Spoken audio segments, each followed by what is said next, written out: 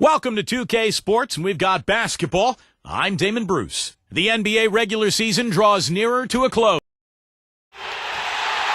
On the road looking for a win against a Western Conference rival, the San Antonio Spurs are ready for this thing to get started. Welcome to the Tuesday night edition of the NBA on 2K Sports. This is Kevin Harlan to call the game with our analysts Clark Kellogg and Steve Kerr. And now a quick check of our starting lineups for both teams. And guys, what are we going to be looking for in this one from Mackubex? Well, he's someone who can just demolish you on the glass, and that's really his goal when he goes into the game. He is looking to dominate the paint. And Steve, I'd like to touch on one other thing here, which is how well he sets a pick. You know how important that is, as good a shooter as you were when you played. He frees up his teammates with some very rugged screens. He's really one of the best in the league at doing that. With that road trip behind him, the Suns ready to perform in front of their hometown fans here in Phoenix. Well, they're on top of their game right now, and guys, on top of the league, the best record in both conferences.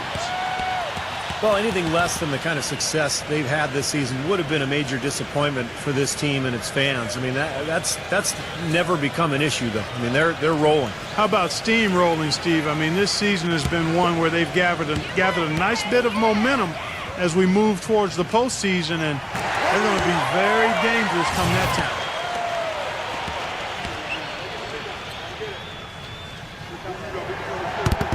And both free throws good for Green. For the Phoenix Suns, they come into this one following a loss to the Thunder in Oklahoma City. Yeah, and when the game went into overtime, the confidence of both teams seemed to go in opposite directions, and they were on the wrong side of that equation. And that's the case a lot of times when you have an uneven matchup like that, Steve. We've seen it before. The longer it stays close, the more confidence the underdog gains. Here's Smart after the made shot from Fournier. Nice shot by Smart. Here in the first, a little over a minute played so far. And I think Doris Burke has something for us right now. Doris? Now, a short time ago, I had a chance to catch up with Greg Popovich. There are a lot of big names to deal with in this one, but perhaps none bigger than LeBron James. He told me planning for LeBron is a headache because he can do so much on the floor, saying there isn't a hole in his game. The only real way to slow him down is to get him working against himself. Physically, there is no answer for LeBron. All right, Doris, thank you very much. Smart kicks it to Green. 5 on the clock. Three-pointer. And LeBron with the basket, the assist from Green. LeBron's got himself going with the triple, his first basket of the game. Harden against Green. He feeds it to Fournier. Toppin the pass to Harden. And that one comes up a bit short. The Suns have gone 2 or 3 here to start out the game. Here's Smart. He goes up again. They shoot again. And it's Williams laying it in. Williams has got his first points of the night. But the defense just looked a little lazy on the glass there. Yeah, nobody boxing out. That's inexcusable. And the basket good. Not trying to rattle any rims or racks there. Just up and in with the finger roll. Now here's LeBron, defended by Fournier. LeBron gets the screen from Azubuike. And again, LeBron missing. Major defensive lapse right there. I mean, he's not a player you can leave open for a jump shot. You got to stay attached to him. They're lucky he couldn't punish them for it. Now, here is Harden. He had a 21-point outing in their last game against Sacramento. The drive by Jackson. And it's good. Fought through contact, hits the shot. He'll go to the free throw line. How about this? They're shooting 80% so far. I know it's early, but offensively, they look great.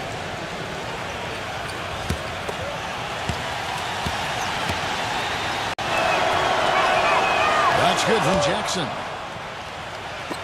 Just under 3.5 minutes gone here in the first quarter. LeBron with it.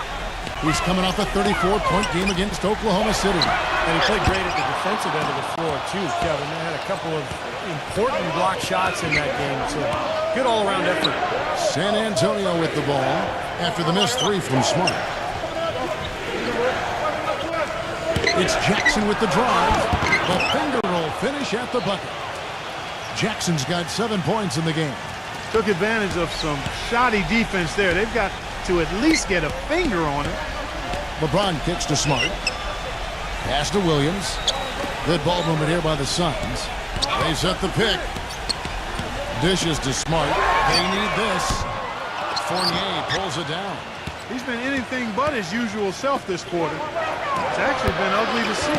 Offensive rebound. Toppin the pass to Jackson. Toppin. That's good. And it's Jackson with the assist that time. Every time they get scored on during this run, it's come from inside the paint. Now, you got to make a defensive adjustment here, Clark. Time to collapse inside, force the ball back out in the perimeter, make them beat you from long range. And first time out of the game called for Phoenix. They beat the Spurs during their last encounter in San Antonio. Yeah, it didn't seem to be much of a challenge for them in that game. It seemed like they scored at will. Not much defense that they were facing. Yep, they had the defense on its heels early the entire game, and actually nearly the entire game, and no matter what unit was out there, looked like a mismatch to me. Now here's LeBron, averaging 22 points a game. You know, he's been off his game this quarter just a bit. Hasn't been able to get a whole lot to go so far. Here's Fournier, and so he draws the foul on the shot, a trip to the line to shoot two. The Spurs have made their only other free throw attempt today in an earlier trip to the line. Now, collectively, this is a 73% free throw shooting team. And guys, you know what? That's made things hard for them in a lot of their games. I mean, that inability to convert their chances at the free throw line. And that one falls for Fournier.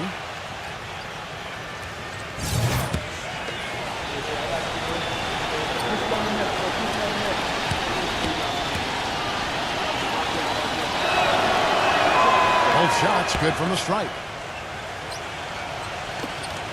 Suns trail by 6. Now Smart. 14 points from him the last game against Oklahoma City.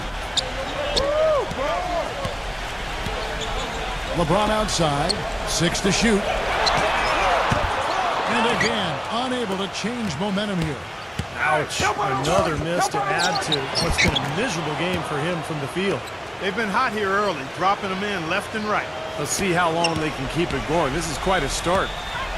Now here's Smart, averaging 13 points a contest. Come to me, come to me. He passes to Green. Now the feed to Smart. LeBron James on the way. They get it again. And it is flushed down with a nice jam. You know, we didn't see too many plays like that when they were digging this hole for themselves. No, maybe they'll start making up for it now. That's all about effort and energy and anticipation, and they're finally getting some of that. And it's out of bounds. The Spurs able to retain possession here. And we get a moment to check out the team's scoring leaders. The Suns in second. Yeah, what a tremendous year they've had so far offensively. Those are special numbers they're putting up.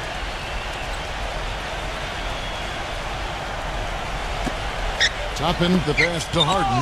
Outside Jackson. 6 on the shot clock. And he drew the blocking foul. He'll go to the line for 2. Yeah, terrific one-on-one score. Able to break down defenders and make something out of nothing. Yeah, it's really a nice blend of balance and creativity. He puts you on your heels, stops on the dime, and he can drain it on you before you recover. So San Antonio goes with a fresh 5 on the floor. And so Jackson nails both of them. Last game for the Spurs. They want to turn it around after the loss to the Kings. You know, that was one of the worst efforts you'll see from them, guys. Even though they were playing against a better team, it shouldn't have been that bad. And, Steve, even against a mediocre team, that performance wouldn't have been good enough. But you play that way against a good team, and you'll really get blasted. Now, here is Morris. After the miss from Wesley, Jackson misses. Tell you what, they haven't wasted any time getting into the swing of things on the board. Yeah, and even though it's early, I mean, that's a great sign for them for the rest of the game. And it was almost like he was surprised to be that wide open, yet he knocked it down. And here is Morris, averaging 10 points per contest. And the basket by Jackson. The defender there in the neighborhood, but not quite close enough. Good shot. Back to Davis. It's Wesley on the wing. And they wasted no time getting those 3 points back. He has 5. How about the first quarter for him at the offensive end? He's really had the touch going. Outside Jackson. And they double up Jackson. Morris kicks to Jackson. Nice ball movement by San Antonio. Here's Adams. The shot is off. Great D that time from Davis. Antiopa pass to Wesley. And the layup is good after a nice lead pass. And now just a 4-point Spurs lead. Williams has a screen for Jackson. And they double up Jackson. Morris. Pass to Williams. He kicks to Jackson. Back to Williams. Here's Morris. And the defense didn't have position. They whistle a blocking foul, and he'll go to the line. That one on Davis. The Spurs have been good at the line so far, 5 of 5.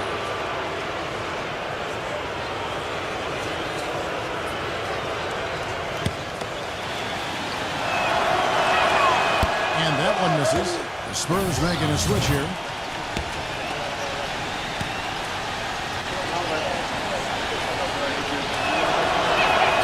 And he's good on the second. Well, even though he couldn't get them all to fall, he did at least make it a 2-possession game. Wesley against Johnson. Another 3 for Phoenix. Man, he has been their unquestioned leader offensively this quarter. The Spurs have gone 8 of 12 on field goal attempts so far. To the middle. Somehow ignores the tight D and gets the layup. And the Suns call time here. He did not look too happy about some of the things he saw on the court. So I would expect some changes here. I think it's the right move, quite honestly. I mean, they just didn't look sharp or at their best out there. So take the time out and give yourself a chance to regroup. Let's take a moment now, Kevin, to see how the Spurs are doing in the NBA statisticals currently.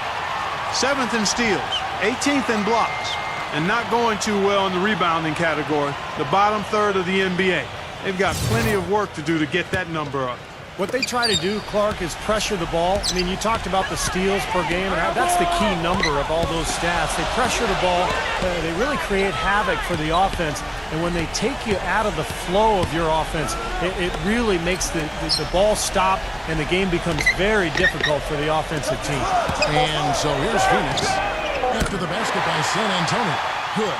Those are starting to add up. Of their last 5 baskets, 3 of them have been three-pointers. And it's not just great offense, Clark. The defense is really lacking. Not enough energy on their closeouts. Here's Adams. Can't get it to go. Great D that time from Davis. They can go 2 for 1. Yeah, they need to play it smart. Make sure you get a good shot first, and then maybe a second possession. These defenders are putting up very little resistance to the three-point shot. And it's killing them. That's 4 of the last 5 baskets they've allowed have been three-pointers. Now here's Johnson. Still getting warmed up offensively. No buckets yet in the game for him. The Suns leading. Always going up for the alley-oop here. Yeah, he put himself in great position to finish that break off, guys. Yep, right to the rack. San Antonio's gone 1 of 3 from beyond the arc so far in the game. The dish to Williams. Number 30. It's good from long range. 5 points in the game. Boy, has there been any defense played yet in this game? Nope, this game has been all about rapid-fire offense early. Well, this is what happens when he gets on a roll. You are not going to see a better rhythm shooter than him. And so, lots of scoring in that competitive. Next Sunday. And so far, it's been a closely contested game as we get the second quarter up and going. And guys, what do you think about the offensive approach we've seen so far for the Suns? Now, they didn't waste any time getting into a groove out there. They're dialed in from long range. Another big aspect of their game tonight has been the fast break, transition opportunity. They're really keeping it up-tempo so far. On the court for San Antonio here in the second. Adams is out there with Williams. Then it's Johnson, and it's Morris in at the 2 spot. Now here's Jackson. Puts up a 3. The rebound by Johnson. Now, the defense backs off a little bit because he does not shoot the ball well from the three-point line. Passes it to Morris. Back to Johnson, defended by Joseph. And that one off the back of the rim and in. Johnson's got his second basket. Joseph with the ball, guarded now by Morris. There's the pass to Wesley. A three-pointer off the mark. San Antonio leading. They'll be playing host to Portland for their next game. That game marks the first half of a quick 2-game homestand. And there's the basket. Whistle blows and a chance for a three-point play. Going to the line for 1. That's the third bucket in a row from the paint.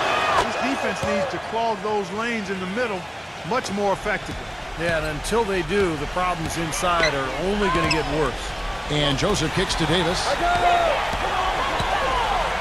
Feeds it to Joseph.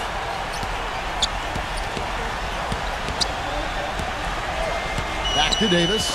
And taken away by Johnson.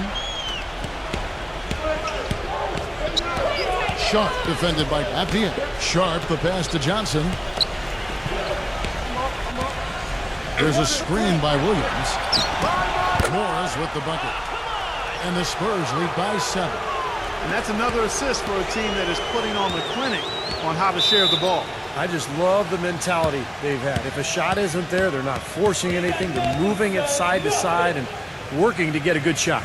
And the Suns call time. Well, they're getting way too many easy shots in the paint. So this timeout is specifically for that reason. You got to tighten up the defense and start to make it harder for that offensive team. I know it's easier said than done, but right now it just doesn't seem like the necessary effort is there. It's stolen. Harden left side. Nice ball movement by San Antonio. Thompson with it. Now defended by Azubuike. Johnson from outside. Can't get it to go. So Phoenix will take it the other way. LeBron gets the screen from Jackson. LeBron dishes to Jackson. And again, it's the Suns missing. They're losing their composure a little bit here on the bad end of the run.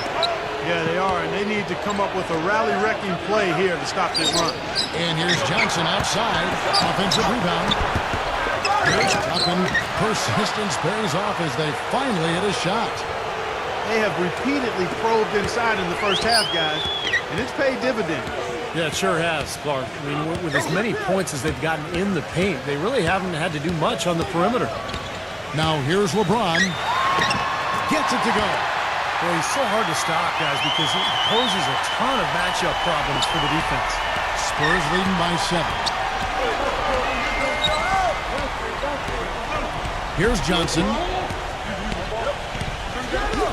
Pass to Sharp.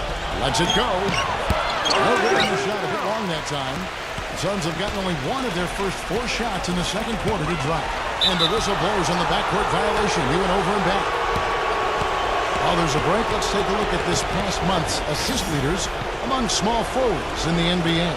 LeBron James third. The passes we've seen some of these guys make from the wing are outstanding. Truly gifted distributors. Yeah, and one of the passes they really need to prioritize and be able to make is that entry pass, getting that ball inside. Accurately throwing it into the low post is really a bit of a lost art in today's game. And the Suns making a change here. And in the second quarter, a little under 3.5 minutes played already. The screen from Thompson. Back to Harden. He dishes it to Johnson. He passes to Sharp. Once again off the mark by San Antonio. Suns trail by 7.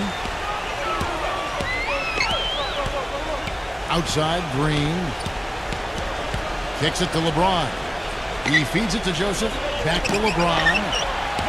Shot clock at 6. Guarded by Harden. He has not been on his game, and You know, their deficit isn't totally on him, but he has not helped the situation. Shot's good from Sharp. That bounce pass got him the ball in rhythm. Nice play. Phoenix has gone 0-3 from beyond the arc to start the second quarter. LeBron kicks to Azubuike. Back to LeBron. Takes the three. And that one's good. LeBron's got 5 points in the quarter. And you can't leave him alone, especially from long range. Johnson kicks to Thompson. Passes to Sharp.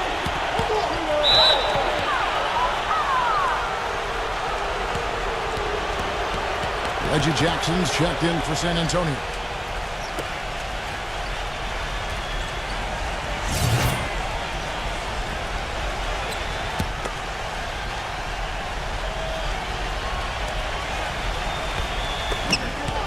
The pass to Sharp. With nobody on him, he buries the jumper. Suns trail by 8. Now here's LeBron. He's got 8. LeBron gets the screen from Azubuike. Look from Green. Another shot, and he sinks the layup. Those are the kind of nice inside looks they've gotten in the first half here. And I think they should really continue to work it down low, Clark. That's really going to...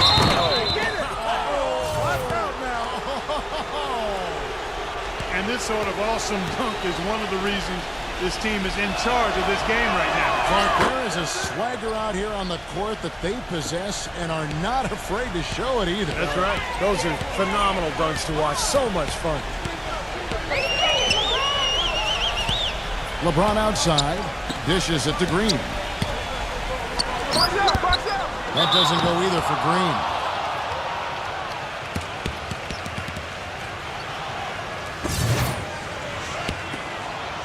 Spurs leading by 9.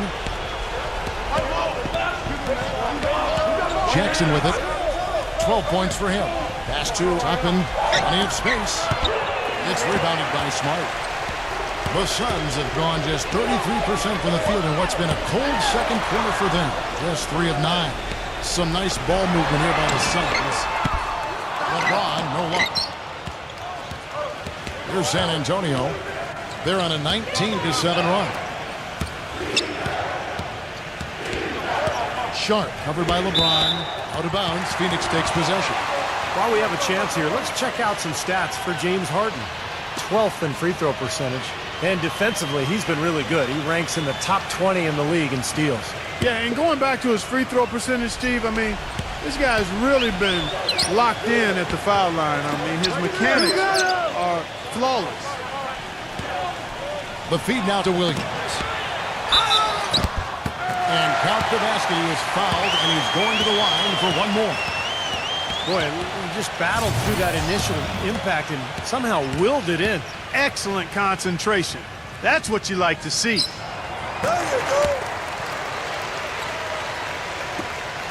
Spurs leading by 6. Harden the pass to Jackson. Thompson. Harden outside. Pass to Jackson. He kicks to Thompson. Just 5 to shoot. Goes up on the wing. And it's Phoenix with the rebound. Smart off a pick from Williams. Smart dishes to LeBron. That's good. LeBron's got 7 points here in this quarter. Well, the number one priority for a defense when you face this guy is to keep him getting anywhere from the basket because he's just so strong as a finisher. I tell you what else I like is his attacking mindset too, Steve. No matter where he is on the court, when he gets possession, he will turn it up and turn it on and run out. Most of the time, he doesn't stop until he's laid the ball in the hoop. Only 3 games until the start of the playoffs. Let's see how the West will be won. You look at Phoenix. They've continued to play strong basketball, if not utterly dominant, as the last part of the season grinds toward the playoffs. And it looks like, guys, they'll hold on to that #1 spot the whole way there. And, of course, San Antonio. They're at the bottom of the conference. Looking at the Suns, they've been taking care of business all season long and very much looking forward to the playoffs. Yeah, you know, the regular season is a marathon. They've tallied a great record to this point, but really, it's all about positioning and preparing themselves for the postseason. Suns trail by 6. Smart kicks to Williams. And he uses the glass on the layup. Williams has got 9 points. They'll take as many of those looks as they can get. Harden gets to Fournier. And let's quickly check out the scoring breakdown here for the Spurs. And the points they're getting in the lane will really help them open up the floor. They also haven't been afraid to take it strong to the hoop early on tonight. I like that.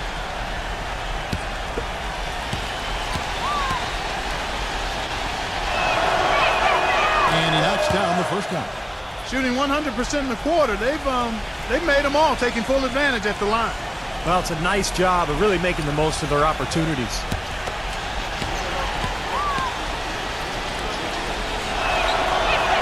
And so Thompson nails both of them. Now LeBron. He's got 10. Right there! The dish to Smart. Back to LeBron. Feeds to Smart. He passes to LeBron. Lets it go from 11. Misses off the right iron. Spurs leading by 6. The drive by Jackson. Fournier from downtown. Shot is no good. James in the post. He dishes it to Green. Yes, and it's LeBron picking up the assist. Green's got 5. San Antonio's gone 1 of 4 from three-point range in the second. Not a whole lot dropping out there for them.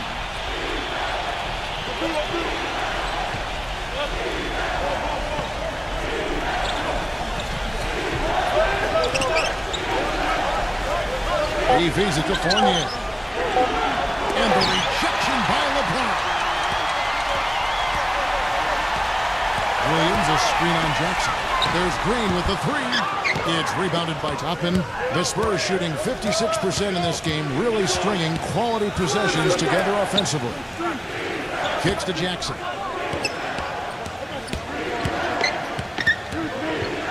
.51 seconds left here in the second. No good from Toppin. Well, the effort was there, but he just couldn't quite fight his way through traffic. Passes it to LeBron. Green. That doesn't go either for Green. Jackson with it. Now guarded by Smart. The shot's good from Fournier.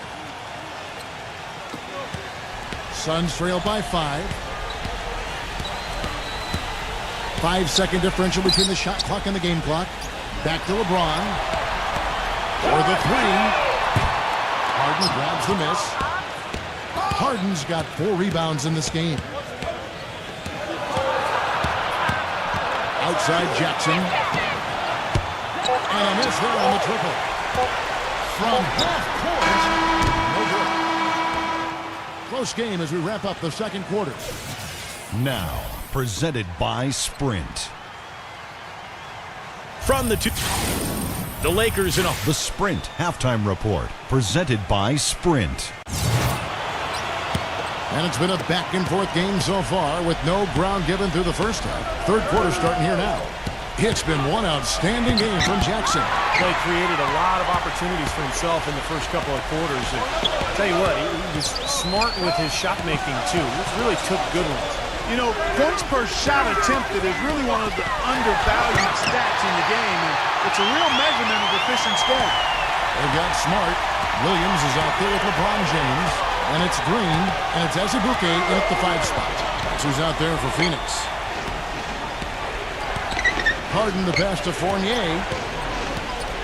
On the wing, Jackson. Block it 6. And there's the pass to Thompson. Williams with the block. And here's Azubuike. Dishes it to Smart. Back to LeBron. Pass to Smart for the tie. And it's Williams throwing it down. We knew what was going to happen with that one when he got his hands on it. Yeah, you know, if the ball comes to him off the offensive boards, Clark, it's going to go back down hard. It's amazing how many points he salvages for his team. Williams with the block. Thompson. And the shot counts. He's fouled, and it's a chance for a 3-point play. That one goes down, but offensively, just 1 of 4 to start the third quarter. This is his second trip to the free throw line. Well, not the best statistic for him. I mean, his performance at the line, of course, very low numbers. And I don't think there's any question about it, guys. He's got to bring that percentage up. I mean, those are the kind of free throw numbers that will get you in a coach's doghouse and get your teammates a little mad at you. And that one's good by LeBron. Guys, they've had a solid start to the second half offensively. Gotten good looks. They've made 3 out of 4. It's Harden with the drive. Outside for Jackson. The feed to Thompson. Back to Jackson. 9 feet out. That's blocked. Goes back up. And gets hacked by the D. He'll go to the line. A moment here now to take a look at some of the numbers for LeBron. 9th in assists. And he's in the top 15 in points per game. So he's a guy you have to account for defensively. And, you know, looking again, Steve, at his place among the top 10 assist men, he's been providing a lot of room service dimes to his teammates, and I hope they appreciate it. First one falls for him. Anthony Davis, he's checked in for the Suns.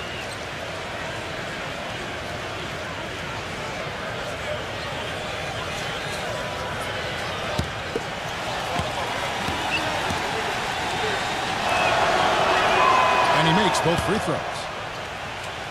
And now around 2 minutes gone by in this half. Here's LeBron. He's got 15. Back to Davis. With the lead pass. Stolen by Thompson. Now here's Jackson. 16 points for him. It's stolen by Davis. And now running it up the court. Green pushing it all the way. He kicks it to Smart. And it goes as the official calls the foul. Count it. He'll shoot one more at the free throw line. They're forcing the ball inside, and it's working beautifully. Yeah, the defense has been futile here. 5 of the last 6 field goals in the lane. And he's got his first chance at the line here. Well, you got to admire what he's been able to do at the free throw line this season, shooting better than 90% from the stripe. Yeah, guys, I mean, he's been a very steady hand for them when it comes to his free throw shooting. And the free throw is good, now leading by 1. A touch over 2.5 minutes of basketball played here in the third quarter. Harden gets a screen from Fournier. Passes it to Toppin. The basket drops, and he gets fouled on the shot. One free throw coming his way. Well, he earned that one. Took the hit and still found a way to knock it down. Yeah, fantastic body control. And the will to get it done. You like that focus.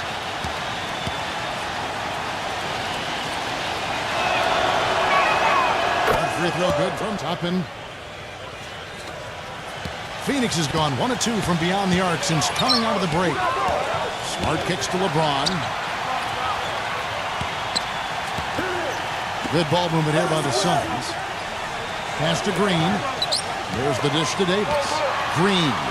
5 to shoot. The Suns need to get a shot off. Here's Smart. Drops it in from 14 feet away.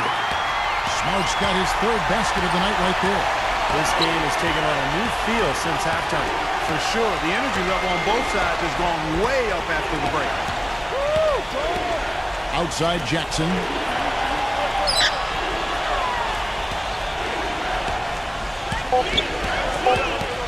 Right side Jackson. And the turnover, the 24-second buzzer, signaling the shot clock violation. Well, traditionally, many of the great free throw shooters have come from the point guard ranks. Here are the ones leading the league this year. The Spurs making a switch here.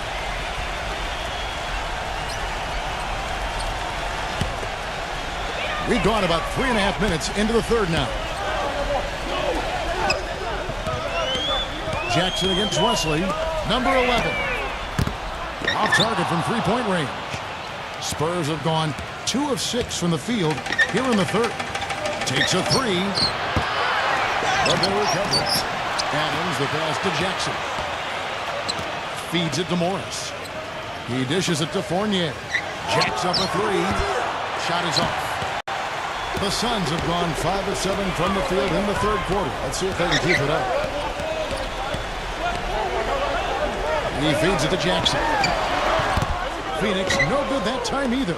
You really don't want to see him missing those mid-range shots, but when he's open, he's got to shoot it.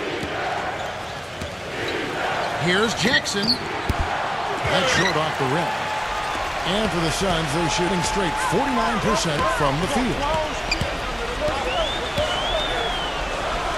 Back to Jackson, expanding his range, and that one's good.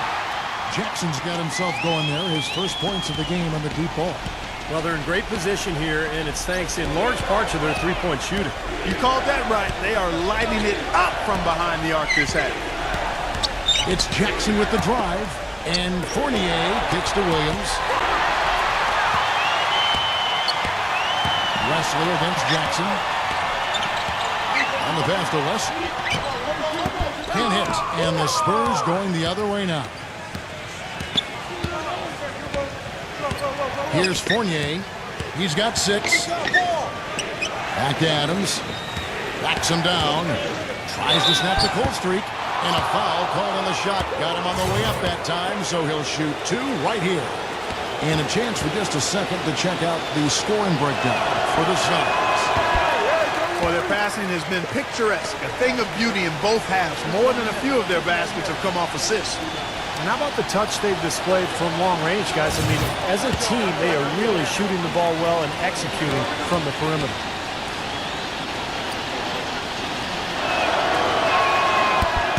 He hits the second from the line.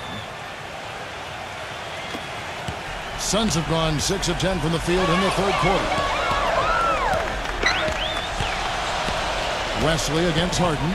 Wesley the pass to Jackson. Come to me. Shot clock at 6. Uses both hands to shut it down. Well, I tell you, that's outstanding determination to track that rebound down and fight his way to the bucket for the throwdown. Clark, that is the effort they're going to need for the rest of this game. And not just on the offensive glass, Kevin, but all over the floor. Back to Williams. He passes it to Harden. Stripped away. Pass to Abdiel. And out of bounds as the Spurs gain possession. Here's what Phoenix has lined up on their schedule. They'll host the Denver Nuggets after this one, and that game is the second of 2 straight at home. San Antonio with the ball, trailing by 4. Harden kicks to Adams. Number 30. Once again off the mark by San Antonio. Abdiel, he's guarded by Williams. Outside Jackson. Abdiel. Back to Jackson. Suns moving the ball around. Shot clock at 5. Goes up. High post.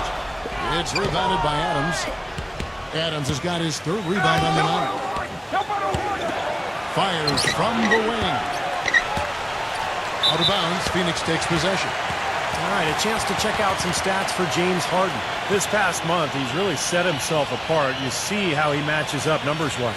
10th in blocks, 16th in free throw percentage, and defensively, he's been really good. He ranks in the top 20 in the league in steals. You know, Steve, he's doing what very few players in the league are really capable of, and that's impacting games through his low-post defensive presence, and he's one of the best shot blockers in the game in terms of his ranking, so no surprise. The Spurs making a switch here. Thompson's checked in. Number 11 kicks to Smart. There's the triple. That's good. Smart's got 8 points here in this quarter. I love it when a player like this shakes off a full first half and comes back strong like he has, showing a lot of confidence in his game. Back to Williams. This is to Thompson.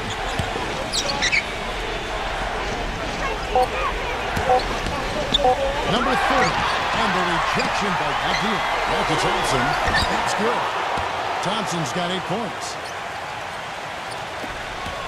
Suns leading by 5. Inside. Here's Abdiel. So the whistle blows on the shot and 2 free throws for the contact right there. And a quick look now at how San Antonio's schedule is shaping up. They'll be playing host to Portland for their next game. That'll be the first of 2 straight at home.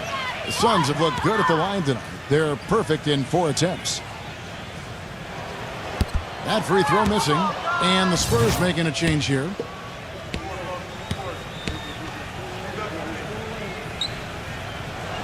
Good on the second free throw. 1:57 left in the third quarter of the game. They really want to find that igniter here. Yeah, that's right. Kevin, the offense has basically been running in place. They got to get going. Fast break, here come the Suns. Smart leading the charge. Number 16. 6 points for him. They just continue to splash home those threes. Eliminating the deep shot has to become priority number 1 for this defense. It really does. I mean, it's not possible to give up that many points behind the arc and not pay the price in the end. Here's Joseph. And there's the whistle. Fouled hard on the shot. He'll go to the line. This is his first trip to the line tonight. Well, it's good to see him with his free throw percentage up over 80% now. Guys, he's slightly fallen off his pace from a year ago at the line, and those points from the stripe have been a little harder to come by. The Spurs making a switch here.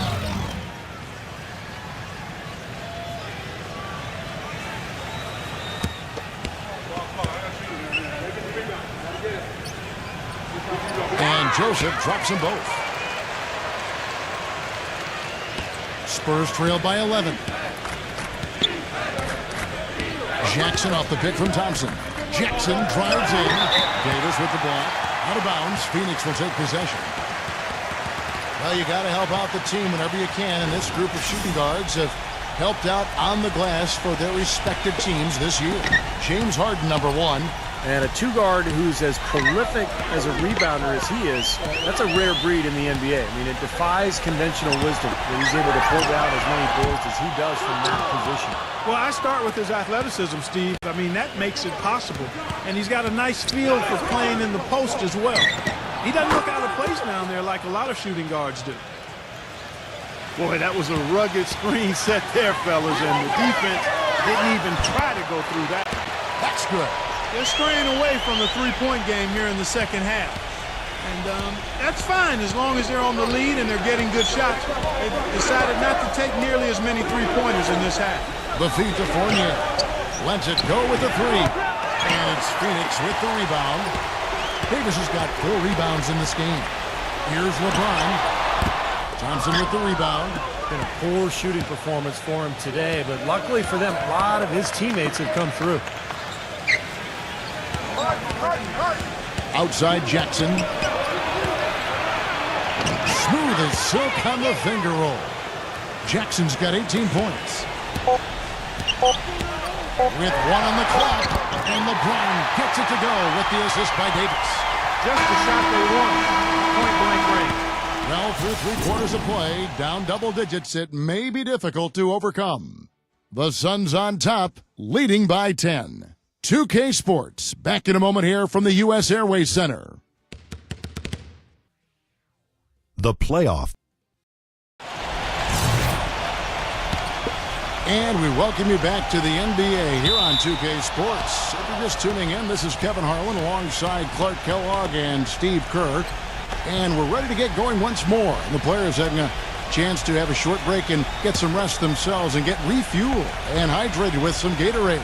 More terrific basketball in store for us tonight. On the floor for San Antonio starting the 4th quarter. We've got Evan Fournier, Reggie Jackson out there with Tristan Thompson. And it's Toppin at the power forward position. Smart kicks to LeBron. Joseph. Good ball movement here by the Suns. Down to 5 on the shot clock. They blow the whistle just as he gets it off. That's 2 points with a chance for another one at the stripe. Using that agility to drive right to the basket. And the Suns making a change here. Wesley's checked in. And that one falls for Davis. Spurs trail by 13. On the wing, Jackson. Right side, Jackson. He kicks it to Fournier. Lets the free fly. Anthony Davis with the rebound. Davis has got 5 rebounds tonight. And it's Wesley missing. If they could end every possession with that shot, they'd be happy. 9 times out of 10, that's an easy layup for them. Fournier dishes to Jackson. 6 to shoot. Pass to Thompson. Shoots a fader. Excellent D that time from Azubuike. Well, they'll give him that shot. He doesn't have the most reliable jump shot in the world. We know that. To the paint. And out of bounds as the Spurs gain possession. Where was he going with that pass? I mean, that's just an awful turnover. Adams, he's checked in for Tristan Thompson.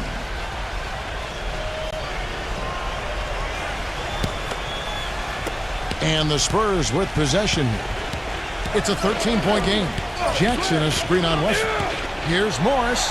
The pass to Adams. Wesley against Jackson. And a dunk to finish it off. Ah, beauty. Punches it down with pop. Rubs it in. It looks like a little deeper with the hanging finish. Well, they're not backing off at all, are they?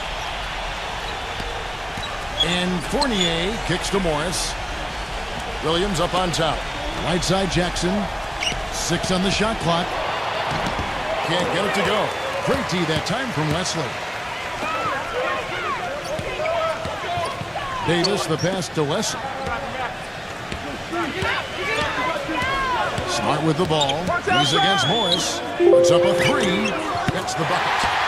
And the Suns lead by 18. And this is someone that can really hurt you from long range. He did that to a degree in the first half, and he's doing it now. Time called here. The Spurs decide to talk it over. You know, he understandably doesn't like what's going on out there, and that's why he wants to talk things over during this timeout. I think this is a good time to call a timeout. They just need to hit pause for a second and then reset as well. The Spurs making a switch here.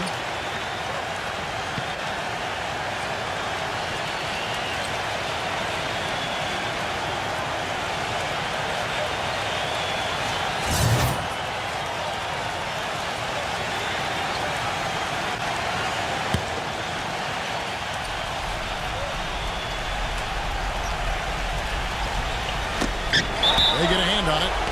And that will be San Antonio as it goes out of bounds. Spurs retain possession.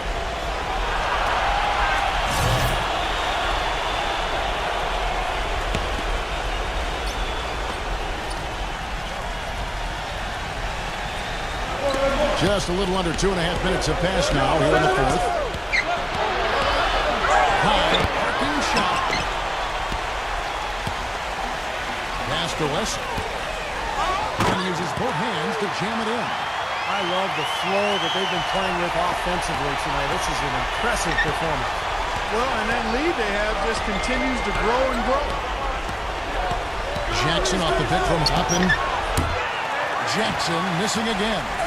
Very little success for him behind the arc today. Just 1 3-pointer in the first half and still none in the second. Davis, he's guarded by Williams. Davis kicks to Smart. No good with the triple. He's normally a really big threat from long range. Struggling right now. He might need to mix his game up a little bit. Jackson dishes to Morris. Outside Jackson to stop the run. Again, the miss by the Spurs. Nothing's going right for him right now. He's kind of lost it here in the quarter. LeBron James on the wing. Gets the three-pointer to fall. LeBron's got 10 points here in the second half. Well, they're going on this run, and ball movement has been a big key. Yeah, they have the defense on the run right now because every pass seems to have a purpose. They're getting great movement, great spacing, and they're really lining them up defensively. And he came off that screen. The defense just couldn't get over the top. Beautiful play. Yep, and without a hand in his face, he's going to bury those. Back to Davis. Pass to LeBron. Davis setting the pick for LeBron. And it's Wesley missing.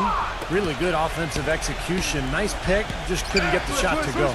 Boy, you love to see that as a basketball purist. The guy setting a good screen and then getting the shot opportunity. Smart kicks to Wesley. Williams with the block. Now the dish to Morris. Back to Jackson. From the arc. Good on the shot. Jackson's got 23 points. Another good look there, and that's his second three-pointer of the game. Fires high post and misses it off the right side of the rim. Spurs trail by 18. He dishes it to Morris. All alone. The basket is good off the assist from Williams. Phoenix has gone 2 or 3 in the fourth quarter from long range. Good shooting so far. Passes it to West. Beyond the arc. Second chance effort. Rebound San Antonio. Thompson's got 5 rebounds tonight.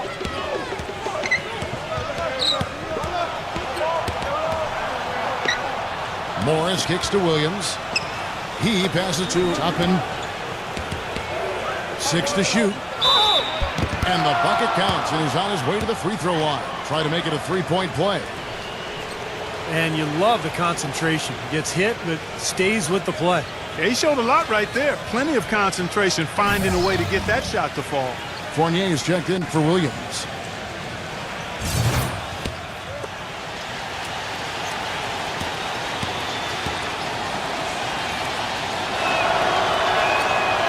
The free throw off from Toppin. Suns leading by 14. LeBron outside.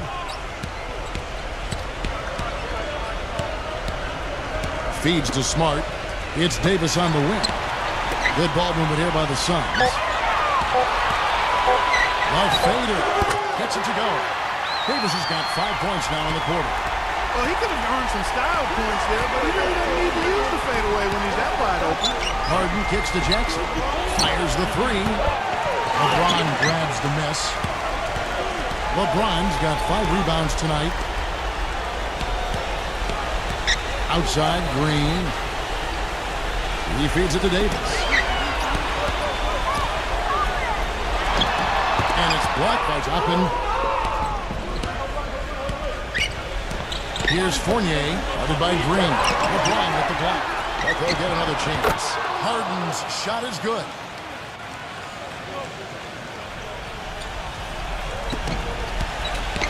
Suns leading by 14.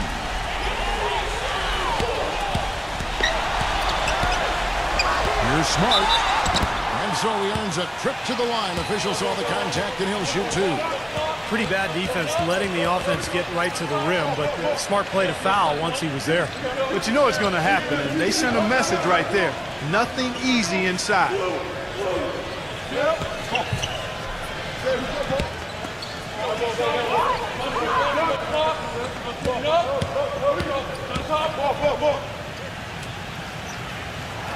That free throw good from Smart. Williams, he's checked in for Anthony Davis.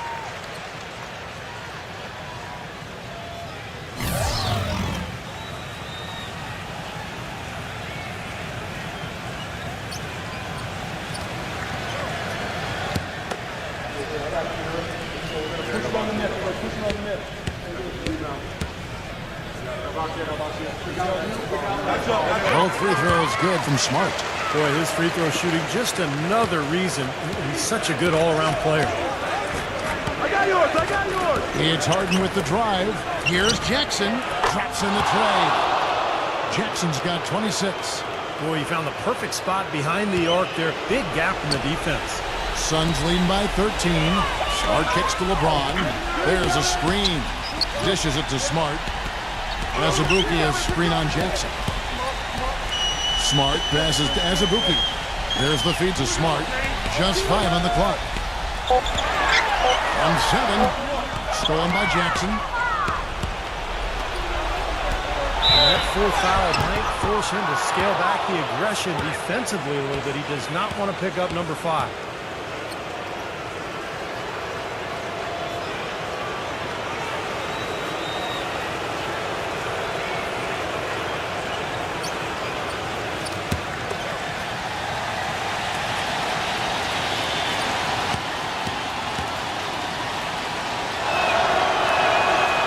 The first.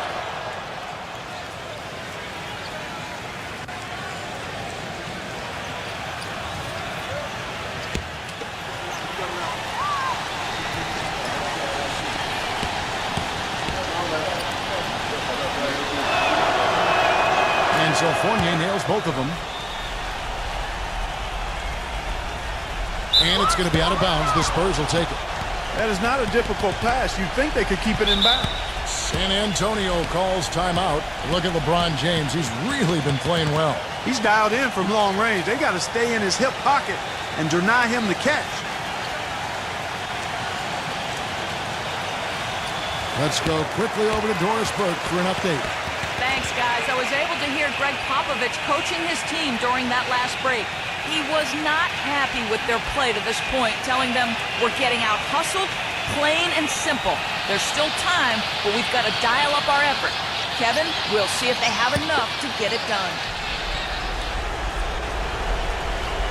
San Antonio with the ball. They're on a 16-4 run. Green gets a screen from Azubuike. Green in the post, guarded by Harden. Spurs trail by 11. A floater. He gets it to fall. That makes it just a single-digit lead. I think they need to get much more disruptive defensively. They can't just keep allowing these easy baskets. I agree. They need more energy in the post, maybe some double team. They've got to get their defense in gear. What a beautiful pass to set that one up. The pass might have been pretty, but the finish, I thought, Clark, angry. That's a heck of a combination. Pretty pass and an angry punch. I'd call it an irate finish even. And Thompson kicks to Jackson. No good on the triple. Suns leading by 11. Green left side. Right side, Williams. Misses in close. The Spurs shooting about 40% here in the fourth quarter. Fournier dishes to Harden. Outside for Jackson. Nailed from three-point land. Jackson's got 11 points in the quarter. What a quarter for him at the offensive end. He's ignored the scoreboard and continued to go out there and do his thing. Smart with the ball. Jackson on him. Backing down is LeBron. Kicks it to Smart.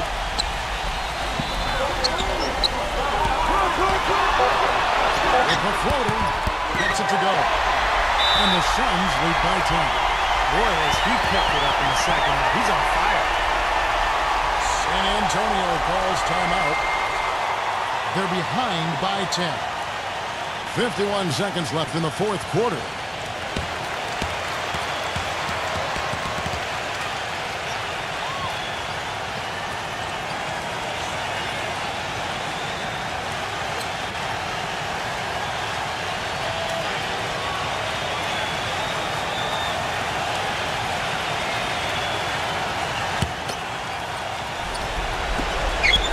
Seconds left in the fourth quarter. No good from Fournier. Second chance shot. Williams with the block. Smart with the ball. LeBron outside. He kicks it to Azubuike. Shot clock at 6. LeBron passes to Green. No good from outside. Guys, a comeback probably not in the cards at this point. Yeah, unless something dramatic and drastic occurs. Yeah, something crazy would have to happen. I think you can pretty much put a bow on this one. Well-contested shot, and they did an excellent job of not fouling the shooter. Defense is about effort and commitment and discipline. He's a good defender because of those things. So it's the Suns winning easily here. Some days, Clark, everything goes right for a team, and they just had one of those games. Yeah, it certainly was. I mean, these guys played a great all-around basketball game here. Thanks for tuning in to the NBA on 2K Sports. For Clark Kellogg, Steve Kerr, and Doris Burke, this is Kevin Harlan. We'll see you next time. And now, our Jordan Player of the Game, LeBron James.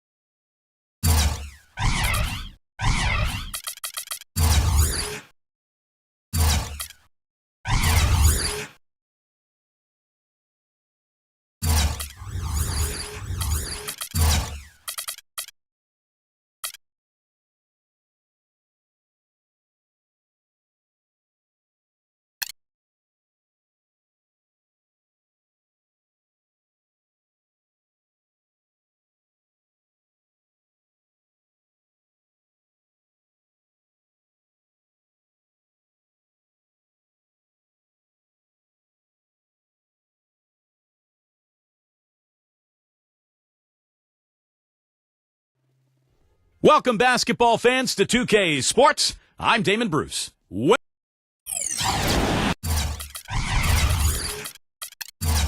to the Palace of Auburn Hills. We are in suburban Detroit, the home of the Pistons, where we'll be broadcasting today's game live. A quick check now at the starting lineups for both teams. Someone will be keeping an eye on John Wall. Well, an exciting player, Kevin. Incredible agility, and even when you think you have him stymied, he's great at maintaining his body control in midair and still getting a good shot off. Also, guys, so often we see him playing possum at the defensive end. And all of a sudden, he springs into action, picks off a pass, and ignites the fast break. The Pistons hoping for a happy ending to close out their homestand before hitting the road. In fourth place in the East, this is a confident team. They're not backing down from anybody. You know, for the Pistons, they put together what I would call a dream season. I mean, they've elevated their play and have really become a team that makes it tough for everybody. They're a squad to be reckoned with, folks. Well, Clark, the playoffs are going to be the real test for them. You know, sometimes for a team on the rise, they can get to the point where everything crashes down on them when the pressure rises. We'll see how they respond.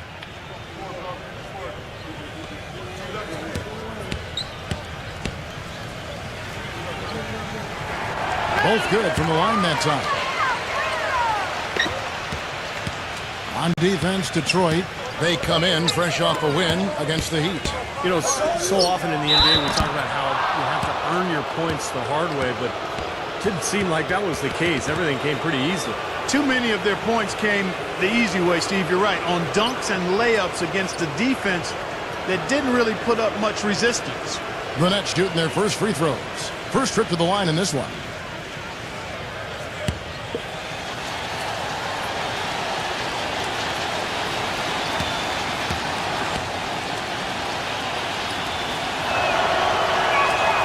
First free throw is good.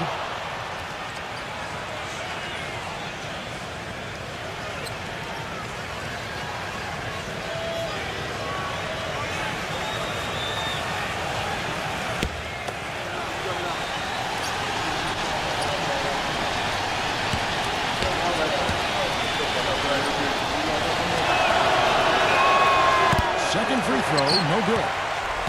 Now the Pistons with it. They just couldn't come out on top last time they took on the Nets. That one was played in Brooklyn. That was a shocker, guys, because that had to be a tough one for them to swallow. They were supposed to win that game, but they never got going. Yeah, and to lose it the way they did, too. I mean, that's where it really hurts, Steve. That's a hard one to take. Here's Simmons, averaging 9 points per contest. And count it, the shot is good. He'll go to the free throw line. How did he get that to go?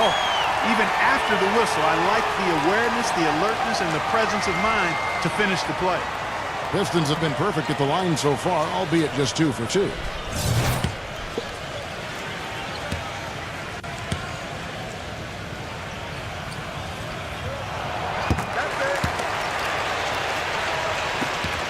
Brooklyn's gone 0 of 2 from deep here. All right, let's go over to the sideline with Doris Burke. I had a chance to talk with the head coach for Brooklyn. I asked him if he had a plan for all the speed he'll be up against, and he told me a key would be transition defense, saying speed shows up most in the transition game, and we feel if we take that away from them, we have a major advantage. Back to you guys. Thanks a lot, Doris. The Nets have converted 1 of 2 free throws so far today. And the first one at the line is good.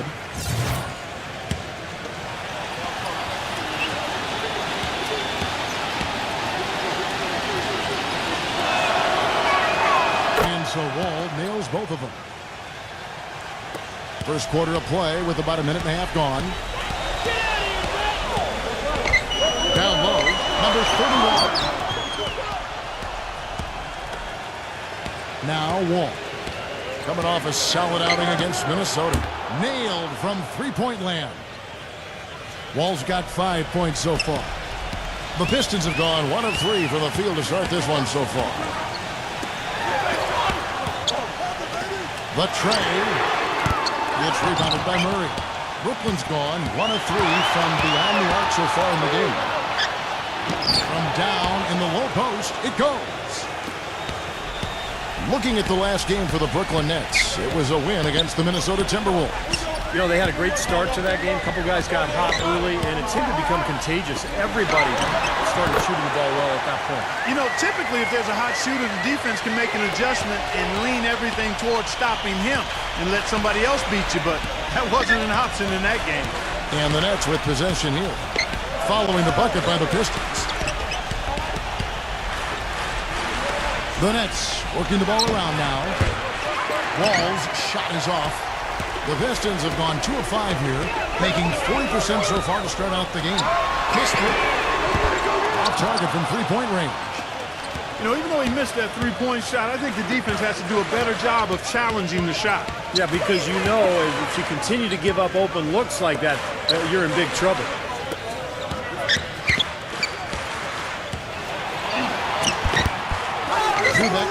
Good on the shot. Strong rebounding, and he's rewarded with the easy putback. And we're approaching about 3.5 minutes played in the first quarter. Clark, some tough offensive sets. They want to turn it around. Yeah, they need a basket just to regain some momentum here, Kevin. And that one's good. Broke out the finger roll, guys. That was kind of a stylish finish. Left side Wall.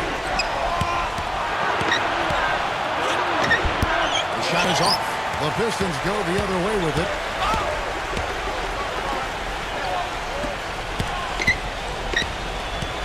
To the inside, Simmons, and he banks in the layup.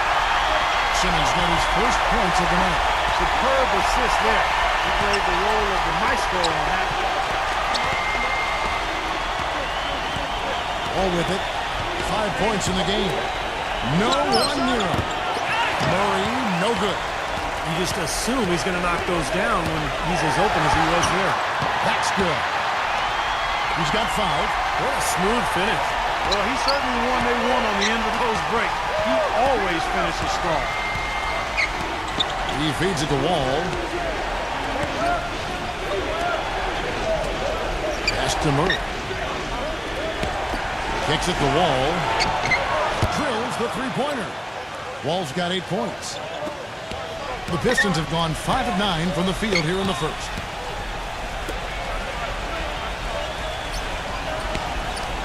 A pass to Fox. For the 3. Count that one. Right back at you. They immediately get those 3 points back. Trading punches, that's how you answer. And the first timeout called of the game for Brooklyn. You can tell he's in a lot of pain. They'll take a timeout so that trainer can help him out. And let's look now at which teams have been the hottest offensively for the past 10 games. The Pistons, number 1.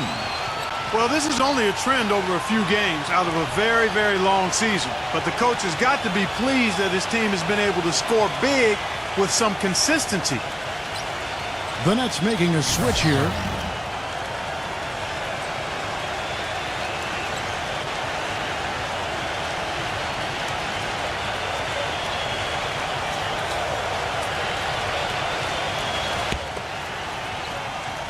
So it's Brooklyn now. They trail by 3. There's the dish to Wall. The pass to Murray. 3-pointer. Rebound Detroit. Here's Fox. 8 points for him. Number 31. Number 34. And count it. 2 points with a chance for one more at the free throw line. Rebounding is going to be the focal point for them in this one, fellas. I can feel it. Yeah, it's a physical game, and so far the numbers show that they've got the edge on the glass. What do you guys think so far about the offensive approach for the Pistons? Guys, they're really passing the ball well here in the first half. Something else they've been able to do so far tonight is earn those tough points in the paint.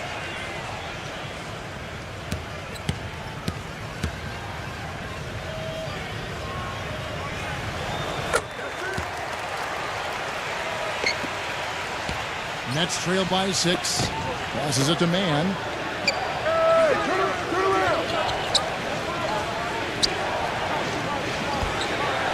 Pass to Murray. 6 to shoot. Here's Panovi. It's good, and he drew contact on the shot, so he will go to the line. A 3-point play chance here. And Kevin, when the opposing team is bringing the ball up, they can't get careless when he's on the floor because he will pounce on a lazy pass or a lazy dribble, and he'll be heading the other way in a heartbeat. And I've also got to say, Steve, that I really like how he's able to adapt defensively to really whatever the situation is. There are a number of ways he can come at you at that end of the floor. So it's Detroit now. It's a three-point game. Fox, defended by Frank, launches a three. Cannot hit. And it's the Nets taking it the other way.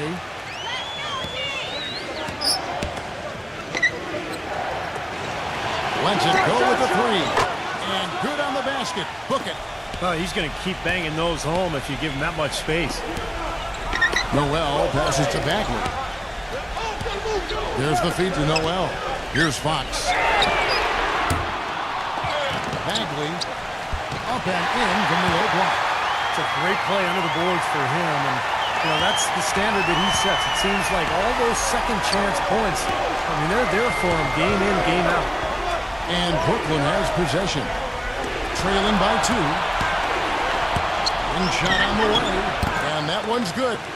He's got 5. The Pistons have gone 8 of 15 from the field, shooting above 50% here tonight. Fox kicks to Plumlee. Brooklyn with the rebound. That's really too easy a chance to miss, guys. He needs to be more aggressive and focused on his finishes. Another one falls for Brooklyn. Oh, no, he may have gotten injured right there. He's in a lot of pain. Yeah, from the look on his face, he's in a lot of pain. Yeah, it sure looks that way. He's going to come out of the game right now and get that thing checked out. And for the Pistons, they're shooting well right out of the gates here at around 50%. Fox kicks to Noel.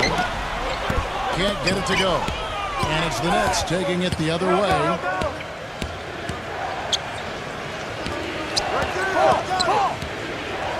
Christ, defended by Plumlee. Nice D from Plumlee. Well defended, and he's not someone who responds well to that kind of defensive pressure. Pistons passing it around. Fox passes to Noel, and he's good on the 3-ball. Noel's got himself going with the triple, his first basket of the game. And the pass to Frank.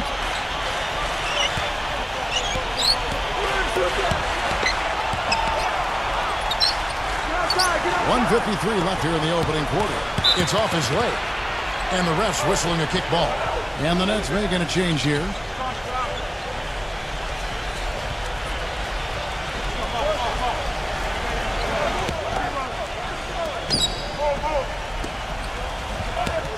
Number 46 makes it off the glass. And the Nets lead by 1. Well, Clark, we've seen the lead change hands quite a bit in this one. Yeah, we sure have. I mean, it's been a bit of a windshield wiper game. I mean, back and forth, the lead has gone 5 times, so no one in clear control yet. I think both teams feel like they can win. They both have confidence. So we'll see which team can kind of ride the momentum and take control of this game. So it's Brooklyn now, following the 3 from Noel. There's a screen. Passes to Man. Clock at 6.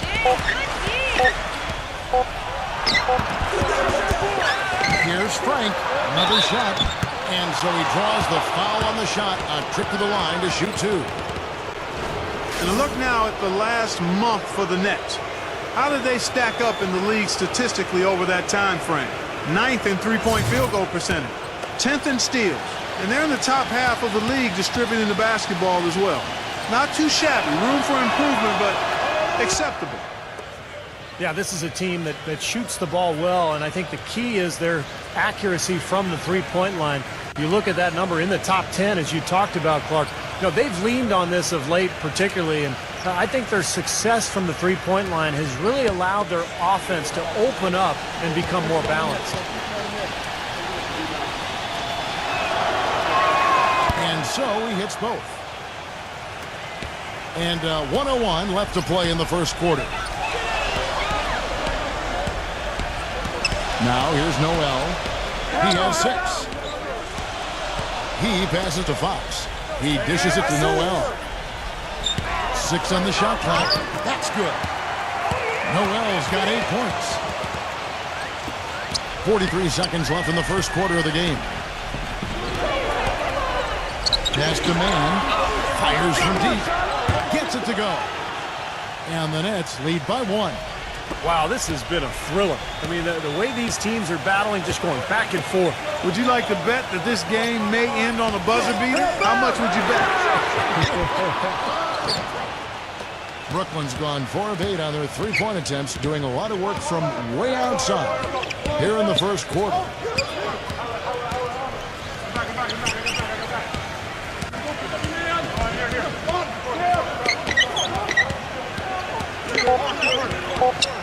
One second left.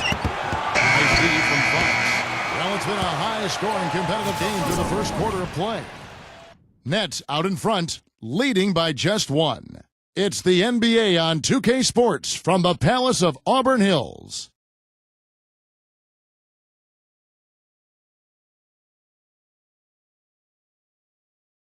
Next Sunday, April 9th, the Milwaukee Bucks go up against the Toronto Raptors. Big-time hoops coming your way.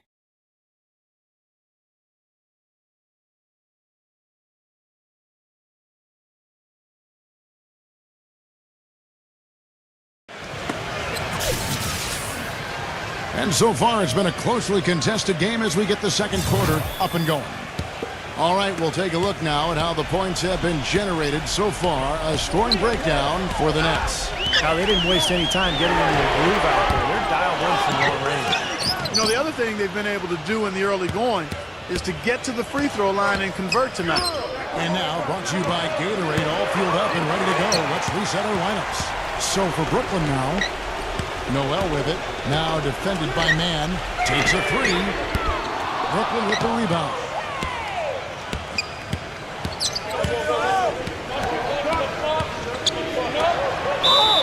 And it's good. Fought through contact. It's the shot. He'll go to the free throw line. Tough play. He had to fight his way all the way to the rim. And he's got his first chance at the line here. And the Nets making a change here.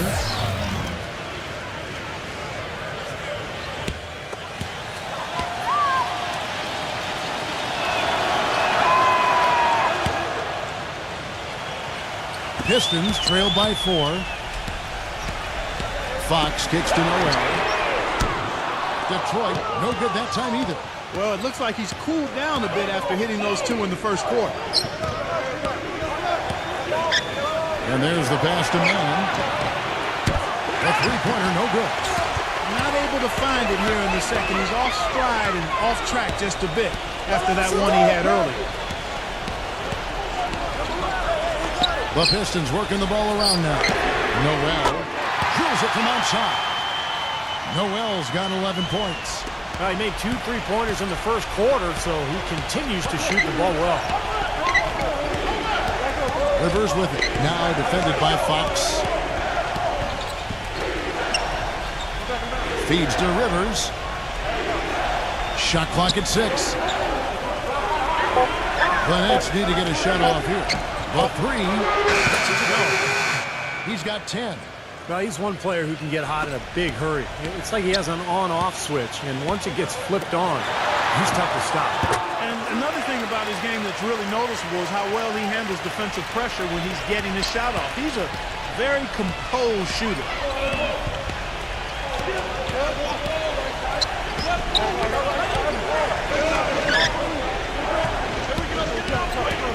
Passes it to Man. Tries to save it. Here's Trent. Excellent D-ball from Fox.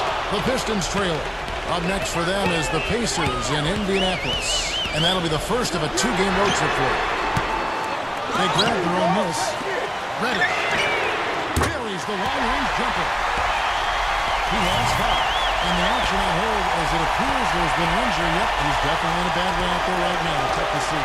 No, this is the last thing you ever want to see in a game. You know, at this point, we can just knock on wood, say a prayer, and wish him the best. And again, no good by Brooklyn. Here's the break. Kispert. And that one goes in as he is fouled. It'll be 3 points if he converts at the line. You know, the only tough part of that basket for him was getting into such good position. The rest seemed easy. First trip to the free throw line for him tonight.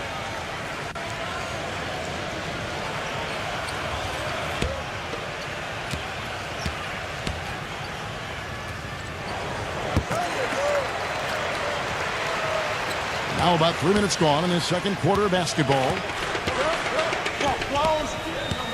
Dishes at the wall.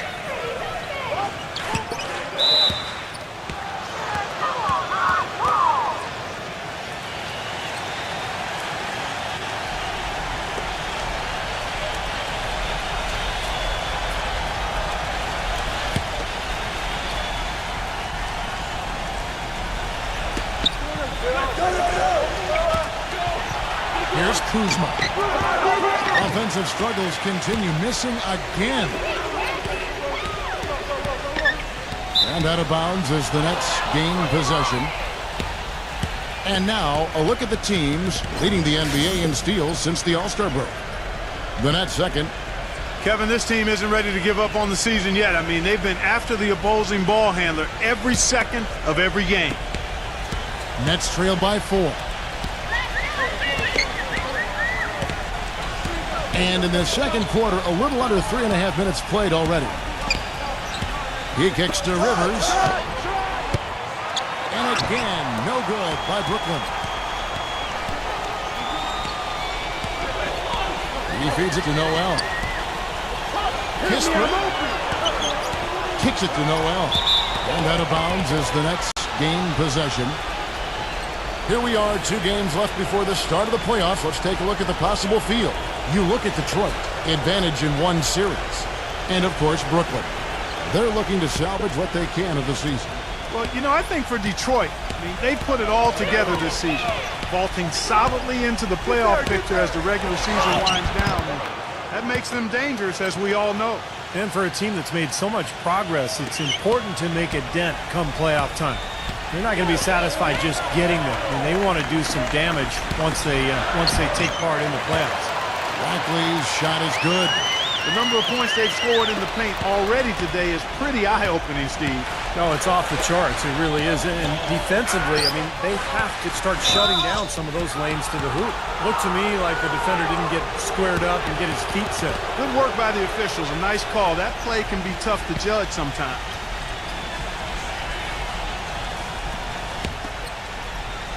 So it's Brooklyn now. 4-point game. From outside, off the mark. They've been strong on the board. There's no disputing that. That's what the box score says. Still anybody's game, though. And it's Noel missing. His touch has disappeared on him this quarter. He just hasn't been able to get it going. Pass to Rivers. That's up a 3. Rebounded by the Pistons. I tell you what, you can shake your confidence missing wide open shots like that. Kispert, the layup off target. Nets trail by 4. They really want to find that igniter here. Yeah, that's right. Kevin, the offense has basically been running in place. They got to get going. Boy, he made a nice little bounce pass there. We call that the pocket pass, and he did it well.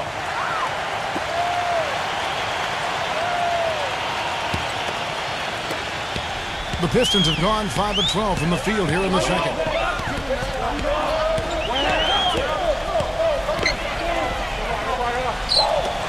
Pistons passing it around. From deep. The shot is off, and Brooklyn will come the other way. Here's Kuzma. And no good. Had a chance to take the lead.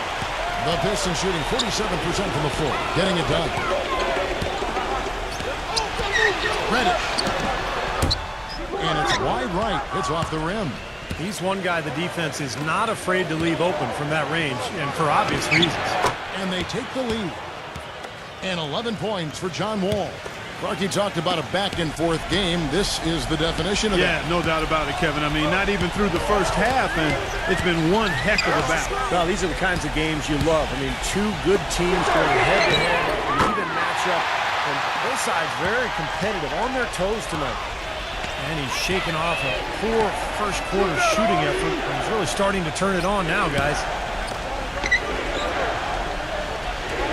Kuzma, defended by Bagley.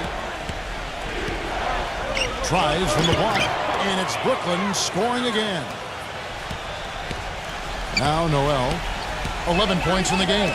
Kispert from the arc, and another 3 for Detroit. That's his second shot from long range in this quarter, so he's starting to roll. Now a timeout called by Brooklyn.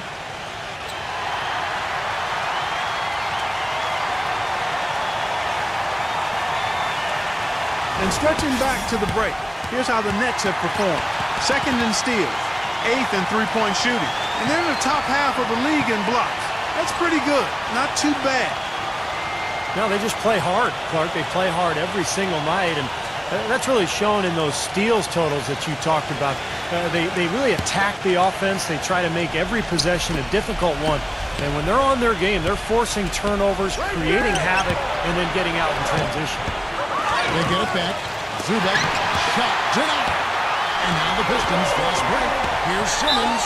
Foul call that time on the way up. That'll give him 2 chances at the free throw line here. The Pistons have been on target from the free throw line. They're 5 of 5 in that department. You got it, baby, yeah!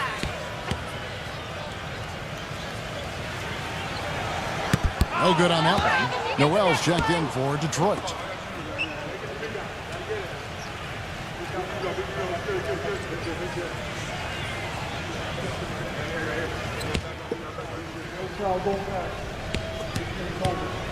We got this. So he comes up empty at the line. Nets trail by 3. Anunoby defended by Noel. It's going to be 2 free throws. Drew contact on the shot. And no question, he got bumped on that shot. Definitely no room for discussion on that one. The Nets have been good at the free throw line. This one, 7 of 8. And that one misses.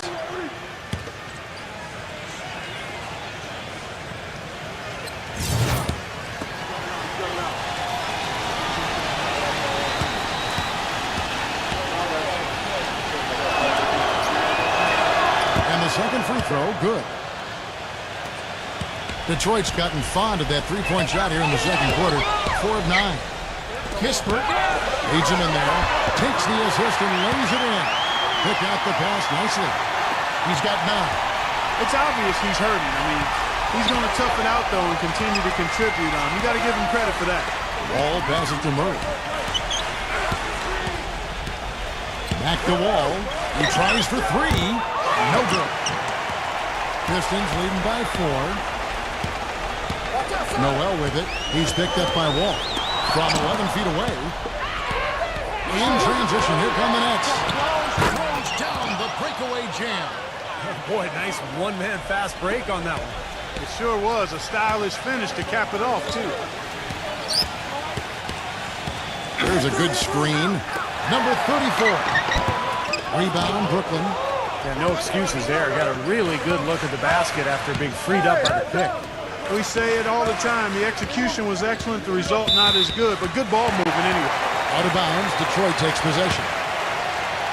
A chance to check out the shooting guards across the NBA that have averaged the highest number of assists over the last month.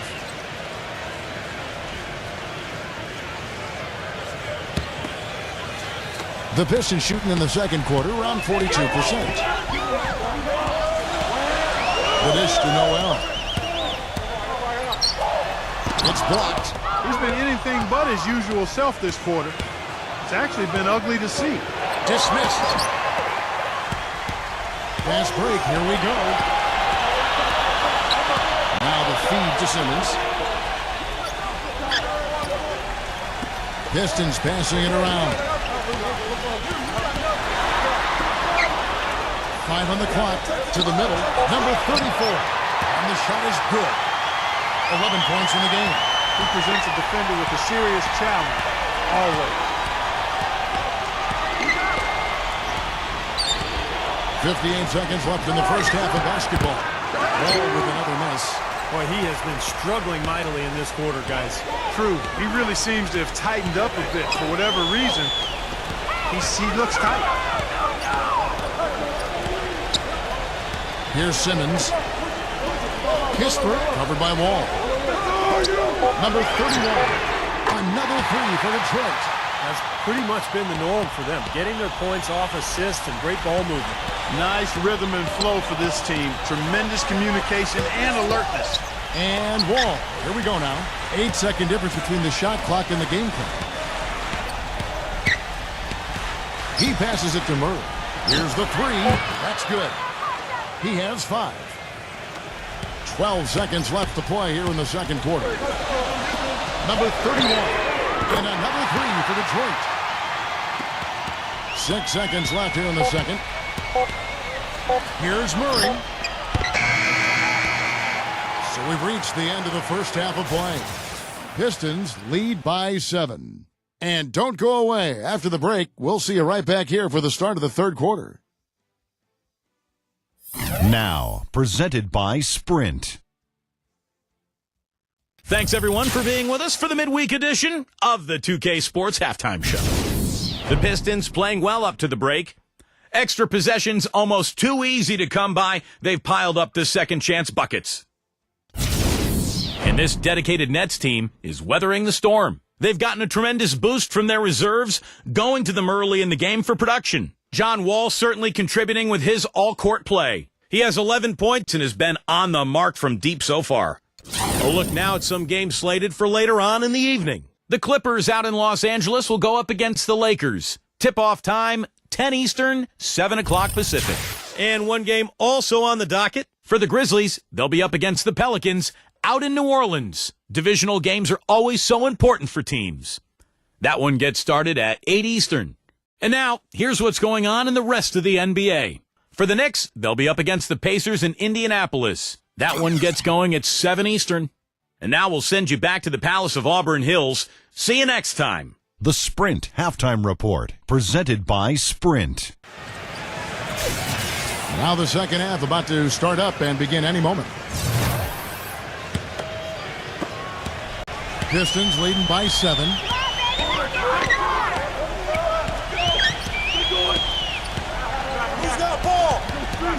Pass to Fox. Lets it go. And a little help that time, but it drops.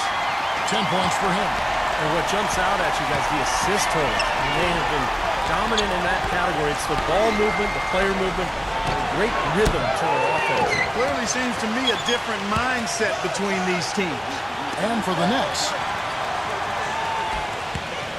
Murray, the pass to Wall. Here's Murray. Here's Ananobi. Bangs home the trifecta. You know, they've got to make him earn those threes. You play off of him, and he's automatic from that distance. And for the Pistons. And it's out of bounds. The Nets will take it the other way. And here's what the Detroit Pistons schedule looks like. Up next for them is the Pacers in Indianapolis. That'll be the first half of a 2-game trip. Yeah, some really good matchups out there. And that Chicago Bulls game is one that I'll be checking out. And looking at the Nets. And with a little over a minute gone, the second half is underway. Zubek, just 4 to shoot. Had the space there, but it's offline. He slipped into quite a funk here, Clark. I think that's a good word to describe it. I mean, the basket is looking awfully small to him at the moment. And for Detroit, and looking at the Nets, he dishes it to Wall. Detroit with the rebound. Simmons got 5 rebounds tonight. Number 34 buries it from three-point range. He's got 14. Well, the fast break kind of slowed down, but it allowed him the room for that three-pointer. Trailing here in the game, you can look at his performance as a direct indicator of why they're losing. Shoots the three. Rebounded by the Nets. They'll be hosting Orlando for the next one. That'll be the first of 2 straight at home.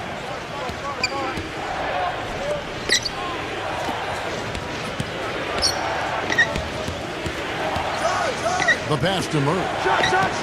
Hits it from three-point range. No matter who it is, that kind of defense is not going to cut it. Spiked it away. All alone. Jump shot is good that time. Now just a 4-point Piston lead. His shooting has been so good today. He may have to take it upon himself to try to get his club out of this hole. Inside, puts it up from Zillin. Missed it. And that one is good with the extra effort on the glass. He's got 13. Nets trailed by 6.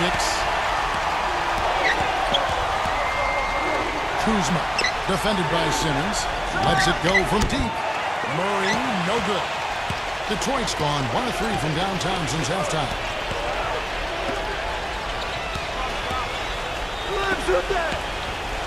Passes it to Fox. Number 34. Banked in off the glass. And it's an 8-point Piston lead. Well, you're going to like his shot selection today. He set a good example for the rest of his teammates. Fires for 3. No good. And it's Detroit the other way. Another strong rebound, just like we've gotten used to seeing from them today. Yeah, 1 or 2 more of those and this lead will be double digits. The Nets making a switch here.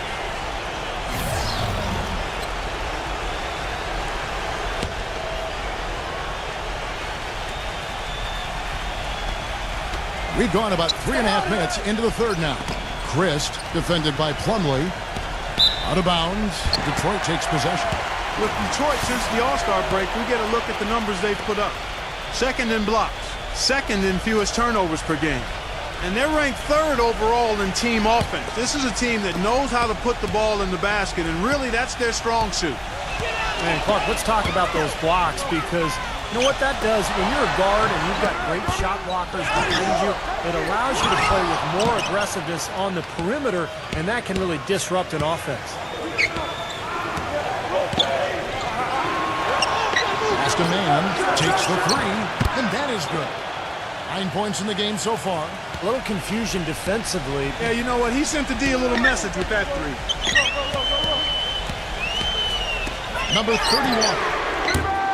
The Pistons rebound. A second chance effort. And a foul on the shot. He'll go to the strike for 2.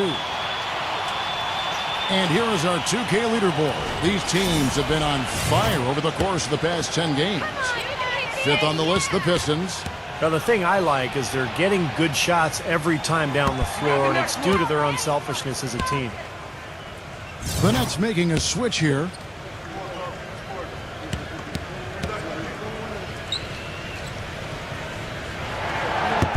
No good on the second free throw. Nets trailed by 5.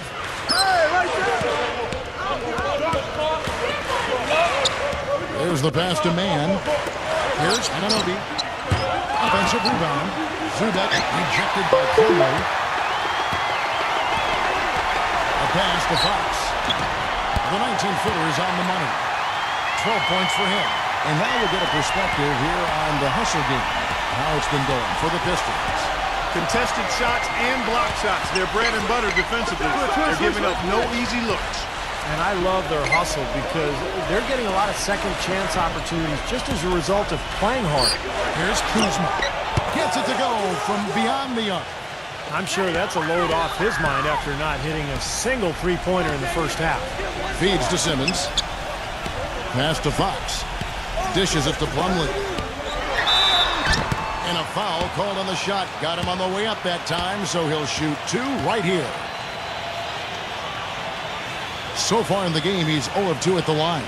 Well, not the best statistic for him. I mean, his performance at the line, of course, very low numbers.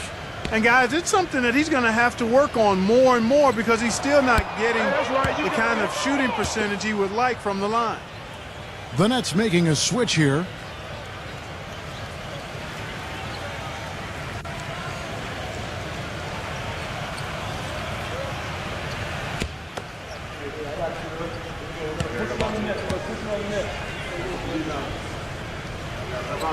He hits the second from the line. The main thing there was that he got them a 2-possession lead despite the 1 miss. Boucher. And the Nets, another 3. They're going back to the three-point shot over and over and over. That was the 9th straight point from behind the arc, Clark. It feels like they're finding the holes in this defense. And again, it's the Pistons missing. And it's out of bounds to the Pistons as Detroit retains possession. A moment now to see how the schedule is looking for Brooklyn. They'll be hosting Orlando for the next one. That game marks the first half of a quick 2-game homestand.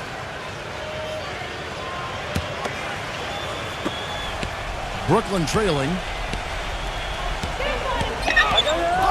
Here's Murray. Here's Kuzma. That one wide left. And the defense got away with a major lapse there. No good. Excellent defense from Man. The Nets shooting down near the 40% mark since after. They've been slow getting going. Murray, good.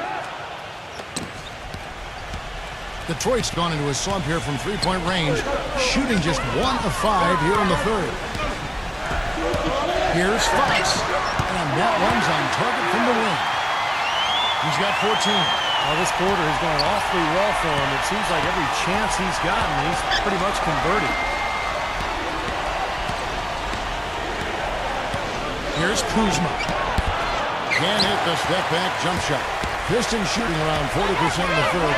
Maybe settling for some less than ideal looks out there. Pass to Fox.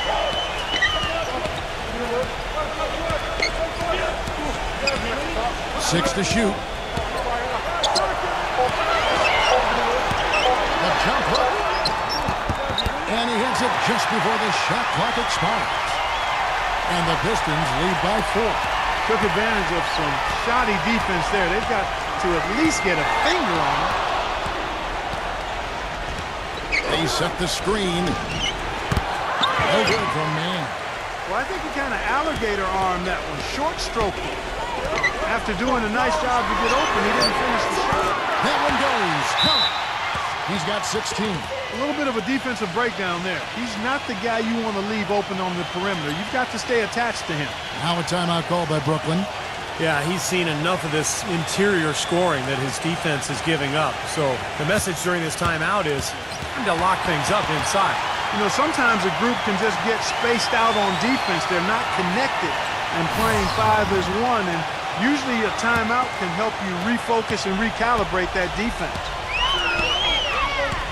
Who's watching it?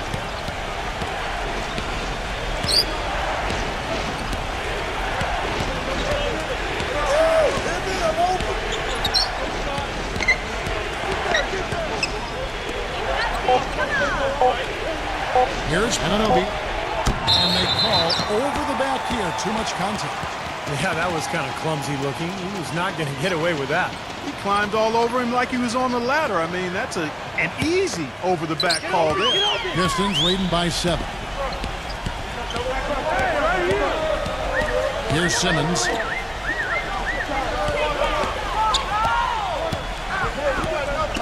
Got a piece of it. Clock at 6. Shot from the wing.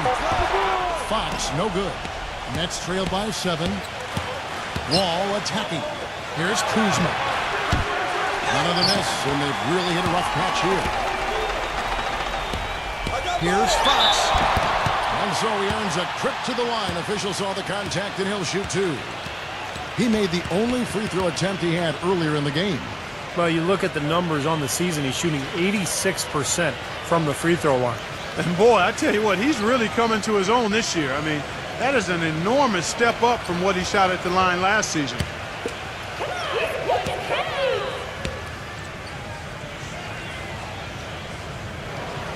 He misses the free throw. Boy, they just can't seem to get it right from the line here. Yet they're still on top. But that poor free throw shooting could come back to haunt them. And the Nets making a change here. Murray's checked in.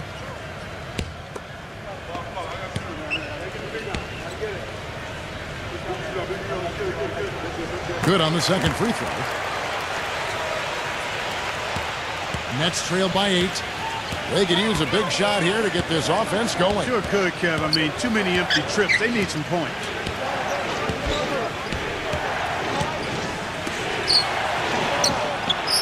And again, no good by Brooklyn. And the Pistons with possession. They've got an 8-0 run. The pass to Fox. Fires from 18. Rebound, Brooklyn. 54 seconds left to play here in the third.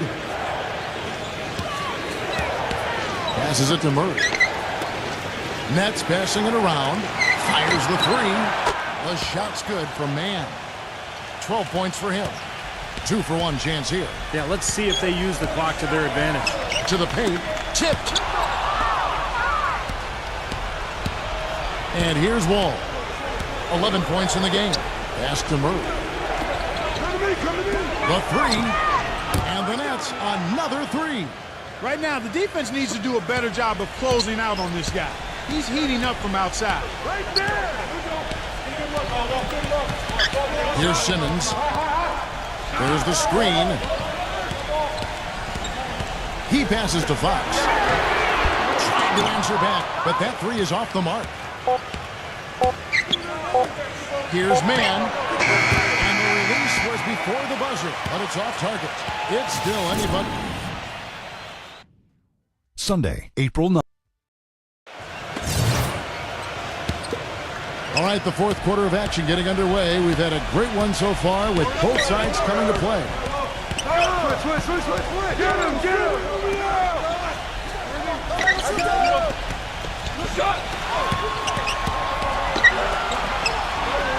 Zubek. So the whistle blows on the shot and 2 free throws for the contact right there. Pretty bad defense letting the offense get right to the rim, but smart play to foul once he was there. But you know it's going to happen, and they sent a message right there. Nothing easy inside. That one is off. You know, it's been a bad day for them at the line today as a whole, and far too often, that's the case for this team.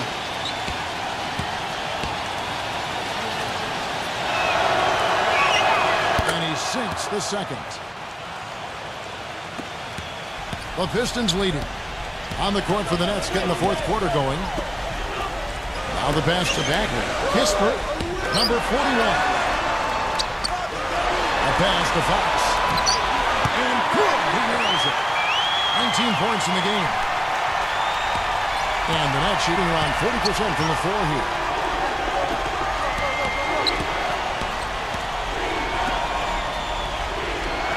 Here's Kuzma. And he was fouled on the way up. 2 free throws now for him. Yeah, he got whacked. Shouldn't be much debate on that one. Yeah, that was as straightforward as it gets, guys.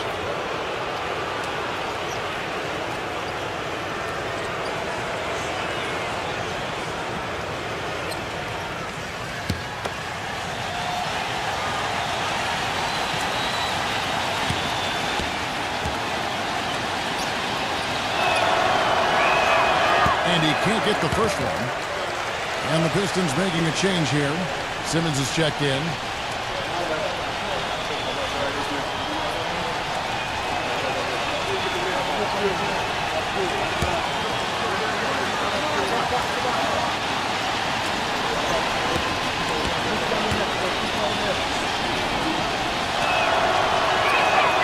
And he's good on the second. They'd have loved to cut it to 1 there, but they're still in decent shape if they can get a stop.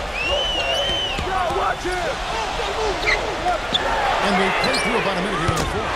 That's good. Nets trail by 5. Now Rivers.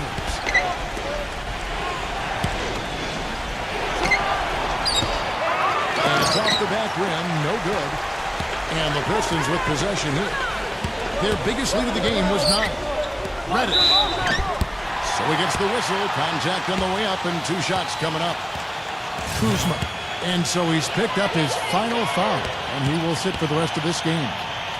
The Nets making a switch here. Wall's checked in. First free throw is good.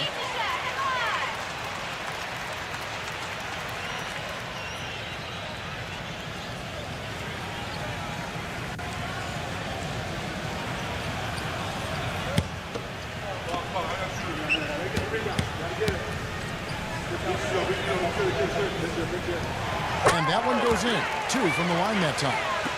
We've gone about a minute and a half into the fourth quarter. Count the bucket. You know, size-wise, this is not a great one-on-one matchup for him, but he got that shot to go. But you wouldn't know it by how he finished. That's a nice hoop there. Nice ball movement by Detroit. Passes it to Fox. A strong finish under heavy pressure all over. 1 point in the game. Well, his body control is what I noticed. I think that jumps off the page when you watch him play, even with a defender draped all over him. He's able to find a way to get to the rim and get the shot to go in. And something else he has on his resume are his ball skills. What a ball handler and dribbler. I mean, he looks like he was born with a basketball in his hands. It looks like it's part of his body. It's been a real difficult game for him offensively, and it's cost him. Wall grabs the board.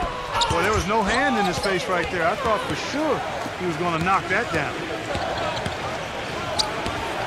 Murray, the pass to Rivers. He kicks at the wall. Just 5 to shoot. That's good. Wall's got 4 points now in the quarter. Around 3 minutes gone here in the fourth quarter. Pass to Fox. Reddish, a 3-ball. And it's Rivers with the rebound. Nice D from Simmons. Well, those chances are almost always 2 points for him. I guess the defense did what it had to do to bother him. In transition, here come the Nets. And the pass to Murray. He trains the quick shot. Time called here. The Pistons decide to talk it over. And during this timeout, I'm sure they'll be hydrating themselves with Gatorade. All the effort out there on the floor, and these timeouts can be such a huge factor in getting a short rest and recharging the battery. Doris Burke has an update for us. Doris? Yes, guys, I was able to hear Dwayne Casey coaching his team during that break. He told his guys, time's running low. If we're going to make our move, it's going to be now. Are you guys ready? And as they nodded, he said, let's go get it. Kevin? Thank you, Doris. A pass to Fox.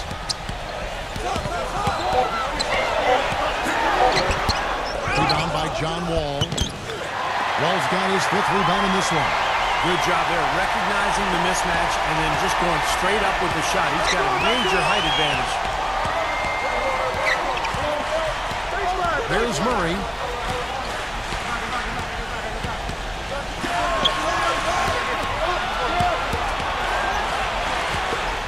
And that one is hammered home. Stupendous rush to the rim and a mighty slam on the end of it. But through the teeth of some pretty soft D. I can't help but say that. Well, let's see how that impacts things here, because those kinds of plays sometimes can be game changers on both sides. Left side, Wall. And he uses the glass on the layup. Wall's got 6 points in the quarter. Pistons leading by 4. Passes it to Fox. There's the 3. Another 3 for the Detroit. They're relying on their three-point shooting and getting pretty good results right now. Yeah, in fact, 3 of the last 5 minutes are from beyond the arc. Here's Minobi. Can't get it to go. And the Pistons now going the other way. Solid job by them on the glass here tonight. +8 in rebounding. Well, you have to rebound to win, and that's exactly what's happening right now. Number 31. Off target there. That would have pushed the lead to double digits. And he continues to search for his rhythm. It's eluded him to this point. Pass to Murray. Offline with his 3. Detroit's gone 3 of 5 from beyond the arc since the final quarter's gotten underway. 2 open that time made it look too easy. And now it's a 10-point Piston lead. Second three-pointer of the half, 4th overall. So he's having a nice game from outside. Now a timeout called by Brooklyn. Yeah, he is none too pleased with the play of his club out there, and looks like they need a little time to get things sorted out here. I don't know of any coaches that would be too happy if they just saw their team give up a run like this one. Outside, Wall.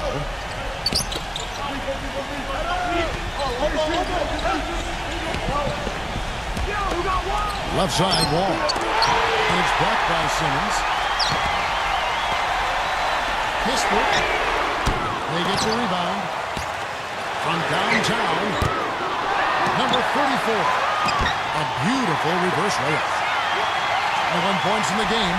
Now there's something for the top 10 highlight reel right there. A layup can be just as sweet and as pretty as a dunk sometimes. Well, with another miss. He can't seem to find the range here in the second. He did a great job in the first, hitting free from outside. Gets it to go. He has really shot the ball extremely well, as you'd expect. Like we say, he's been making sweet string music all day long. Murray. And the shot is long. And Steve, not only is their lead big, but their advantage on the boards is huge too. Yep, well deserved. I mean, they have worked their tails off on the glass. And Fox gets it to go. And the Pistons lead by 16. Oh, man, they are just putting the hammer down right now. Defensively and offensively, it has all been working for them today. Got that one up quick. And that's now 20 points for John Wall. And it looks to me like he still has some of the shooting touch that he displayed in the first. And here are the Pistons now. They're on a 17-7 run.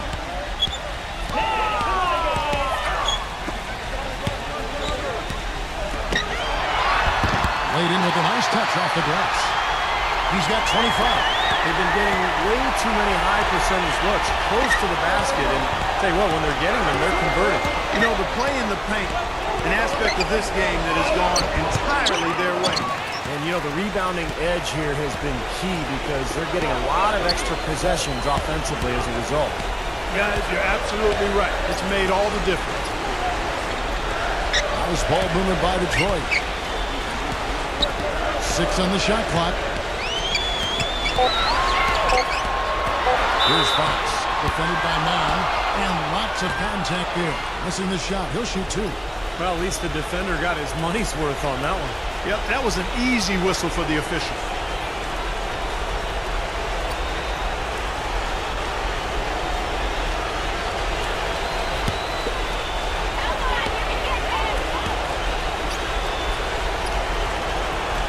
That's good from Fox.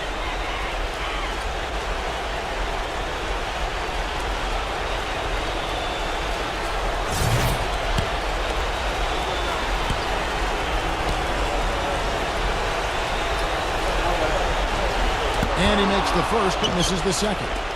They're just around 60% from the line for the game right now. They shot it pretty well in the first half, but they've just fallen apart here in the second. That's the bucket.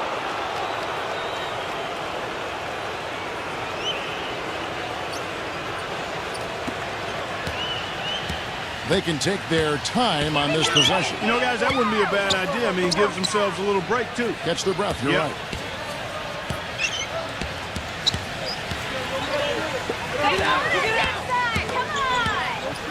Number 31. And he can't answer back. The three-pointer offline. Boy, they needed that last rebound. They haven't done well on the boards overall, but that one was huge. Still fighting for the win here. The pass to Murray. To the middle. Wall goes up and lays it nice and easy. Wall's got 14 points here in the second half. They're not as aggressive from the outside here, but maybe they should think about stretching the defense a little bit, like they did in the first half. I mean, stretching the defense makes it easier to score inside, too. Wall with the steal. Lets the three fly. Murray, no good. Detroit's gone over and over to the three-point shot in the fourth quarter. 4 of 9. Here's Simmons. Soft touch off the glass. And the Pistons lead by 13. Well, they're going to walk out of here with a win and send this crowd home happy. A very solid performance in a lot of areas for them. Hits the bucket. 30 seconds left here in the fourth quarter. Kispert, he's covered by Murray.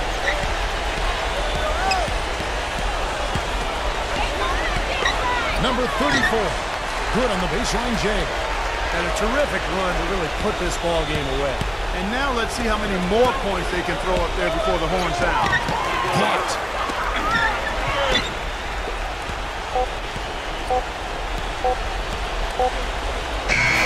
And so it's the Pistons taking care of business here. Not much to be critical of with this win, Clark. Not at all. I mean, they showed up not just to play, they showed up to give great effort and to win, and they did both. Well, that'll do it for us. For Clark Kellogg, Steve Kerr, Endorsed Burt, Kevin.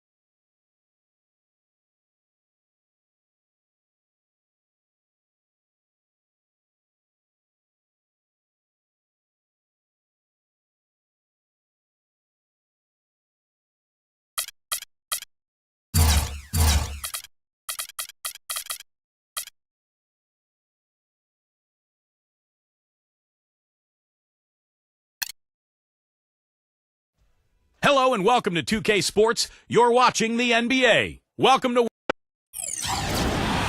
Hello, everyone. Get ready for NBA action live on 2K Sports. This is Kevin Harlan, joined by my partners Steve Kerr and Clark Kellogg. And now we take a brief check at the matchups. Our starting five for both teams. Someone will be keeping an eye on JaVale McGee. Yeah, and I'll tell you what, the way he sets screens, if you're on defense, you've got to have your head up if you're guarding the ball handler. Because if not, you're going to feel like you just ran into a brick wall. And you know what? He's super on the offensive glass. Whether he's bagging his own groceries or sticking back one of his teammates misses, he gets it done in there. We'll see the Indiana Pacers defending home turf in the Eastern Conference. Victory eluded them last time in New York when they took on the Knicks. So they win one, lose one. Things have been pretty evenly matched so far. One of these teams has to step up. You know, on an ordinary night, I think they would have come out on top in that game. That's how well they played. But they just happened to run into a club that was playing at the top of its game. And Steve, I think they get the win if that game had been at home instead of on the road. Right back to the basics there, using the one-hand slam for that one. Doesn't he make the basics look pretty exceptional? Yeah, he does. They look sweet when he does it. Well, he should stay with those basics in a tight ball game because we've got one here tonight. A nice shot by George. That was some skill there. Nice use of the bounce pass. Now go to Doris Burke, who spoke with Tom Thibodeau. Doris? One player who's really on his mind in this matchup is Eric Gordon. He said of Gordon, he can shoot with deep range and has the strength and explosiveness to go by you if you overcommit and finish or get himself to the line. So he's just an underrated scorer in this league, and it's going to take a total team effort to slow him down. Kevin, we'll see how they do. And thanks for that story, Doris. Now here's Gordon after the miss from White to JaVale McGee. And that one's good. Well, he recognized the advantage size-wise, and he went right at the defender. That's how you do it. The Pacers shooting their first free throw attempt on the night. Well, pretty good numbers this season at the line for this club, right around 78% as a team. Yeah, in general, they've been very solid. I mean, free throw shooting isn't something they've had to worry about too much this season, guys. Here in the first quarter with about 2 minutes gone by.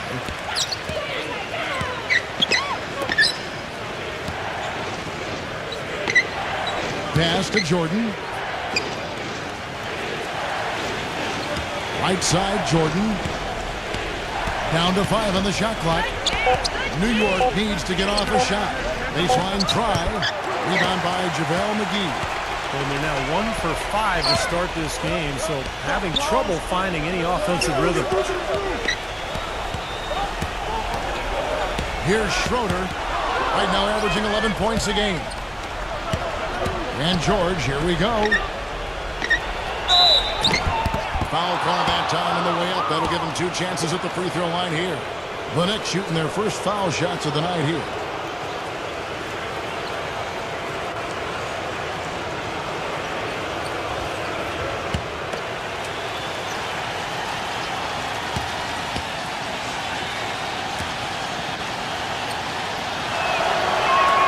He's off on the first.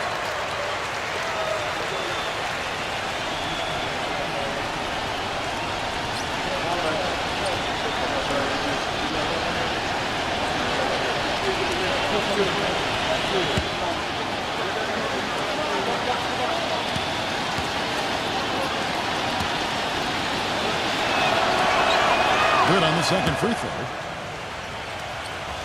And here in the first, approaching 3 minutes played. Here's Schroeder.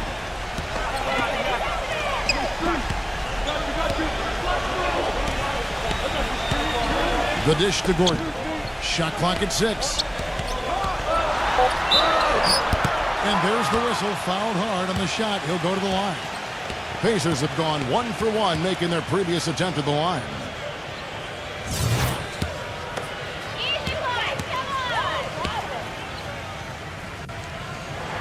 That free throw good from Gordon.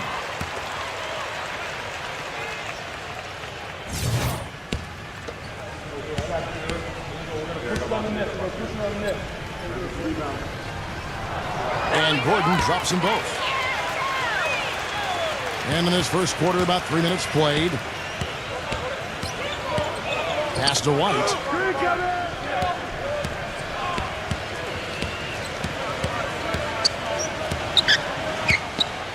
Right side, George. Lets it go with the three. That's good. You let a guy sneak by for a putback. That's going to drive a coach crazy.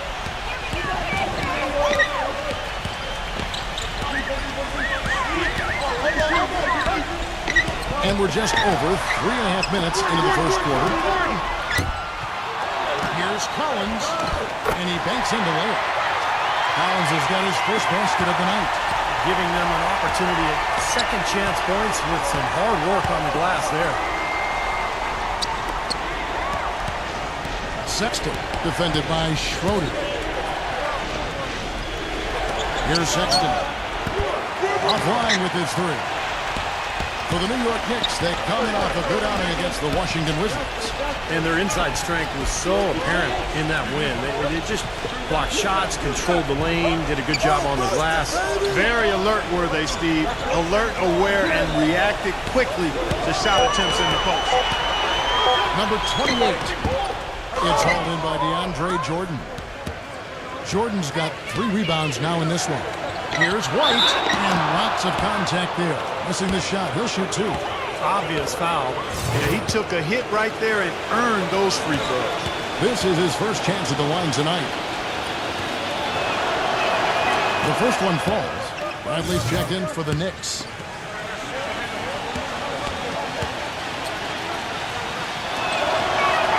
And both free throws good for White. Pacers leading by 3.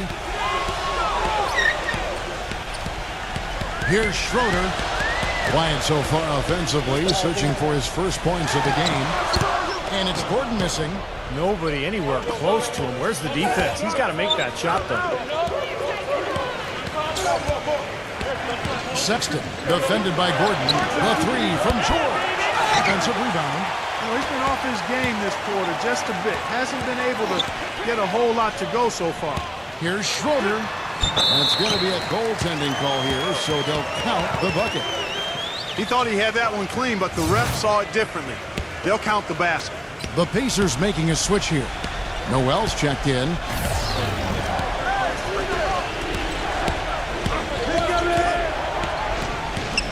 Back to White.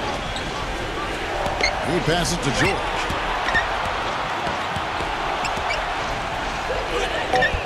The putback slams it back in.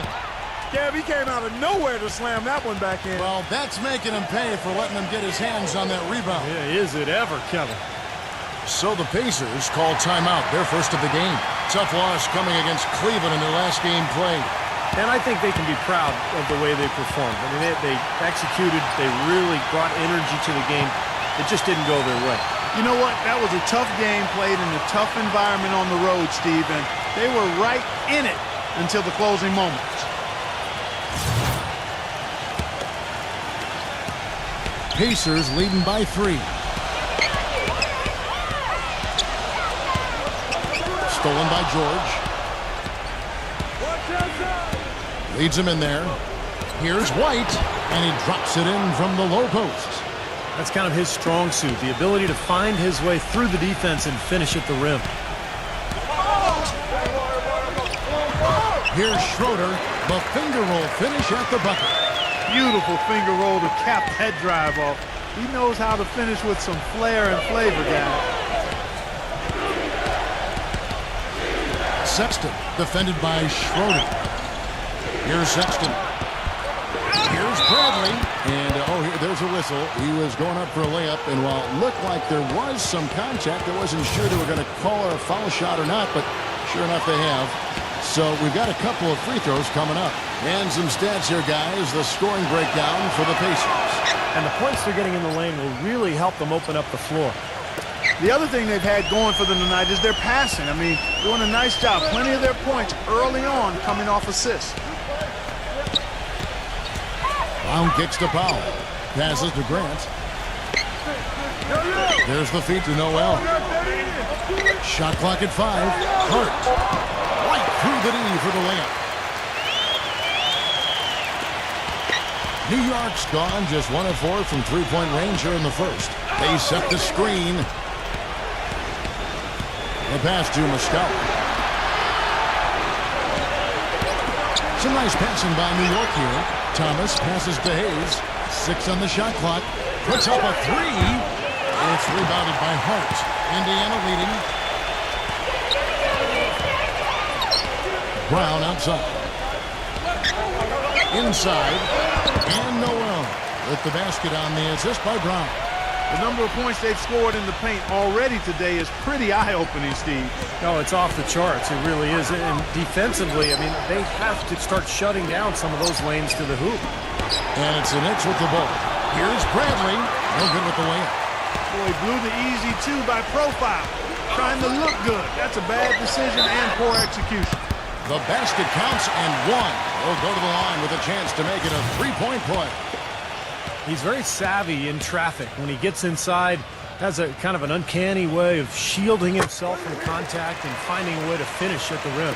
And something else he's able to do that very few players can is change his shot as he's in the air without it affecting his accuracy. I mean, that's a unique skill, and it really helps him make buckets against tight defense. Pacers leading by 7.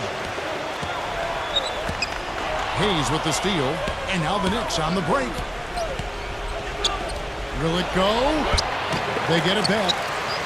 A second chance effort, and it's Bradley getting it to go. Bradley's got 7 points in the game.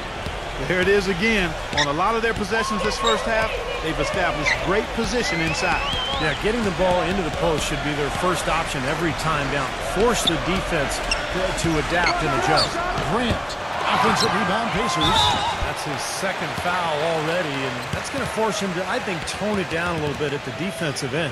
Everything going according to the script for them offensively so far. Yeah, the shots have been falling, that's for sure. The offense really in a good groove. The Pacers have been solid at the line so far. 4 for 4. The free throw off from Noel. Knicks trail by 7. Number 11. And the bucket counts, and he's on his way to the free throw line. Try to make it a 3-point play. He had a whole lot of space to get that shot off. Yeah, I don't think the defender did a good job there of getting over the top of the screen. And this is his first trip to the line tonight. The Pacers making a change here. Green's checked in. And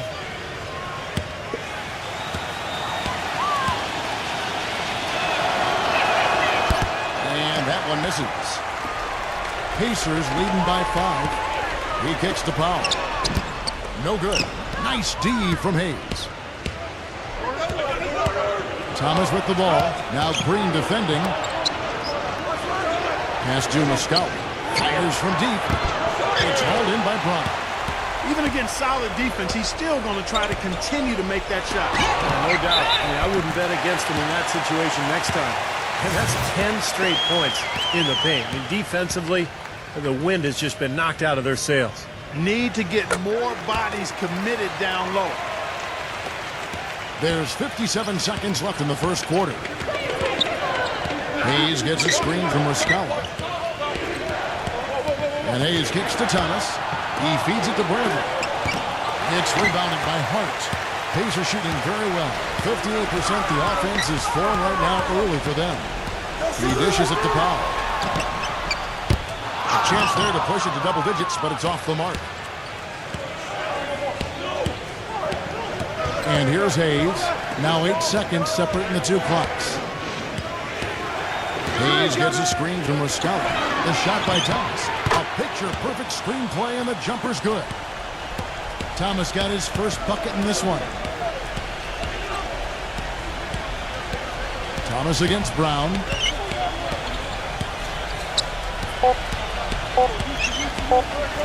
Shoots a fader, and no good trying to get that one. And they're scoring pretty well as we conclude the first quarter. Pacers out in front. They lead. Sunday. Now the second quarter getting ready to start up. Let's quickly break down the game we've seen from the Pacers so far, guys. And I thought they built this lead mainly because of their work on the glass. They really dominated the rebounding totals. And it takes an effort from all 5 guys to get a rebounding advantage like that. Everybody has to rebound the ball. That's how you finish off your defense. In a moment now to reset the lineups, courtesy of Gatorade, all fueled up for the second quarter of basketball. And so in the game for the Pacers. They've got Grant. Green is out there with Brown, and it's Powell in at the point. Passes it to Muscala. Plenty of room to knock down the shot. Muscala's got the opening field goal of the second quarter for the Knicks. Second quarter of basketball, about 1 minute played so far. Green left side. The shot's good. Brown making the play. You know, even though he doesn't really have the long-range ability on a consistent level, he can knock down some open ones. And DeAndre Jordan throws it down. Really hard to decide, guys, which was better. The pass, the catch, or the slam? Clark, there's no wrong answer to that one, my friend. Sensational alley-oop all the way around. Agreed. All of the above. Well, those chances are almost always 2 points for him. I guess the defense did what it had to do to bother him. Doubled by Powell. Feeds to Jordan. He passes it to Muscala. Drops in the tray. Muscala's got 5 points so far. Great opportunity right there. He's got such tremendous length. He can just rise up and get separation for the three. Martin kicks to Powell. And he can't answer back. The three-pointer offline. Knicks have gone 3 of 4 from the floor here in the second quarter. They double him with Green. Here's Muscala. And the Knicks getting another bucket right there. I like his composure there under pressure as he was being double-teamed. Terrific pass. And a new group in for the Knicks.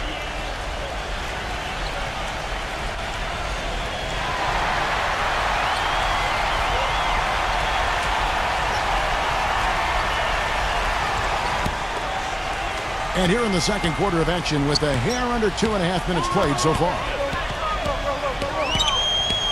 Schroeder off a pick from Collins.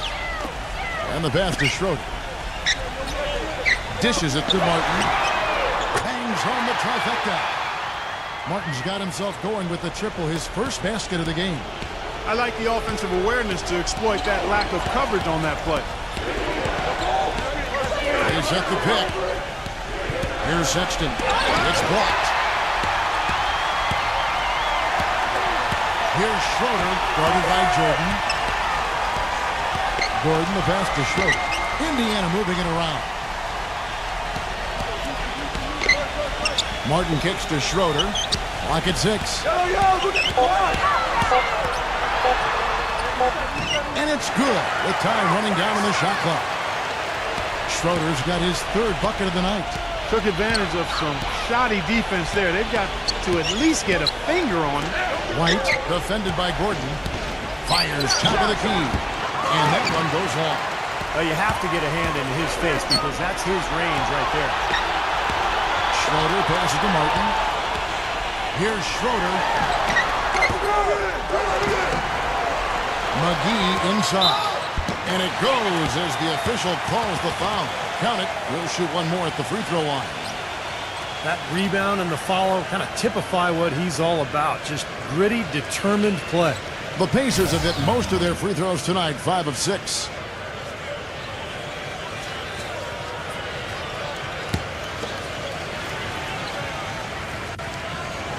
That's good from McGee. So it's the Knicks now, trailing here by 8.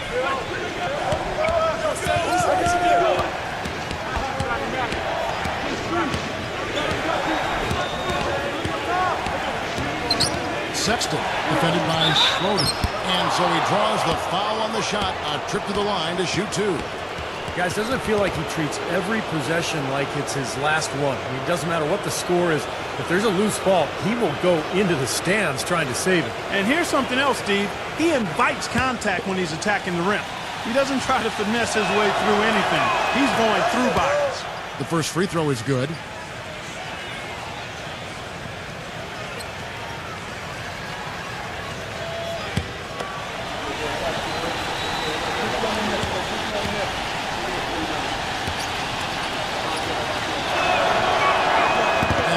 In 2 from the line that time.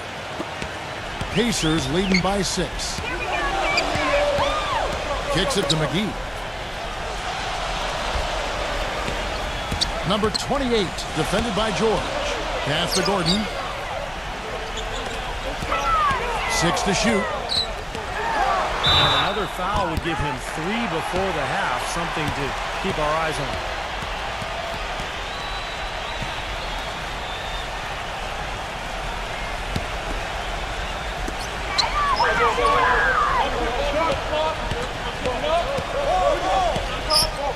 Number 28, defended by George. And stolen by Jordan.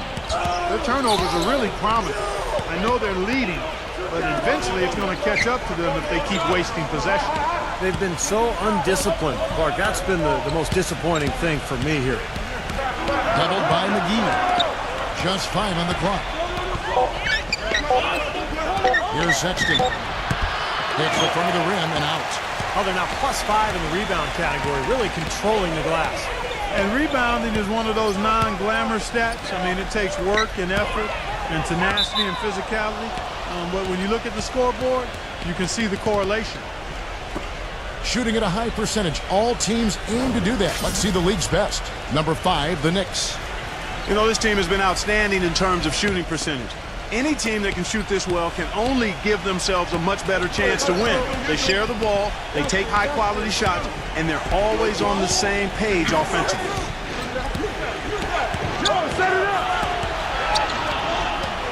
Back to Jordan. And so he earns a trip to the line. Officials saw the contact, and he'll shoot 2. The Knicks have scored 6 points from their 8 attempts at the line so far.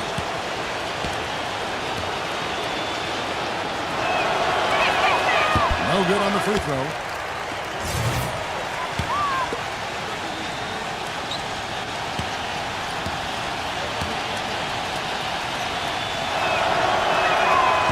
No luck that time either.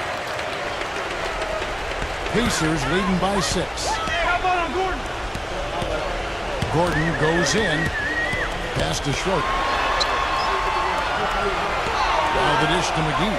Outside Gordon. And stolen by Jordan.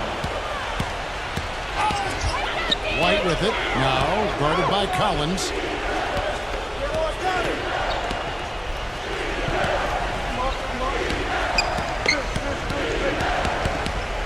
Shot clock at 6. Here's Sexton. Misses the 3, and he used the pump fake well there, but he couldn't capitalize. Another strong rebound, just like we've gotten used to seeing from them today. Yeah, 1 or 2 more of those, and this lead will be double digits. Trying to get back on track. Passes it to Schroeder. No good on the triple. Knicks trail by 6. George up top. Fires the 3. The Pacers pull it in. McGee's got 6 rebounds in the game. Number 28. Lays it up and in off the pretty assist. 6 points for him. His presence is very comforting for this team. He's kind of a fallback option for them anytime they need it. And the Knicks decide to take their first time out here. You know, he just isn't pleased at all with the looks they've given up defensively inside. So I think this timeout is all about trying to get his group to tighten up defensively. They just don't look very sharp to me on the defensive side. And stretching back over the break, here's how the Knicks have performed. 2nd in three-point field goal percentage. 5th in field goal percentage. And they are in the top 3rd of the league in assists. With the quality of players they have, you thought they might be better there, but not bad. And Clark, you know I love the long ball. The way they've been shooting that three-point line is really fun to watch. I mean, they're spreading the floor, they're sharing the ball, and they're moving the ball inside and out. You get that inside-out game going, and it's much easier to get open looks from the three-point line. That drops. He's got 5. Pacers leading by 6. Here's Schroeder. He has 6. Indiana moving it around.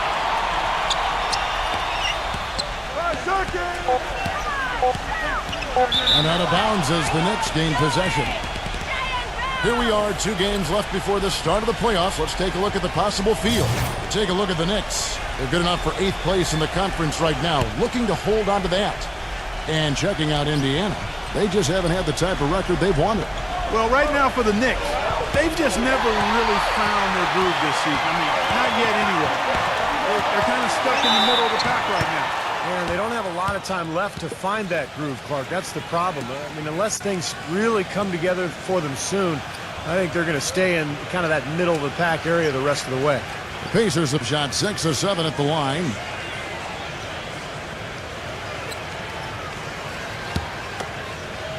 You got these, no problem. And the first one at the line is good.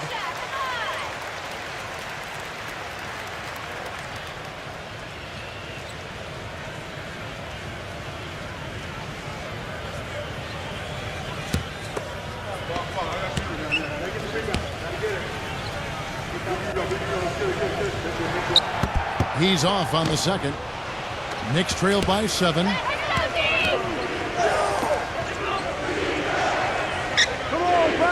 There's a good screen. Sexton defended by Schroeder. The three from George. And good on the basket. Book it. George has got 6. You know, defensively, you cannot forget about him. He gave him a wide open look there. Near the three-point line, it's Gordon. Indiana again missing. 1:37 left in the first half of basketball. Outside, White lets it go from deep. There's the bucket. Good. And it's now only a 1-point Pacer lead. You know, there's no better sign of how efficiently a team is operating than their assist numbers. And theirs are fantastic. It's just beautiful basketball to watch, Clark. Here's Schroeder. No good. The Knicks go the other way with it. White with it. Now guarded by Schroeder. Now the feed to George. He kicks it to White. And it's going to be out of bounds. The Pacers will take it.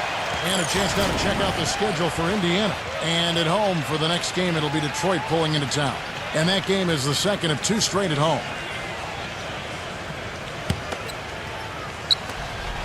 Indiana's gone 2 for 5 from three-point land since the end of the first. They set the pick.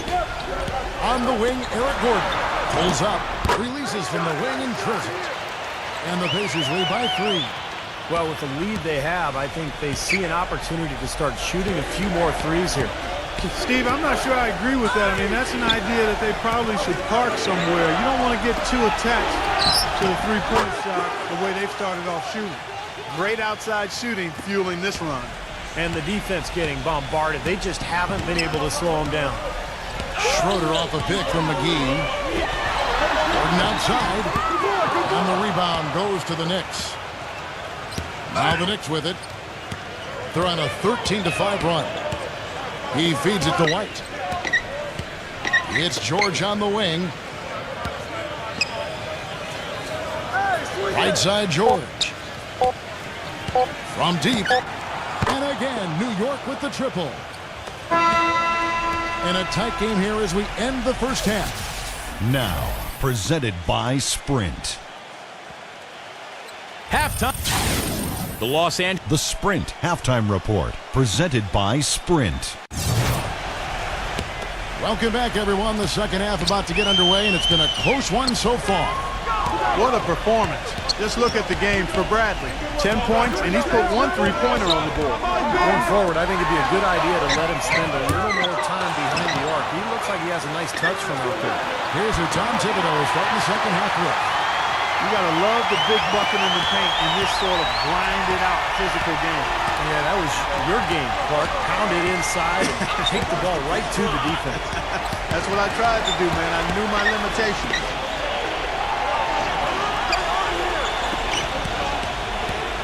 Just 5 to shoot. Got a piece of it. Fires the three. Javon McGee grabs the miss. McGee's got his 8th rebound here tonight. The pass to Schroeder. On the top of the key. Good. Schroeder's got 8. Little over a minute gone here in the second half.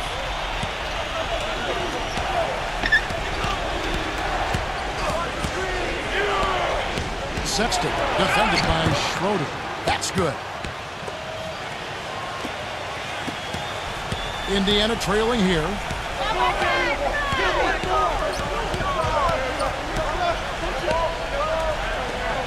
Number 28, defended by George. So he gets the whistle. Contact on the way up, and 2 shots coming up.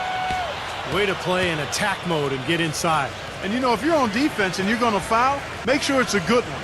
They did, preventing the and one. You got it, baby, yeah!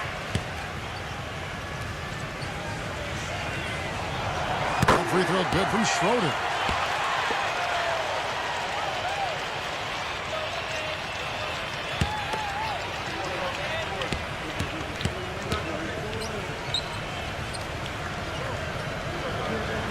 Both free throws good from Schroeder. Third quarter here, over a minute and a half into it. There's a screen.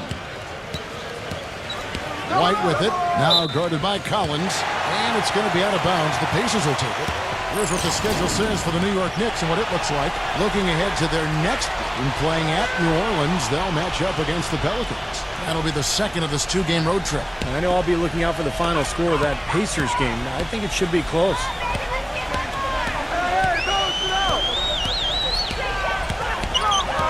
He dishes it to Gordon. Right side, Gordon. Excellent D there from White. He's trying to shoot his way out of it, guys, and as long as they're in the lead, he's going to continue to try to find his rhythm. Sexton. He's guarded by Collins. Clock at 6. And out of bounds as the Pacers gain possession. Let's see where the Pacers are, Kevin, in terms of the NBA rankings right now. 8th in blocks, 10th in free throw shooting. And they're in the top half of the league in getting steals as well. Not bad, but could be better. Yeah, and this is a team that really relies on those blocks that you talked about, Clark, because when they're at their best, they're really challenging every shot. They cover up, they close out on jump shooters, and if you penetrate and get to the rim, they've got a host of shot blockers there waiting for you.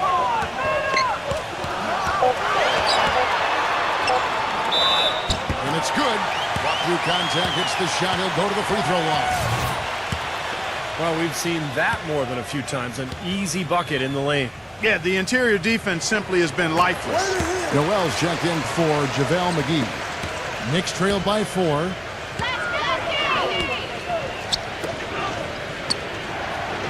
Feeds it to Jordan. Backing down. And 2 free throws coming up as he misses that one. Drawing the whistle and a lot of contact there. These are his 3rd and 4th free throw attempts of the game. Well, not the best statistic for him. I mean, his performance at the line, of course, very low numbers. And I'll tell you guys, I mean, to see the improvement he's made in his free throw shooting in the space of just 1 season, I think it's been remarkable. Free throw good, Jordan. And the Knicks making a change here. Muscala's checked in.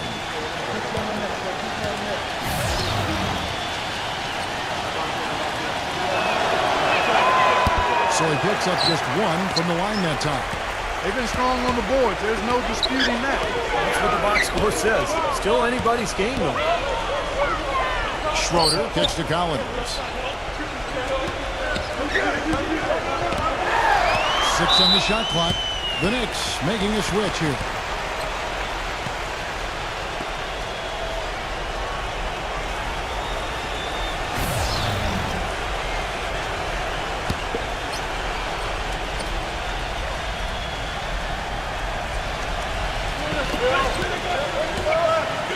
Here's Schroeder, defended by Muscala. Grant, that's good. Just under 3.5 minutes played here in the 3rd quarter.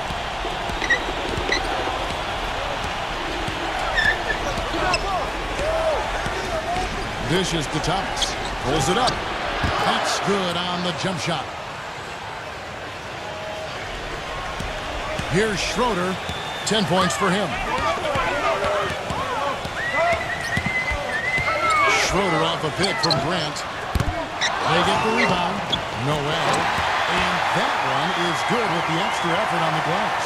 You know, Kevin, he never gives up on a play. That's what I love about him. He just is one of those guys who will bring effort and energy the entire 48 minutes. That's true. And his spectacular shot blocking something else to look for, especially recovering on the break. He can run you down and send it away in a heartbeat. The shot's good for Muscala. And they made 3 of their first 4 shots here to start this half. Schroeder off a pick from Noel. Pass to Hart. No one near him. Again, Indiana. And here are the Knicks now. It's a 5-point game. Looking ahead to their next game, playing at New Orleans, they'll match up against the Pelicans. That will conclude their brief 2-game road trip. And stolen by Noel.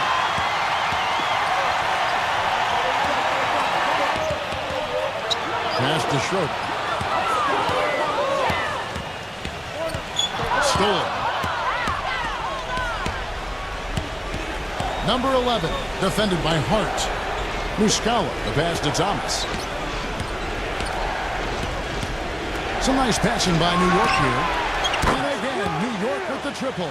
This has really become an intense ball game ever since halftime. Boy, the effort from both teams here, Steve, is terrific. Here's Schroeder. 10 points for him. Kicks to Noel. There's the pass to Schroeder. Shot clock at 6. Here's Grant. Cannot hit. And New York will come the other way. There's the pick. Number 11, defended by Hart. Outside Thomas. Number 11.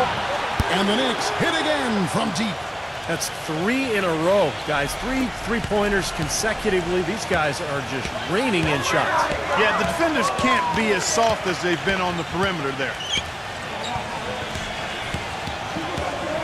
Here's Schroeder. Pass to Grant. 3-pointer. And the basket good. Grant's got 6 here in this quarter. The three-point shot has been a real weapon for them in the second half. Yeah, they sure have gotten hot from out there. Time call here. The Knicks decide to talk it over. Well, he's got to get everybody on the same page. I mean, that's the reason for this timeout. And if that happens, I think they can improve and start playing better.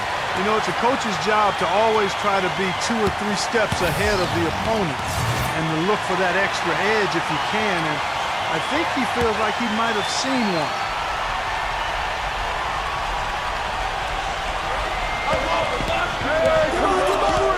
Hayes with it. He passes to Thomas. The dish to Hayes. The feed now to George. And he's good on the 3-ball. George has got 12 points in the game. That's 12 straight points coming off 3-pointers. I mean, somebody do something defensively. Well, I agree with you. I mean, who's going to step up? They're rolling out there now, so you got to get in their chest, make them uncomfortable, and try to deny those looks.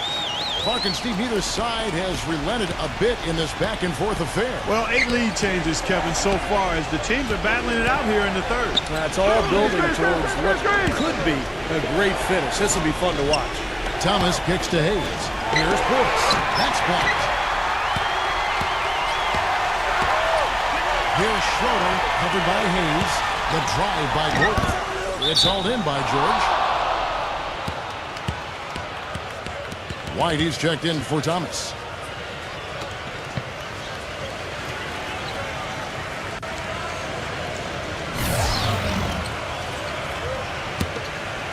The Knicks have gone 6 of 8 on field goal attempts in the third. A 75% clip. Outside, White. And it's going to be out of bounds. The Pacers will take it. Let's pause for just a moment to see the teams that have been extremely effective with their 3-point shooting this past month. Second, the Knicks. Seems like their whole team is in a great rhythm from the 3-point line right now. They've put on a display from long range.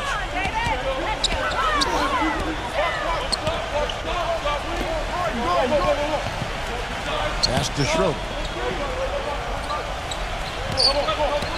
He kicks to Gordon. 6 to shoot. Looking to get back on track here. So the whistle blows on the shot and 2 free throws for the contact right there. Well, right here, Kevin, we can get a look at New York and what kind of numbers they've put up these last 10 games. 2nd in 3-point field goal percentage. 4th in field goal percentage. And they also show up in the top 5 in free throw shooting. That's elite level marksmanship at the stripe. And Clark, you know I love the long ball. The way they've been shooting that three-point line is really fun to watch. I mean, they're spreading the floor, they're sharing the ball, and they're moving the ball inside and out. You get that inside-out game going, and it's much easier to get open looks from the three-point line.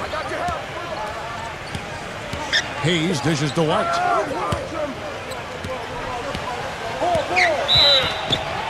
And foul called as he misses. He'll go to the line and shoot two.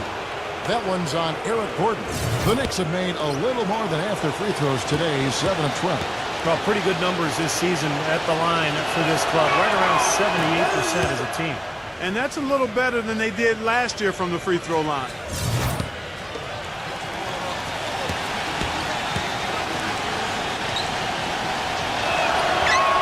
And both free throws good for White.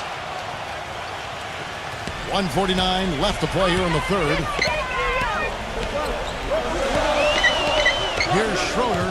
He's got 10.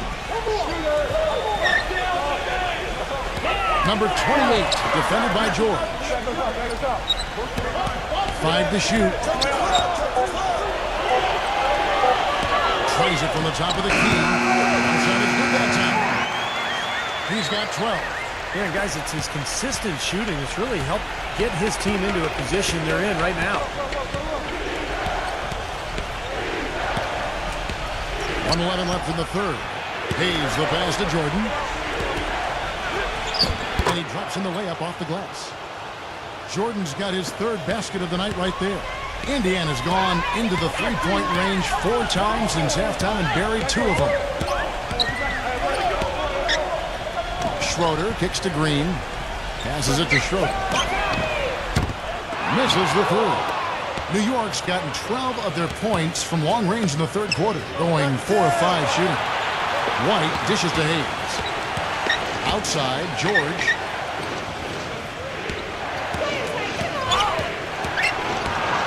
He feeds it to Hayes. And too long on the shot. You just assume he's going to knock those down when he's as open as he was there. For 3, Gordon gets the bucket. Gordon's got 9 points. Boy, that was a rugged screen set there, fellas, and the defense didn't even try to go through that one. And Hayes kicks to George. From the arc. Missed. The third quarter comes to a close. It's the Pacers up. Next Sunday. And thanks for joining us again as the fourth quarter of play is set to get rolling. It's been a close battle to this point. They've got Grant. Gordon is out there with Schroeder. Then it's Noel. So that's the group out there for Indiana. Ran his man straight into that screen to open the lane up for the hoop. Here's Schroeder. They set the pick. That's a 2 from Gordon. And again, it's Indiana converting. I love it when a player like this shakes off a poor first half and comes back strong like he has, showing a lot of confidence in his game. Now the pass to Muscala. Shot on the wing. And good. He nails it. And now both of these clubs really in a groove here. Already a high-scoring game, but it has become an offensive showcase down the stretch. He dishes it to Gordon. Let's go. The Knicks pull it in. Jordan's got 4 rebounds now tonight. Well, his shot's been off today, no question. He's not the guy they're going to want to look to if they want to keep this lead where it is. No good from Muscala. There's some good defense for you. I mean, for somebody who's as good at shooting the three as he is, you need a defender who's equally adept at guarding against it. That was well done.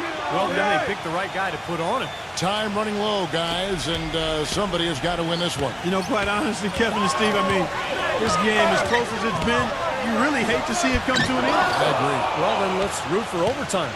Why not?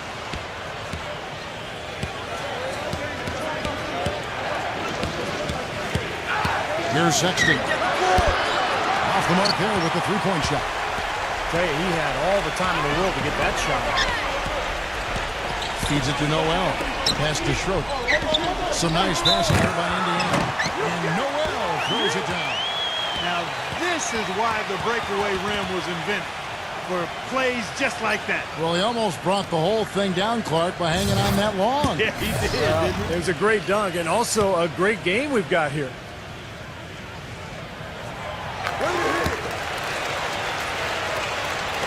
And so it's New York with it, trailing by 2.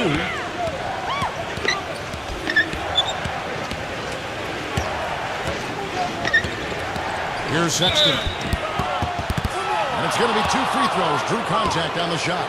Obvious foul. Yeah, he took a hit right there and earned those free throws. And a chance to catch up on some numbers here. The scoring breakdown for the Pacers. They've been the aggressors, and they've been tougher in the paint all game. They worked hard tonight at crashing the boards as well. They had a bunch of second chance points. And he makes the first.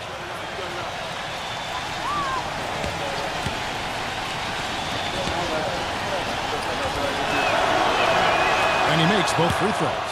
Well, you can count on him, can't you? He seems to knock down free throws consistently all game long. And the Pacers call time here. You know, he wants to tinker a little bit, and he's taking the time to do so right here. Yeah, I think you're right. He just didn't like some of the things he saw out there, a bit uncomfortable, and wanted to talk it over. And let's get this update now from Doris Burke, who's across the way on the sideline. Kevin, the head coach for the Pacers, had some instruction for his guys during that break.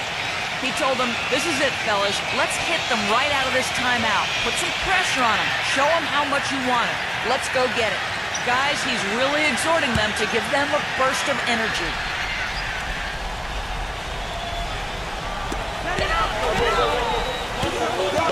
Grant outside. Number 28 hits it from three-point range. And the Pacers lead by 3. A little confusion defensively. Yeah, you know what? He sent the D a little message with that three. Dishes it to Thomas. For the 3. Good on the shot. Incredible. Only took them a few seconds to answer the 3 ball with one of their own. Let's keep this thing going, guys. I love seeing a three-point battle like this. Schroeder off a pick from Noel. And he was fouled on the way up. 2 free throws now for him. And no question, he got bumped on that shot. Definitely no room for discussion on that one. Come on, you can hit this.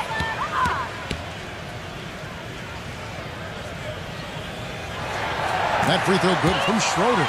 Collins checked in for Grant.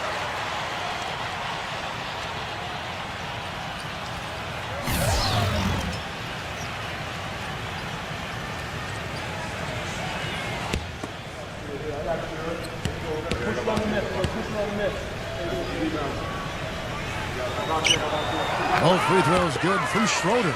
They got to keep fighting their way to the line, guys. This half, it's been nothing but success for them there. And their confidence has to just continue to go up the longer their perfection continues. This is 4th foul, and I'm sure he picked it up a little earlier than he would have liked. And the defense didn't have position. They whistle a blocking foul, and he'll go to the line.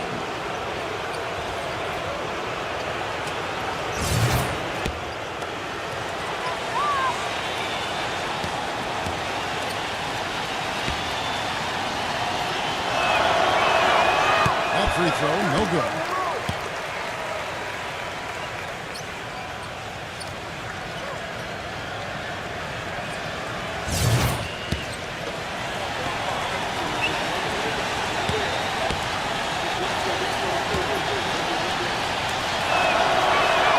And he's good on the second. The Pacers have gone 3 of 5 here in the 4th quarter. Pretty good numbers coming out of the break.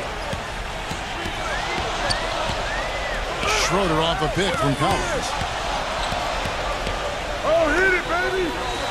Passes it to Schroeder. Lock at 6. And a foul called on the shot. Got him on the way up that time, so he'll shoot 2 right here. And no question, he got bumped on that shot. Definitely no room for discussion on that one. And he knocks down the first one.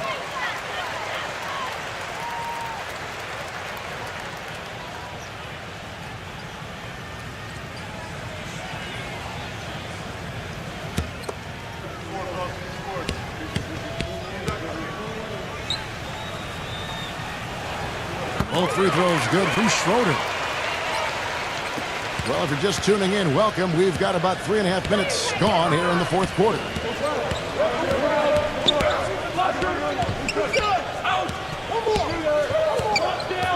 Sexton, defended by Schroeder.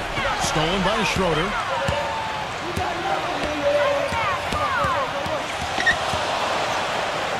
Number 28. And once again off the mark by Indiana. And the defense got away with a major lapse there. The three from George. Another shot. Boyce. Foul call that time on the way up. That'll give him 2 chances at the free throw line here.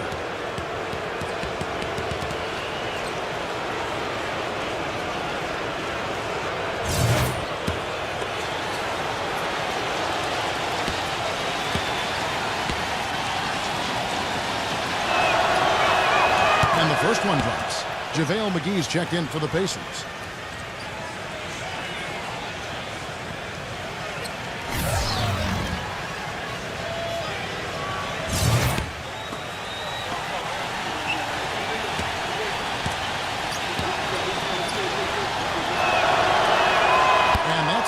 Both of his shots. Indiana's gotten the three-point bug tonight. They've taken 15 shots outside the arc. They're 6 of 15. The shot's good from Schroeder. Schroeder's got 10 points here in the second half. Knicks trail by 3. There's the screen. Kicks it to Thomas. Sexton, defended by Gordon. And the Knicks miss again. The Pacers have gone 4 of 7 from the field since the beginning of the fourth. And there's the pass to Schroeder. A strong finish under heavy pressure all over. And now a 5-point Pacer lead. New York calls timeout. You have to like what we're seeing from Schroeder. He's in one heck of a groove with his scoring. They're going to talk it over and try to figure out how to slow him down.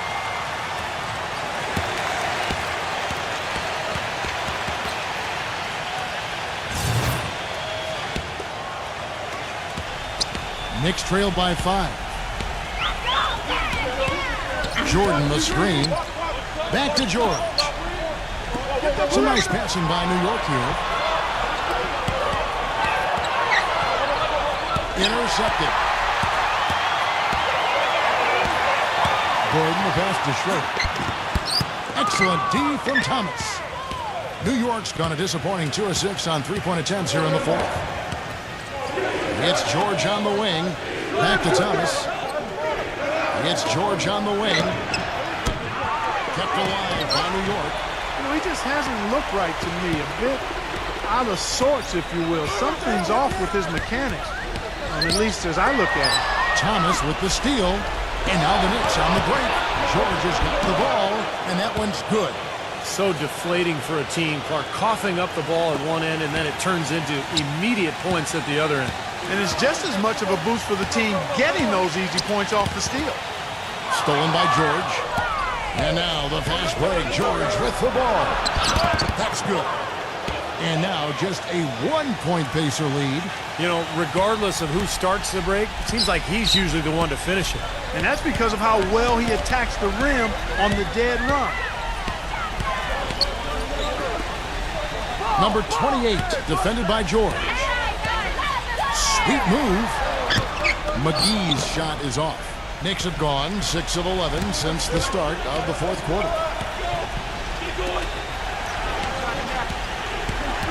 Pass to Thomas. A feather touch on the finger roll. Beautiful. Thomas got 8 points here in this quarter. And guys, here in the fourth quarter, still a close game. Yeah, and actually still too close to call. I mean, this one is tight. This could be an instant classic, fellas. I mean, this thing has all the looks of a game that's going to go right down to the last shot. Here's Schroeder. Puts the lead pass in front of him. Just 3 to shoot. Shoots. The Knicks pull it in. And that's out of bounds. Indiana will retain possession. Whitey's checked in for New York.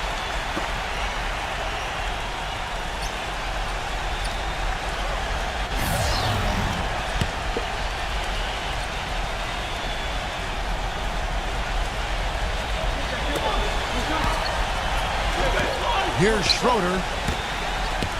Number 28. A three-pointer, no good. The clear look at the hoop. He doesn't miss many of those. Great offensive performance they're putting on. You see the benefit of knocking down baskets consecutively because it leads to the confidence growing and growing, doesn't it, Steve? It sure does, and now it's to the point where they just feel unstoppable.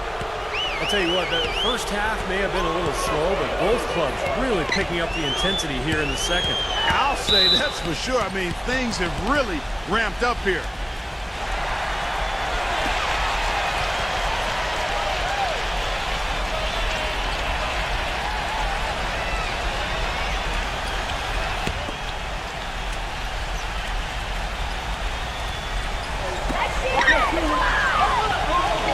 The feed to Collins.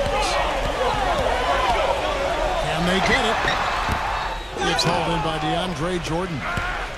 Jordan's got 9 rebounds now tonight. We've got 1:55 left in the fourth quarter. Outside, White. Shot clock at 6. Here's Sexton. Offensive rebound. Seems like he's gotten every single rebound today. Glass eating at its finest. I mean, you're not going to see a guy with 20-plus boards too often. That's an impressive number. Number 28. The teardrop falls in. Looks like he might have been showboating a little bit at the end of that one. New York calls timeout. They're in front by 1. There's 1:26 left here in the fourth quarter.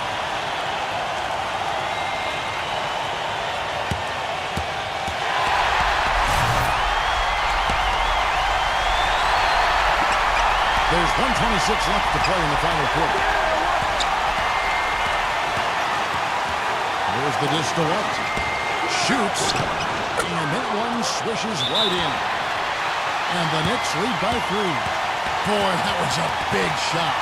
And that one just flattened this crowd, Kevin. Yeah, nothing you can do as a fan after a shot like that. Just shake your head. And the Pacers call time here. They're behind by 3. 1:16 left in the fourth quarter. 1:16 left in the fourth. McGee guarded by Jordan. And McGee kicks to Gordon. The jumper from the free throw line is good. Gordon's got 4 this quarter. Big time bucket there, Clark. And Kevin, the crowd is loving it. Well, they know exactly how big that shot was. White drives in. It falls. That is a clutch shot if I've ever seen one. Yeah, very gutsy there. What more can you say? He got it done at the best time. And what do you guys think so far about the offensive approach for the Knicks? Guys, the passing we've seen from them has been tremendous. Very unselfish. How about the touch they've displayed from long range, guys? I mean, as a team, they are really shooting the ball well and executing from the perimeter. Terrific job maintaining his composure, sinking the and one, and turning this into a 2-possession ball game. Number 28 sinks it, and he has brought them to within 2 points. The Knicks shooting at 52% from the field. They're cooking. I think we'll see them burn the clock a bit here. You know, I think that's probably a smart move. I think so, too. Stolen by Gordon. Still a chance, but they've got to score here. Yeah, every possession is necessary. And now they decide to foul intentionally. Yeah, you got to freeze the clock, and that's the enemy in this situation. A few misses at the line, and they're in good shape.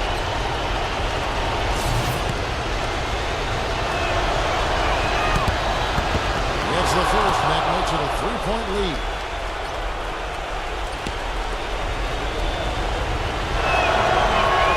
And so both free throws are good. And it's a 4-point ball game.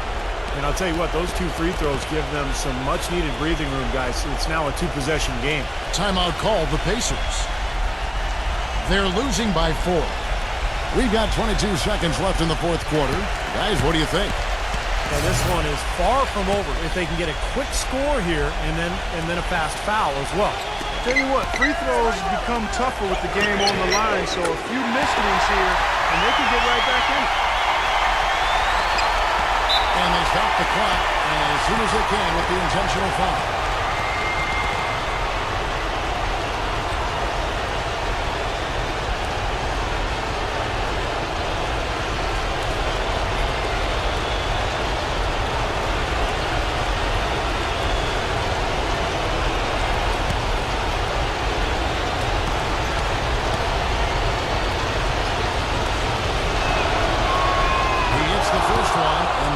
put them up by 2.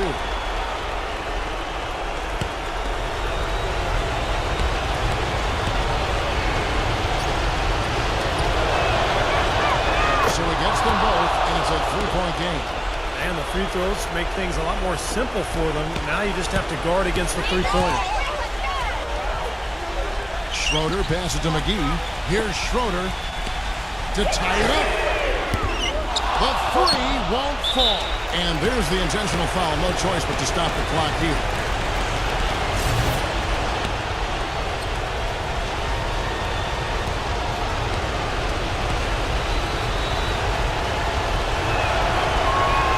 And no good is the first free throw missing for him. We'll see if he can nail the second.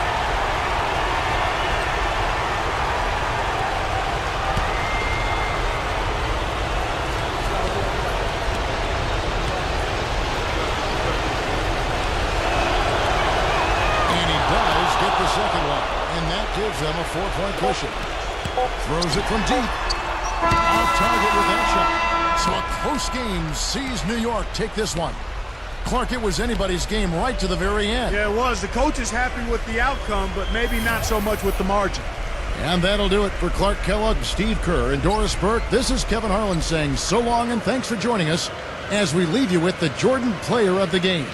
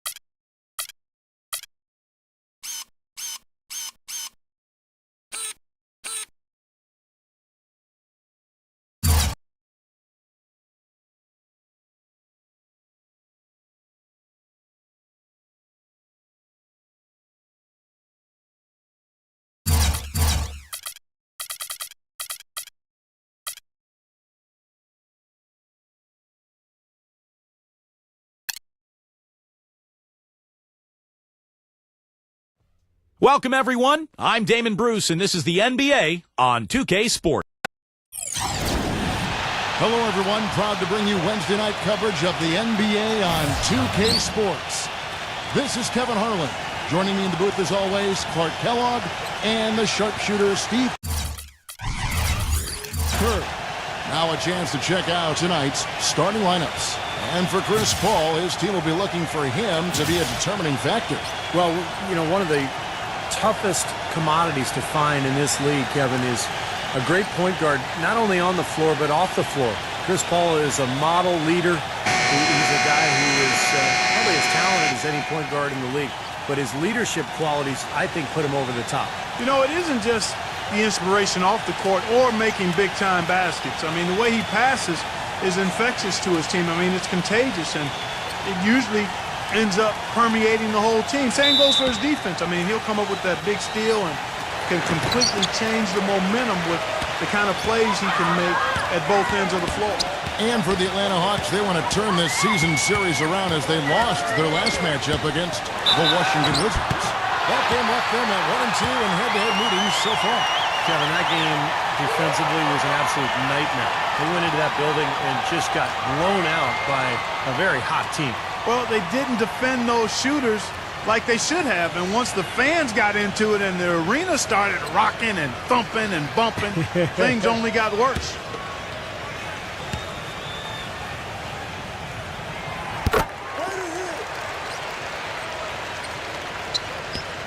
The Atlanta Hawks come into this one following a loss to the Bulls in Chicago. Their defense got absolutely destroyed in that game as they weren't closing out on the perimeter shooters. They were allowing people to get into the paint and score from point-blank range. Just an overall abysmal effort. Yeah, something was missing, no doubt about that. They let an opponent shoot a really high percentage, and that's got to be a concern going forward. The Wizards shooting their first foul shot of the night.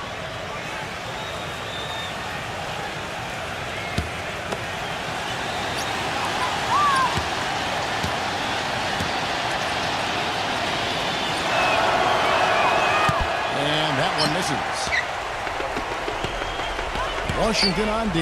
This game coming after a loss against the Bucks. Well, shooting as poorly as they did, there was very little chance they were going to win that game, guys. Yeah, there was sort of a snowball effect in the game that I saw. I mean, what started as a cold night for a few guys became contagious and became a cold night for everybody. Now here's Jones. After the miss from Gobert. Deep two from Brooks. And the shot is long. Hawks have gone 1 of 3 from the field to start this one so far. Let's find out what Doris Burke has for us. Kevin, the Wizards head coach had a couple of moments for me. He said Chris Paul is a major concern for them because of his ability to lead a team. He said it all starts with Paul because once he gets going and gets everyone involved, the whole team becomes a well-oiled machine. That is something we're definitely worried about. Always great to hear from you, Doris. So it's Washington now. After the made shot from Gobert. Jones off a pick from Brooks. Number 30. Nailed from three-point land. That's just a case of two teammates working perfectly together. One setting the screen and the other using it to get that separation. There's the pick. He feeds it to Paul. He kicks it to Ivy. Nice ball movement here by Atlanta. Pass to Gobert. There's the dish to Paul. 6 to shoot. Paul can't get that one to fall. Boy, even though he missed, you can't give up that kind of a look very often. Yeah, they're lucky that they didn't get burned on that one. Jones drives in. Swiped away. Fast break for Hawks. Paul with the ball. And there's the rejection. His touch has disappeared on him this quarter. He just hasn't been able to get it going. Fires for 3. And it's blocked by Gobert. And it's out of bounds to the Wizards as Washington retains possession. And let's take a quick look now at the numbers for Chris Paul. 8th in assists. And defensively, he's been really good. He ranks in the top 20 in the league in steals. And, you know, looking again, Steve, at his place among the top 10 assist men, he's been providing a lot of room service dimes to his teammates, and I hope they appreciate it. Jones drives in, puts the lead pass in front of him. Shot by Collins, no good. That's really too easy a chance to miss, guys. He needs to be more aggressive and focused on his finishing.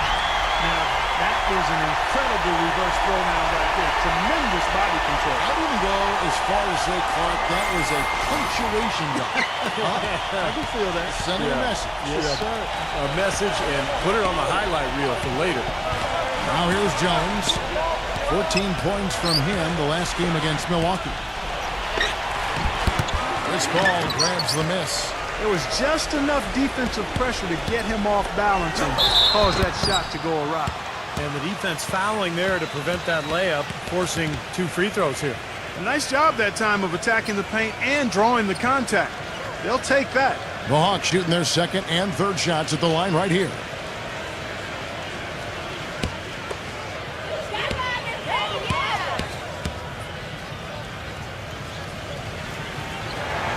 The free throw drops by Hayward.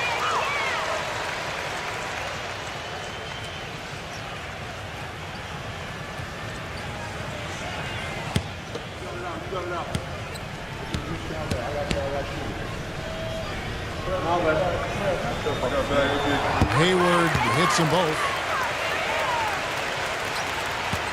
Wizards trail by 4. Here's the screen. Jones against Paul. Jones drives in. Pass to Collins. And taken away by Paul. Paul left side. Passes it to Gobert. Hayward. Paul kicks to Gobert. Dishes it to Hayward. Down to 5 on the shot clock. Here's Gordon. And he hits it just before the shot clock expires. Gordon's got his second basket. Well, he's so good at recognizing where the openings are and getting the ball to the rim. Out to Brooks. Fires the three. And it's good. That's like a layup for him. He's just wide open out there. The Hawks leading by 3. Paul outside. The feed to Ivy. They set the screen. The feather touch on the finger roll. Beautiful. He had his choice of finishing moves there, and you just got to love the fact he went old school with the finger roll. Feeds to Collins. Tries to keep it alive. And so it looks like the Wizards will retain possession here. Let's take a second now to bring up a list of the centers and power forwards from around the NBA who have been money at the charity stripe in the second half of the season.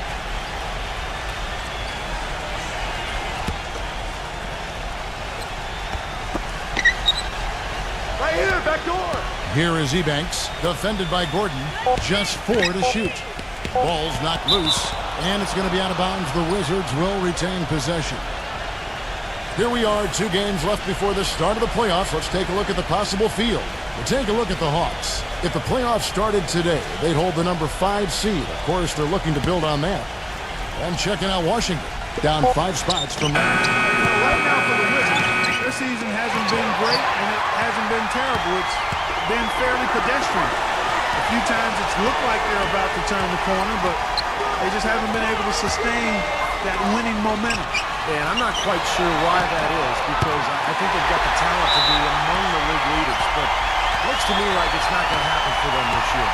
A little bit of a defensive breakdown there. He's not the guy you want to leave open on the perimeter. You've got to stay attached to him. So timeout called here, the first for Washington.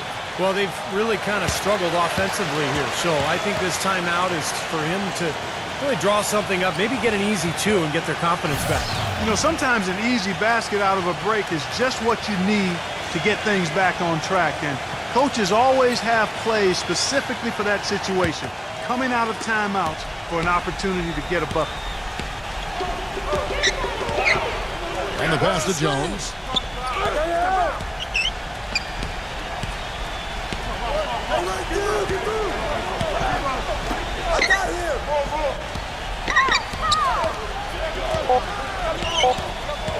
Number 30. The Wizards with another miss. Right from the start, they've been aggressive on the glass. Most of the rebounds seem to be going their way. And, Steve, I think they are ready for the fight today. Here's Ivy. Second foul of the first quarter. They're probably going to have to sit him down here to try to avoid number 3. The Hawks have gone 3 for 3 at the line tonight.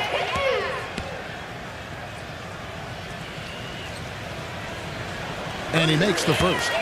And the Wizards making a change here.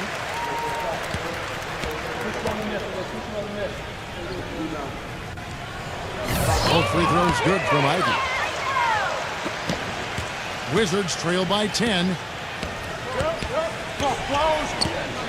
Number 23, guarded by Porter.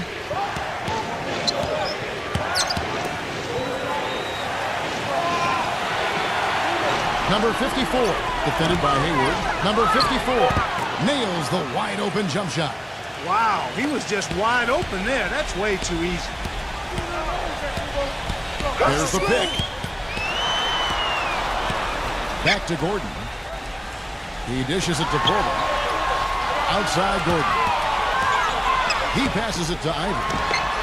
Releases from the wing and drills it. Ivy's got 6 points. Well, they've yet to string many stops together. Just seems like they've been a step slow here. Number 31, defended by Ivy. Here's Noah. And 2 free throws coming up as he misses that one. Drawing the whistle and a lot of contact there. And a look now at how the offensive approach has been going here so far for the Hawks. And the points they're getting in the lane will really help them open up the floor. They've been distributing the ball really well tonight, too. I mean, a decent number of assists so far for them.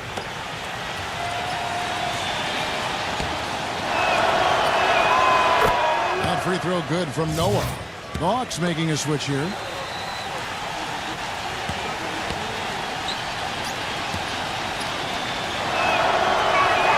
Noah hits them both. Here's Mack. Right now averaging 7 points a game. Picked by Williams. A floater. Blocked. And out of bounds as the Wizards gain possession. You can see where the Hawks rank in the league stats over the last 10 games. 6th in rebounding. They were 6th in field goal percentage. And they are in the top third of the league in assists. With the quality of players they have, you thought they might be better there, but not bad. And the rebounding is really the key stat that I'm looking at right there with all those numbers you talked about, Clark. This is a team that really tries to be physical. And when they're able to secure boards, that does a lot of things for them. It helps their defense, keeping teams from getting second chance opportunities against them. And it fuels their fast break. And here we go, the Wizards fast break. And there's a nice one-handed slam. Good aggressive finish on the break. That's as easy a 2 points as you could ask for. Porter gets a screen from Mack. Here's Bogdanovich. And you can count it. He'll go to the line with a chance to make it 3. Well, Kevin, he's got such a great focus as a shooter. He's a very frustrating player to guard because unless you actually block his shot, you are not going to get in his head and affect him. And when you watch him, Steve, you can see how quickly he looks to take his shot when he's on the receiving end of a pass and how successful he is when he does take the shot. This guy is a catch, fire, and hit guy. They're shooting extremely well from the free throw line now. Washington with the ball. They trail by 7.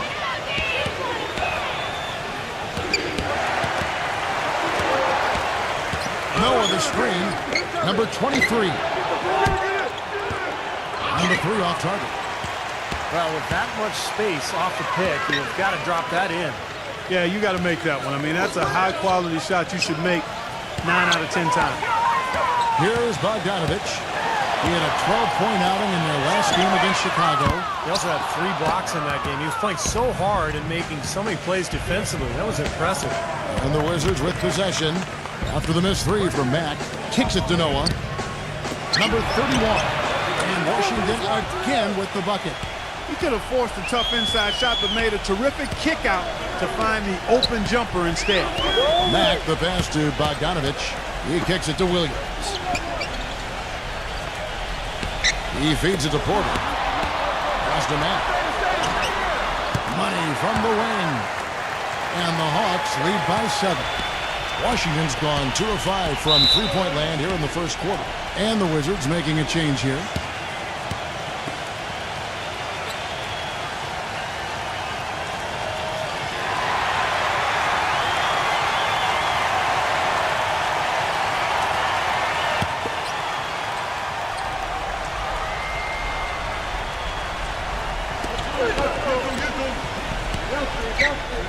.107 left to play here in the first. Number 41. Another one falls for Washington. You know, that's one way he can finish, but not the only way. He's got a lot of tricks up his sleeve. There's a screen. Back to Williams. Passes it to Bogdanovich. He tries for 3. Mack, no luck. Wizards trail by 5. It's 3-on-3 on the fast break. Wizards passing it around.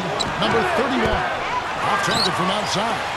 Atlanta's gone 1 of 5 from downtown in the first quarter. Points out there have been hard to come by. We've got a 9-second difference between the shot clock and the game clock. Porter kicks to Mack. 6 on the shot clock. From 7. Stolen.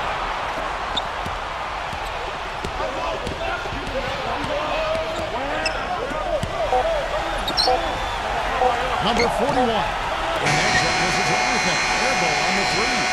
And that concludes the first quarter of play. Hawks ahead, up by 5. And we'll be back with you for the start of the second quarter when we return.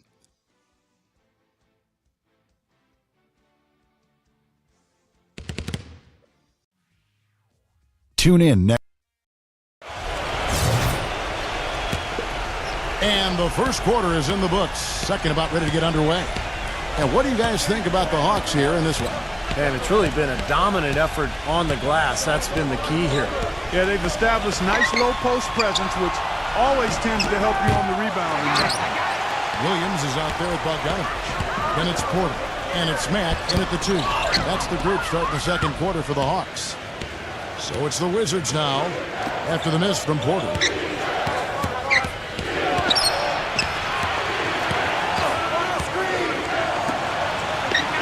The pass to Ertel. Lays it up and in on the nice reverse. Man, he shows us he knows how to finish with a flourish. And around a minute gone here in the second quarter. Porter dishes to Mack. And count it. 2 points with a chance for one more at the free throw line. Now, sometimes when you're at a height disadvantage, that's the way to attack. Go right at your defender. First trip to the free throw line for him tonight. Wizards trail by 6. Clark, some tough offensive sets. They want to turn it around. Yeah, they need a basket just to regain some momentum here, Kevin. It's going to be 2 free throws. Drew contact on the shot. And some of these distributors have been very hot from beyond the arc this season. The best three-point shooting point guards in the league. The Wizards shooting their 4th and 5th attempts at the free throw line tonight. And over the course of the season, guys, they've shot a very respectable 78% from the line. Yeah, guys, they can feel very good about themselves when you bring up those statistics. Impressive number. The first one falls.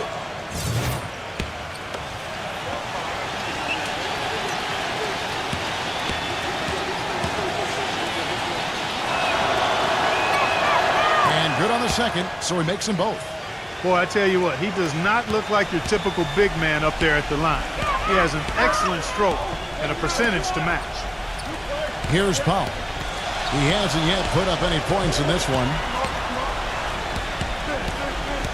Porter passes to Williams. Takes a 3. The shot is off. Wizards trail by 4. Number 41. It's rebounded by Powell. I thought he'd make that one. And that's his range, and the defense nowhere to be seen. And Matt kicks to Porter. Porter gets a screen from Bogdanovich. The dish to Matt. Pass to Porter. The feed to Matt. Back at 6. The Hawks again can't hit. They've been able to get out to this lead without really getting a very reliable performance out of him from the field. Number 31. Rejected by Bogdanovich. Number 54. He's guarded by Williams.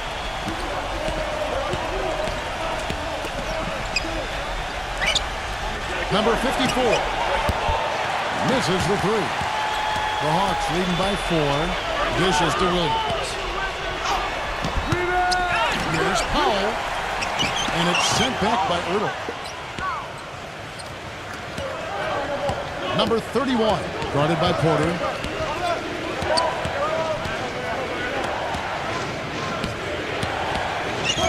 They set the pick. Number 23. It's rebounded by Bogdanovich. Well, I think he kind of alligator-armed that one, short-stroked it. After doing a nice job to get open, he didn't finish the shot. Mack dishes to Porter. Pass to Bogdanovich. Blocked, but he recovers it. And here we go, the Wizards fast break. Picked him clean. To end the drought, he goes up strong with one hand and flushes it down. Well, I love it. Active hands on the steal, active feet on the fast break. And Clark power on the dunk. And guys, this is just too close of a game to be giving the ball up like that and then failing to get back in transition. Number 23. Number 54. Can't hit. Excellent D there The Hawks leading by 6. Porter passes to Matt.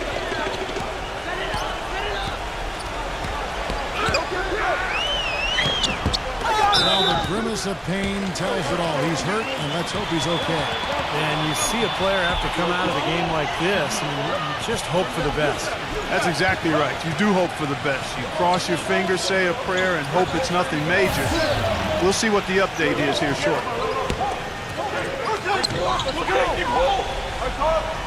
Here's Gobert. We saw him with 19 points his last outing. And Bogdanovich kicks to Ivy. Shot clock at 6. It's Porter outside. It's rebounded by Ebanks. Ebanks got his 3rd rebound tonight. Clark, they've been looking out of sync offensively. You know what? A basket here would do a lot for their confidence. And again, Washington no good. Boy, they're fortunate. The defense was taking a big chance leaving him that wide open behind the arc. And Bogdanovich kicks to Ivy. Feeds it to Porter.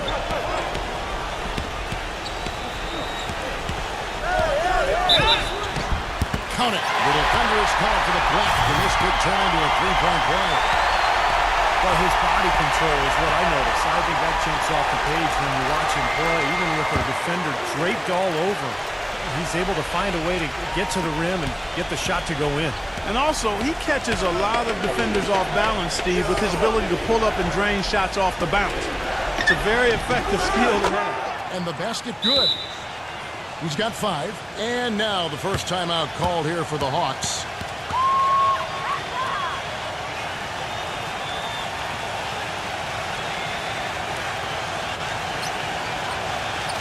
Taking a look back over the last month, let's see how Washington stacked up in the NBA ranking. 13th in assists, 15th in scoring, and they're in the top half of the league in fewest turnovers. When you can be in that company, you're giving yourself a chance to be a winning team.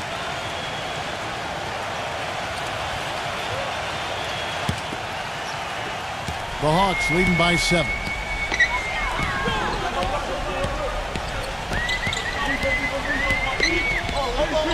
He dishes it to Ivy. Kicks to Porter. He passes to Ivy. Traps in the tray. Ivy's got 9 points. He can be a forgotten man in their offense sometimes, but the defense still needs to keep an eye on him. And Ebanks kicks to Brooks. Jones, guarded by Porter. Jones off a pick from Ebanks. Number 30. And they wasted no time getting those 3 points back. He's got 8. He didn't get off to much of a start early on, but he seems to have shaken off the rust here in the quarter. Here's Ivy. 20 points for him last game against Chicago. And the shot is good. Incredible. Only took them a few seconds to answer the 3-ball with one of their own. Let's keep this thing going, guys. I love seeing a 3-point battle like this. Now here's Jones. Averaging 8 points a game. Nice shot by Brooks. The Hawks leading by 8. Here's Ivy. He kicks to Porter. Again, the Hawks score. Now here's Jones.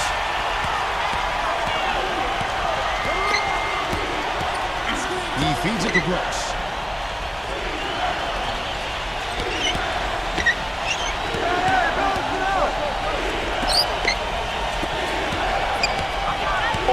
Wizards need to get a shot off here. Number 30. And the Wizards hit again from deep. Now he's gotten his legs underneath him because he's having a heck of a quarter. Jones against Porter.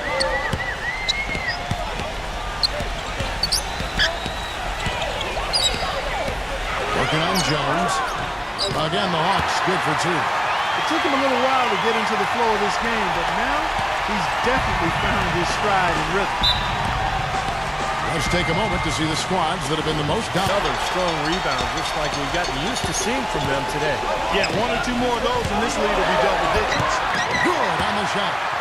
And now an 11-point Hawks lead. Defensively, I think they've got to do a better job of bodying them up. Yeah, they're getting outclassed in the paint at both ends, really. Back to Brooks. 1:58 left in the first half. Clock at 6. Fade away. And the Wizards getting another bucket right there. The Hawks leading by 9. Atlanta calls timeout. The Wizards making a switch here.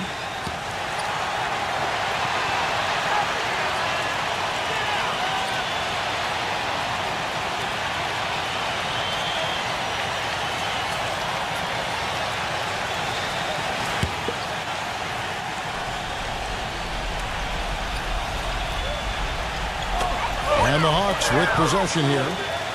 Doubled by Ebex. Hayward, Brooks covering, knocked loose.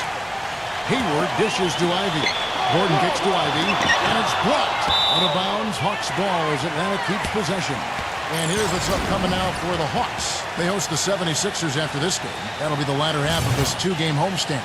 Yeah, no question. Boston fans hoping their team can pull it off today. 6 to shoot. Ball stolen.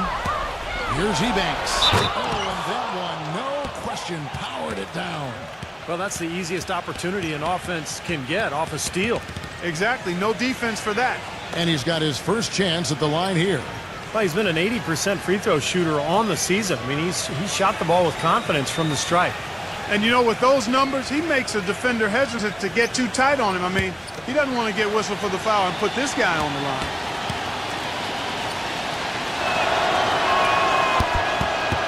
This is the way to stay in the game. They're doing a masterful job from the line right here. The Hawks leading by 6.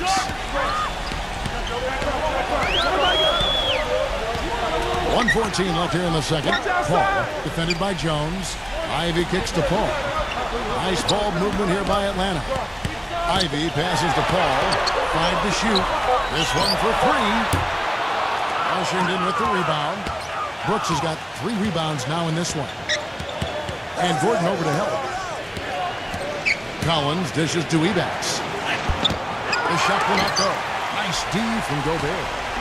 Clock management. This is where, Steve, they can get a 2-for-1. Yeah, I think it makes sense. As long as the first one's a good one, and now you play D, get the ball back, one more shot. Here's Ivy. A second chance effort.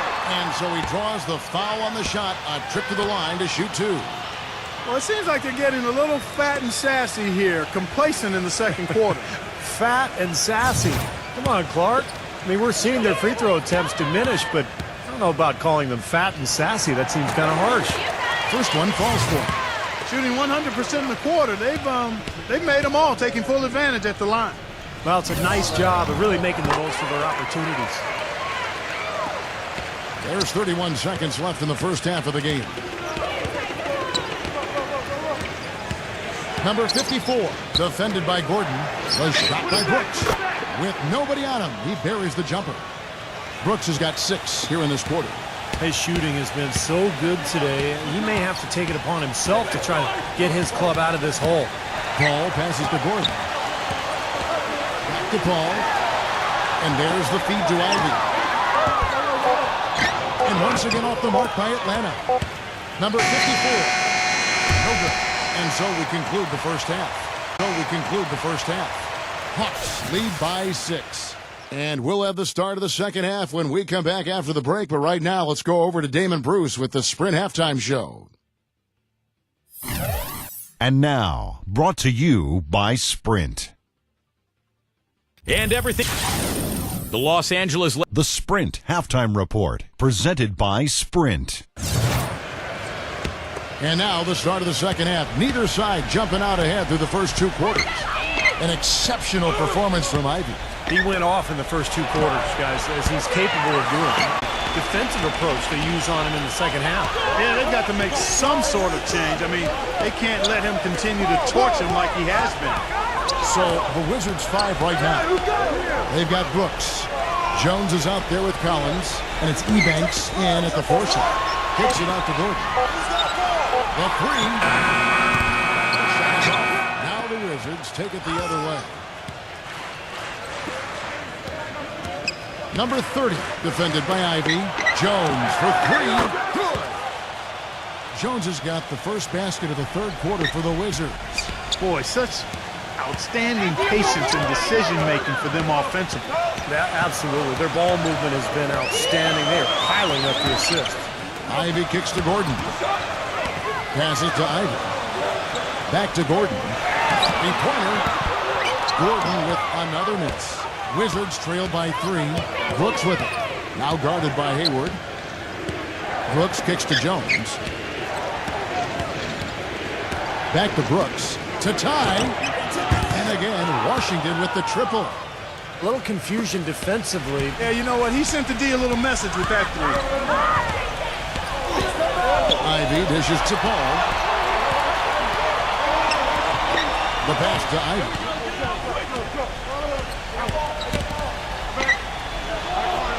They swipe it. They set the pick. It's Brooks on the wing. And he misses the go-ahead basket. That's one he knows he should have made. Fast break for Hawks. Paul's running. The finger roll finish at the bucket. Paul's got his third bucket of the night. How about that nice 1-2 punch there, guys? Great defensive play, and of course, it leads to the great basket in transition. Love the attacking style there, Steve. He hangs in there and cashes in on the second chance points. That's purely a hustle play there. Getting to the offensive glass for the tip in, well done. And that's, a quality you see any strong offensive rebounder possess. And we saw it right there. Yeah, it's the anticipation more than anything. It's understanding where that ball is going before anybody else on the floor does. Washington trails. They'll be playing host to Miami for their next game. That'll be the first of 2 straight at home. Here's Collins, and fouled hard that time. He'll get to the line and shoot 2. Yeah, he always gives the fans a temporary souvenir, it seems like, blocking 2 or 3 shots into the 10th row. Of course, you got to give the ball back, so very temporary souvenir. We're going to have to change that because in baseball, when they knock those foul balls, they don't go check You can keep them, that's right. Same with the NFL. If the ball happens to get by the net, you can keep the ball. That, right. Well, we need to change that in basketball. I agree. And he is a persistent defender, too, Steve. I mean, even if he gets caught behind on the break, he'll bust his behind to get back into the play and maybe come up with a block at the last second. Right around 3 minutes into the second half. They set the pick. Ivy kicks to Paul. Outside Gordon. Gordon off a pitch from Ivy. Gordon pass to Gobert. One of the oldest plays in basketball made that dunk possible. That's right. A terrific screen right there, Steve. Allowed him to lose his man and rock it to the rim.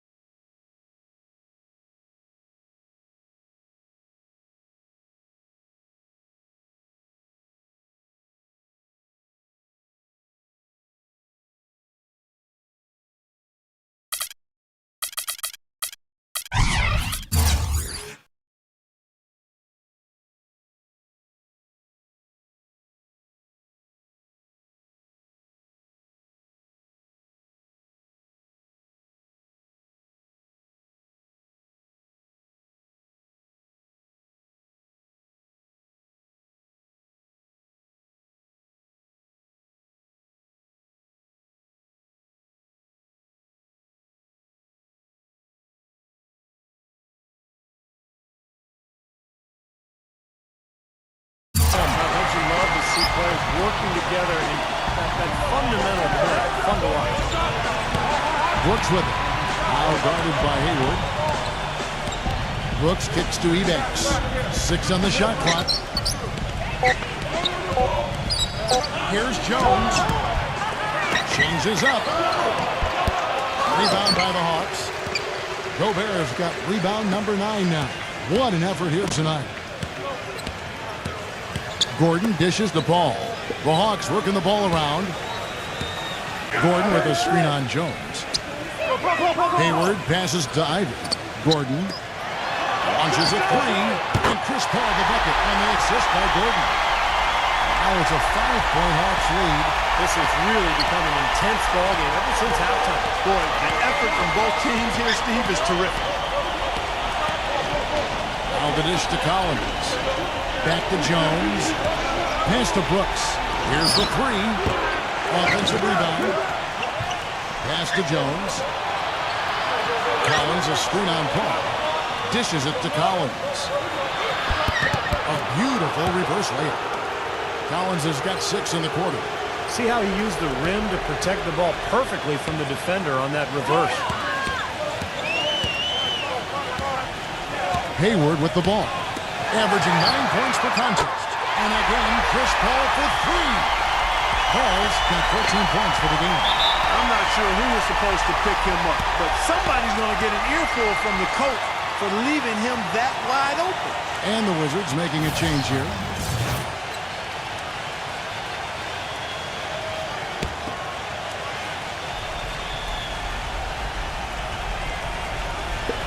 On defense, the Hawks. Outside, Jones. Into Noah. And the layup's good off the glass. That's the kind of aggressive and assertive play they need as we get closer and closer to crunch time. No question. Pound it into the painted area and continue to put pressure on that defense. Here's Ivy. He's got 14. Not 3 off the mark.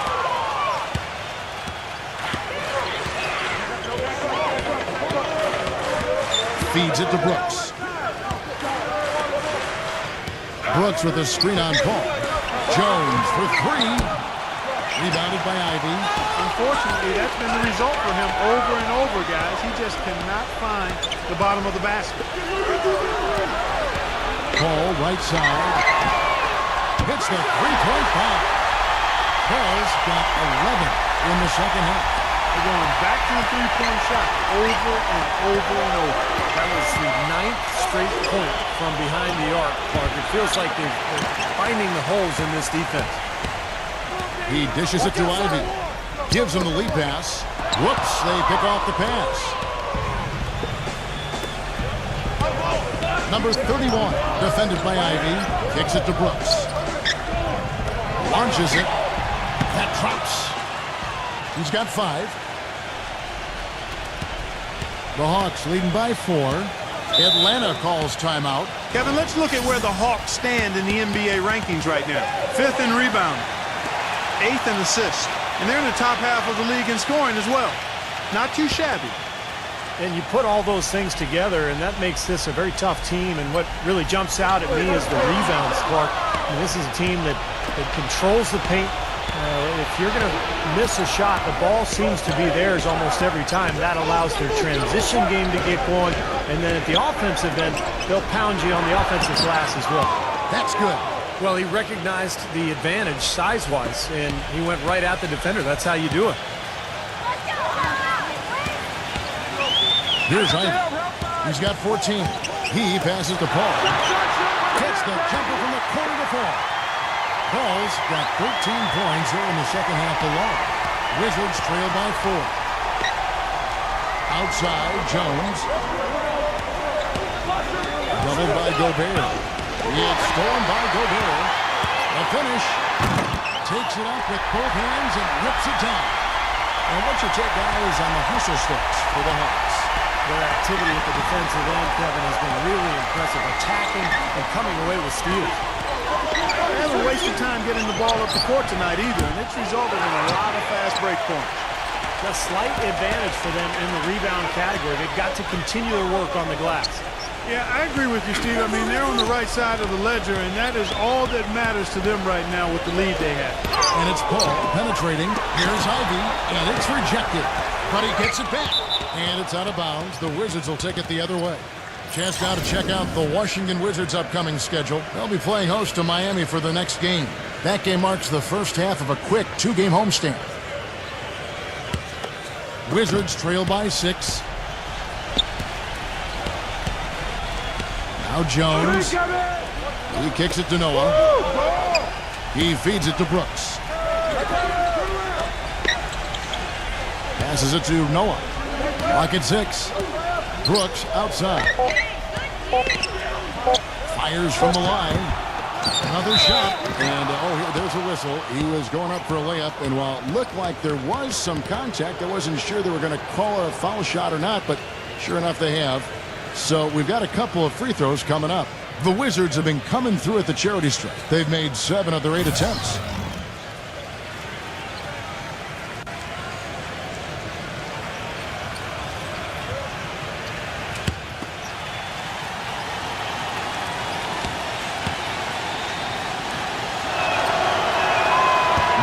no good on the free throw.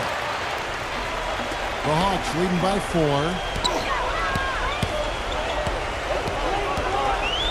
There's 1:26 left to play in the third. Hayward kicks to Mack. Offensive rebound. Shots good by Williams. Williams has got his first points in this one. They haven't been as aggressive from outside as they were in the first half. They're playing smart with the lead. I like that. They're being very selective and deliberate in their offense. And that's a good strategy when you're on top. Here's Collins. He's got 8.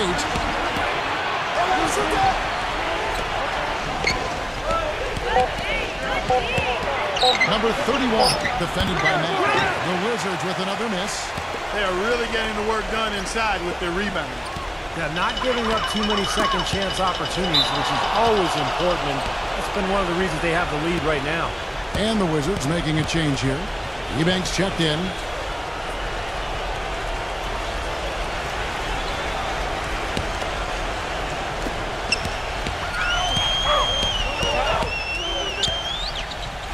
To the inside.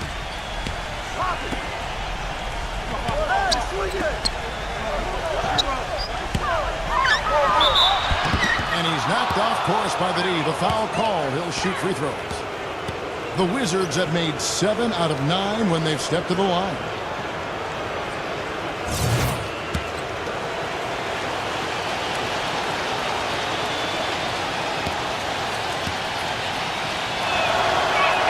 And the first one drops.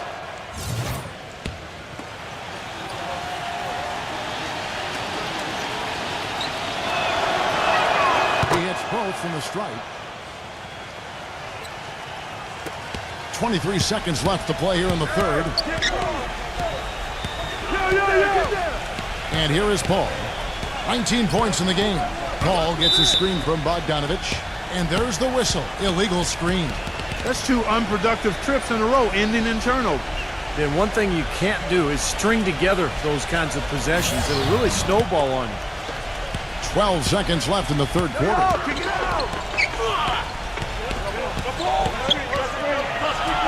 Number 23. Soft touch off the glass. Not much the defense can do once he gets to the bucket. Heaves it up. Can't get it to go. We're at the end of the third, and we've still got a close one. Hawks ahead, leading by just 2. We're going to step aside for just a second, but join us right back here. Coming up.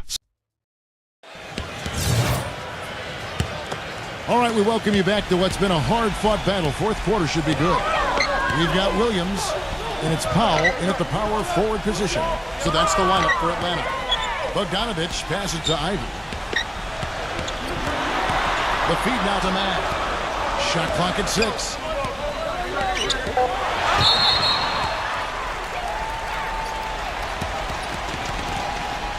And the Hawks making a change here. Hall's checked in.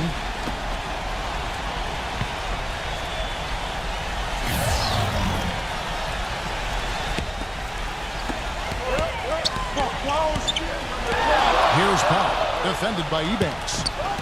And Bogdanovich kicks to Ivy. 5 on the clock. Fires it up. Paul's shot is off. Boy, we don't see that too often. No defender on him, and he just clanks the open jumper. The pass to Collins.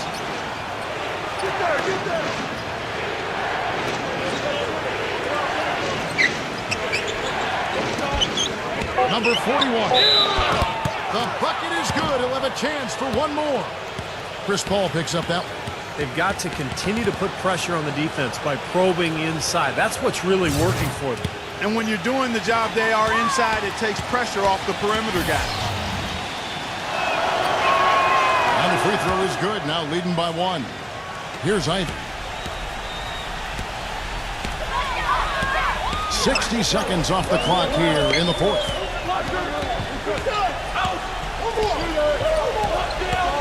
The dish now to Paul. Pass to Ivy. All sorts of time. Rebound, Washington.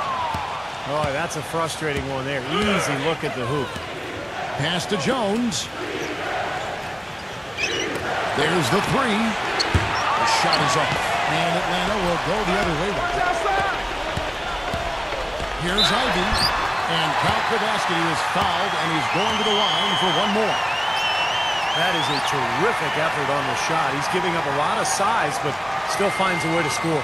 I don't think that affected him in the least, though, Steve. I mean, he made it look like he was the bigger guy.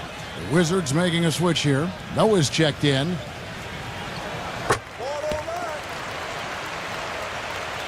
Just over a minute and a half play here in the fourth. Jones against Paul. Number 31. Here's Noah. Uses the glass to finish the layup. You know, that putback's about as easy as it's going to get. You have to put a body on someone down there. Well, no box out, that's the result you get right there. It's stolen by Jones. And here we go, the Wizards' fast break. This is to Ebanks. Wizards passing it around. Back to Jones. 6 to shoot. Number 31. And a miss there on the triple. Not a bad look for him on that shot, but it just doesn't seem to be his night tonight. And Bogdanovich kicks to Paul. Feeds to Gordon. He dishes it to Ivy. Outside Gordon. Pass to Ivy. Lets it go from deep. That's good. Ivy's got 6 in the quarter.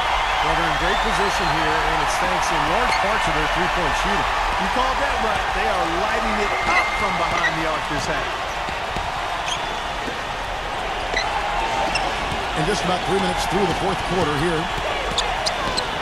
Outside, Jones. Number 31, defended by Ivy. And the basket by Jones. That shot becomes effortless for him when the D is so relaxed. They've got to get more intense. Hey, get more! Now here's Paul. Kicks to Ivy. Fires the three. Washington with the rebound. Ebanks got rebound number 8 now on the night. Noah with a screen for Jones. Over 3.5 minutes through the final quarter now. Noah kicks to Jones. Number 31. Smooth as silk on the finger roll. And the Wizards lead by 2.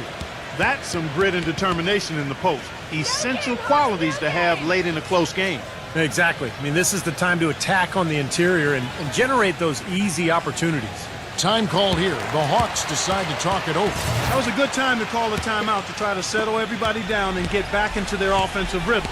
They've been coughing up the rock an awful lot. All right, let's go over to the sideline with Doris Burke. Guys, over that last break, I listened to Doc Rivers address his team. He was riding them pretty hard for the number of silly fouls they've committed in this game. He said, listen, we need to have some defensive discipline. Stop biting on the shot fakes, stop reaching in, and stop giving them free points at the free throw line. We'll see if they'll respond, guys. Here's Jones. And that one goes long. Well, if this game comes down to the rebounding battle, they'll be the ones coming out on top. Yeah, they've been really strong in the paint, battling the glass. To the middle, Collins gets it to go. Oh, what a play. The hoop plus the harm. Excellent concentration on the finish. That's big time.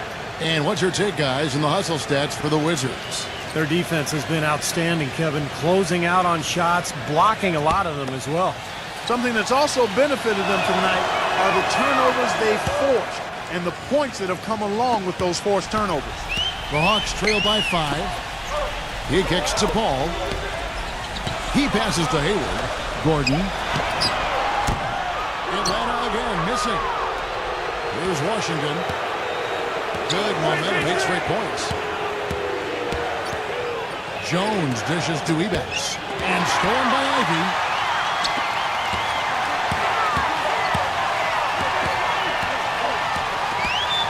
And it's blocked by Brooks. It's been a real difficult game for him offensively, and it's costly. And he throws it down hard with one hand. What a smooth finish. Well, he's certainly the one they want on the end of those breaks. He always finishes strong. Gordon kicks to Ivy. From outside the arc, gets the bucket. Ivy's got 23. Second three-pointer of the half, 4th overall. So he's having a nice game from outside. There's the screen. Ball against Jones. Doubled by Ivy. He feeds it to Collins. No good off the back of the rim. The Hawks trail by 4. Paul passes to Ivy. The dish to Gordon. Kicks it to Ivy. The feed to Paul. Puts up a 3. Gets it to go. Paul's got 16 here in the second half. How about the field goal percentage shooting this half, guys? It's gone through the roof. Jones kicks to Brooks. Back to Jones. Right side Jones.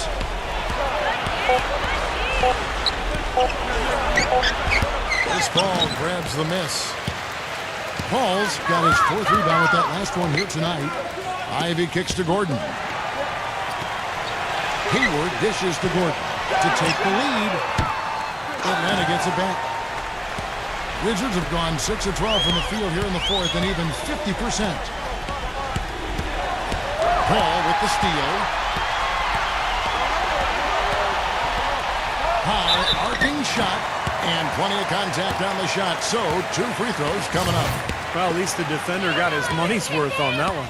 Yep, that was an easy whistle for the official. That one drops. He ties it up. And that one falls, and that puts him up by 1 point. And the Wizards with possession. Jones with it. And there's the pass to Collins.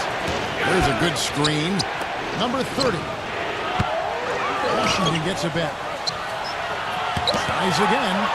And it's Brooks that time on the assist by Ebanks. 16 points for Brooks. Well, as we move into the 4th, it's been an even game. Yeah, it has been. Neither team able to create any significant separation so far. Steve? Yeah, that's right, guys. The lead has now changed hands 5 times. And once again off the mark by Atlanta. He's been anything but his usual self this quarter. It's actually been ugly to see. Kicks it out to Jones. Sinks the triple. And it's a 4-point Wizards lead. Well, they haven't gotten much production from him, but they remain in the lead. Paul passes to Ivy. Brooks on the double team. Stolen by Brooks. All alone.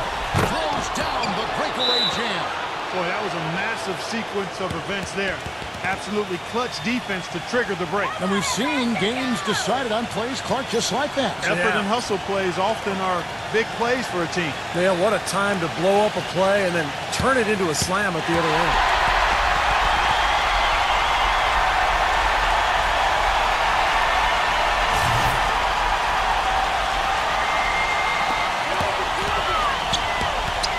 All up top, defended by Jones. Pass to Hayward. Dishes it to Paul. Feeds it to Ivy. 6 on the shot clock. That one's off. Still out of sync. He thought he could knock that one down, but the defense was really all over him. And that one's good. Brooks. Boy, nice bucket. They're really playing intelligently here. And even though the lead's not large, they've definitely got the upper hand. Hayward kicks to Paul. Passes to Gobert. Ivy. He dishes it to Hayward. He kicks it to Ivy. Pass to Gordon. Releases. Not short off the rim. Well, you have to get a hand into his face because that's his range right there. Number 30, defended by Hayward. Back to Jones.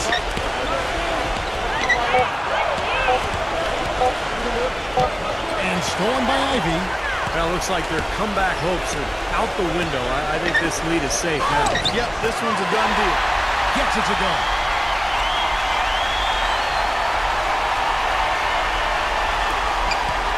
Seconds left in the 4th. Clark, if they want to, they can milk the clock just a little bit here. Amen. I think that's the best option. There's 14 seconds left in the 4th quarter. Just 5 on the clock. Jones drives in. And it's Good, with time running down on the shot clock. A serious game-clinching run. They've taken off here. Impressive. No backing off. What a surge at the right time. Atlanta calls timeout. They're losing by 9. 5 seconds left in the fourth quarter. Guys, what do you think? Well, they can game plan all they want, but there's not enough time left for them to come back and win this game. Yeah, I'm not quite sure exactly what they think they're going to pull off here. Powell dishes to Matt. Jacks up a 3. And good on the basket. Hook it.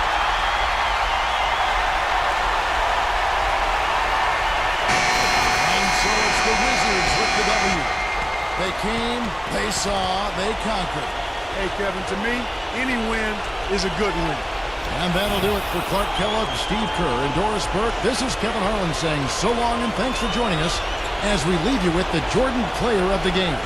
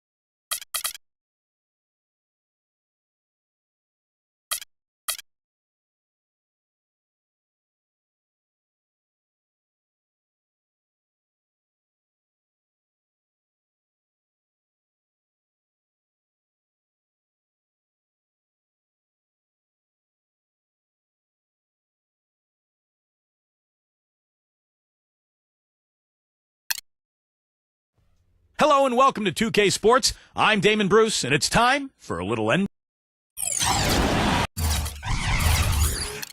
Bulls are looking to defeat their Eastern Conference rival going into this one. We're happy to have you with us for 2K Sports midweek presentation of NBA basketball. This is Kevin Harlan with Steve Kerr and Clark Kellogg. And now a quick check of our starting lineups for both teams. And guys, what are we going to be looking for in this one from White? Well, when you think about instant offense, his name comes to mind immediately. Doesn't take much for him to get it going and run off a string of buckets. And something else everybody loves about him is his ability to do the sensational and spectacular. His dunks simply defy description at times. For the season series between these two teams, the Bucks came away empty-handed in the last matchup against the Bulls. Whatever they can do to avoid a sweep here, they'll need to rebound and do it, but the momentum is definitely not in their favor. Well, we knew going into that game what they were up against, but that's still no excuse for the way things turned out, Clark. Well, perhaps it'll be a rallying point for him, Steve. I mean, knowing that the status quo isn't going to cut it against tough opponents, they might regroup. He's such a well-rounded offensive player. He's got a little bit of everything. Let's send it over to Doris Burke, who caught up with head coach Mike Budenholzer. Doris? Yes, Kevin, they have yet to get a win in their 3 contests thus far this season, and coach is going to just let them cut loose. He said each time that we play them, we tend to hesitate and overthink on offense. Tonight, I told them just play on instinct, and if you like a shot, take it. We have the talent to score. We'll see if they can get a win with that kind of freedom, gentlemen. Thank you, Doris. And guys, the focus being on the offensive side of things, they obviously don't want to let their defensive guard down, so to speak, can they? No, of course not, Kevin, but you do game plan around your strengths, and for them, that means really mapping out the offensive strategy first. Yeah, I don't disagree with you, but I also agree with Kevin, too. I mean, too much focus on the offensive end could leave them vulnerable at the other end. Last outing for Chicago, they won that game against the Atlanta Hawks. You know, so often in the NBA we talk about how you have to earn your points the hard way, but it didn't seem like that was the case. Everything came pretty easy. Too many of their points came the easy way, Steve. You're right. On dunks and layups against a defense that didn't really put up much resistance. He passes to Wagner. Off target with his 3. The Bulls have gone 2 or 3 here to start out the game. Here's Markkinen. And again, it's the Bulls from deep. Well, you can't leave him alone, especially from long range. Here's Milwaukee now. It's a 3-point game. They defeated the Wizards in their last game. It was an emphatic win for them, especially considering that it was on the road. No question, by the way, that it was their offense that carried them. Steve, I love the way they attacked at every opportunity. They never were on their heels, and eventually that allowed them to pull away. Tell you what, he's not going to win any high jump competition, so it's a good thing he doesn't have to go too far to get to the rim. I'm not sure he could, or any of us could slip a piece of paper under him when he takes off. It doesn't matter much, so, Kevin, because he's such a big man. I mean, if he gets positioned, forget about it. Chicago has gone 2 or 3 from deep so far in this game. There's a good screen. Here's Embiid. Milwaukee with the rebound. Vucevic has got his 3rd rebound tonight. Now about 3 minutes gone in the first quarter. Dishes it to Holiday. There's the pass to White. Clock at 6. Wagner passes to White. And the 3 off target. Chicago leading. Halliburton guarded by Holiday. And again, Chicago, no good. And up the court come the Bucks on the break. Here's White. Goes back up. And can't hit the shot, but they're saying he got hacked, so he'll head to the free throw line. You know, even from here, you could see that one pretty clearly. Yep, pretty obvious. And a good call by the official.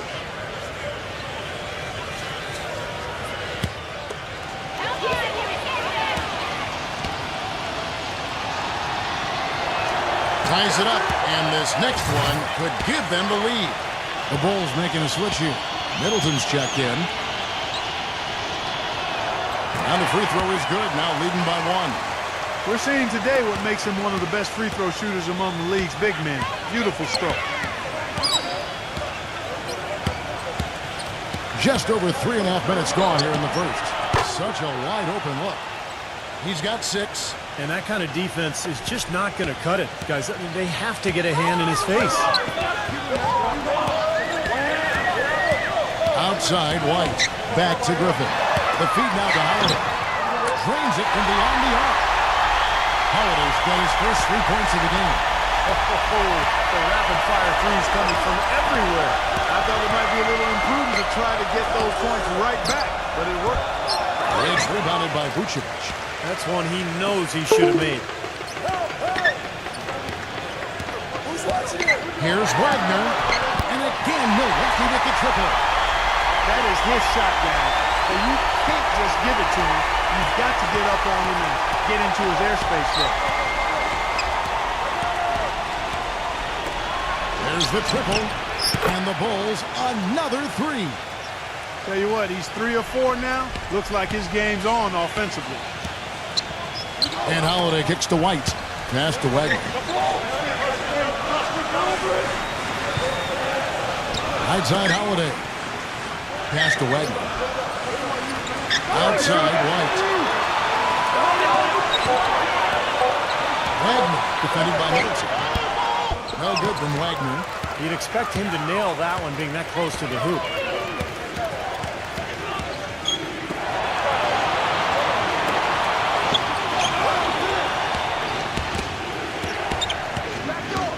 Halliburton guarded by Holiday.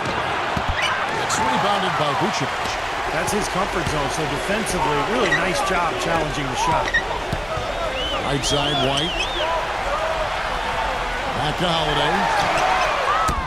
No good on the triple.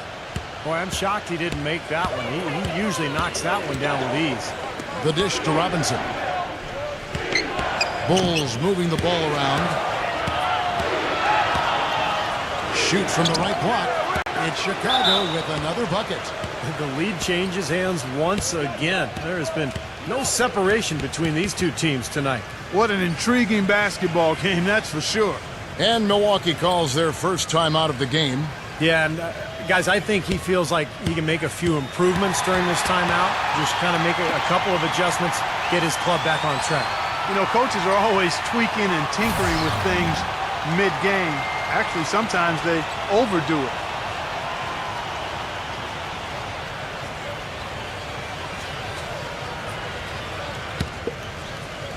The Bucks trail. Here's White. He had a 12-point outing in their last game against Washington. And his work on the glass, certainly noteworthy. He contributed in a number of ways. He's going to play his way right onto the bench and out of the game if he continues to shoot it like he has so far in this quarter. The shot's good from Ingram. Seems like guarding him on the perimeter is not a priority for this defense, but it will become one if he continues to knock them down. White gets the screen from Gallinari. Can they get it? Payne grabs the board. And this has not been a quarter for him to remember. Yeah, it sure hasn't, Steve. I mean, he's been doing his invisible man impersonation here, hasn't he? They are really doing a nice job establishing a presence inside early. And that's going to open things up for them on the perimeter going forward, Clark. White drives in. Nato kicks it to Cousins. Pass to White. Shot clock at 6. Nato tries again. The basket drops, and he gets fouled on the shot. One free throw coming his way. Boy, where was the box out? Too easy on that second chance opportunity. Yeah, no box out is what happened there. Those kind of mistakes on the glass will kill a team. All right, we'll take a look now at how the points have been generated so far. A scoring breakdown for the Bulls. Boy, the three-point shot has really been dropping for them early on. Yeah, their passing has been terrific, too. Clark, we're seeing a lot of assists, really moving, a lot of flow offensively. I like what I see. The Bulls leading by 3. Here's Payne, averaging 12 points a game. And he's knocked off course by the D. The foul call. He'll shoot free throws. Well, the numbers since the All-Star break, here's how Chicago ranks league-wide. 3rd in shooting percentage, 4th in free throw percentage. And they also show up top 5 in block shots. Well, to me, the name of the game is putting the ball in the basket when all is said and done. And you look at those shooting numbers that you just talked about, Clark, that makes this team really difficult to defend. They're getting smart offensive possessions time and time again. And when you get high percentage shots and you knock them down, you're going to be tough to beat. Both free throws good from Payne. Well, you kind of expect that from him. You pretty much know what the result's going to be when he goes to the line. Cutting the screen. Number 24. It's good from long range. Perfect screen there to set him up with a nice look. Poor job by the defender to not fight over or around that screen. Now the pass to Payne.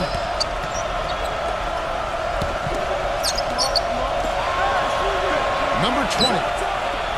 That three off target had some space there after the little pump fake. Tell you what, they haven't wasted any time getting into the swing of things on the board. Yeah, and even though it's early, I mean, that's a great sign for them for the rest of the game. Nato.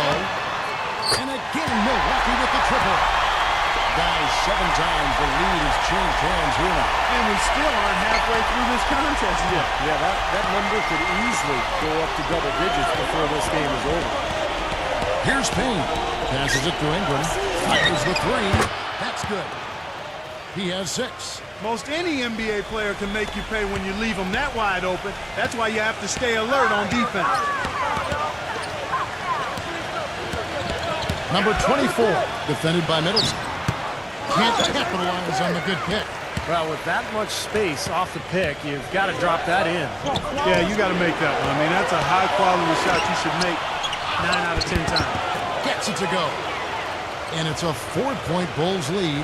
He got a little room at the rim and laid it in. Great play. Nato, defended by Payne. Number 24. And again, Milwaukee with the triple. They can't afford to give him that kind of look.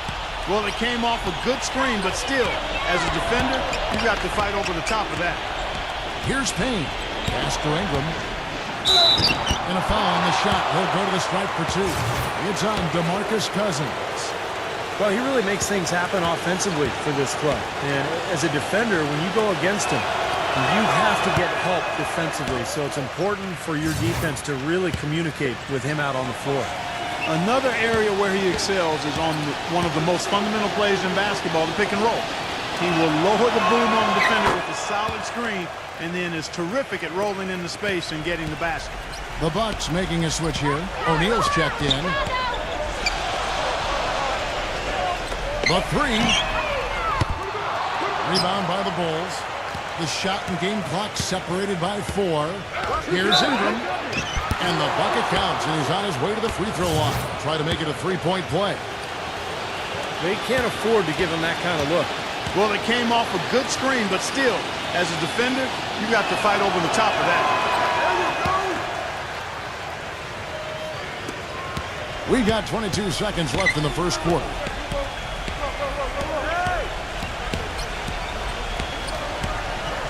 Cutting the screen. Back to Cousins. 3-pointer. The rebound by Middleton. From the arc. And no good trying to get that one.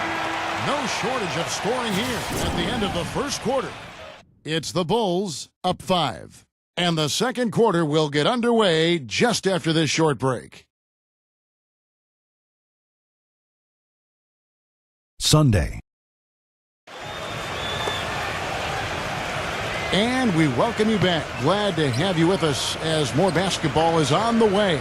During the break, the players getting refueled with Gatorade. And they're looking amped up and ready to get going once again.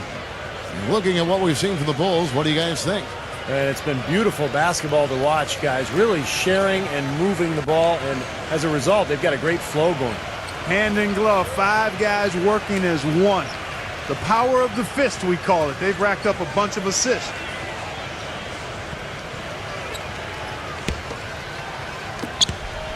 Bucks trail by 5. So the Bulls 5 right now. They set the screen. Nato. That's foul number 2 on him. It might not warrant sitting in entirely, but another one before halftime, they could be in some trouble. The Bucks have been solid at the line so far. 4 for 4. Yeah, this is a very good free throw shooting team, guys. I mean, you look at the numbers, impressive. And comparing to the numbers of last season, they've made a bit of improvement. So that's some positive momentum they can look to build on.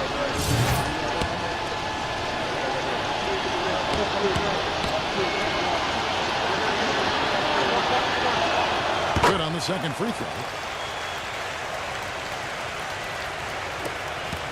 The Bulls leading by 4.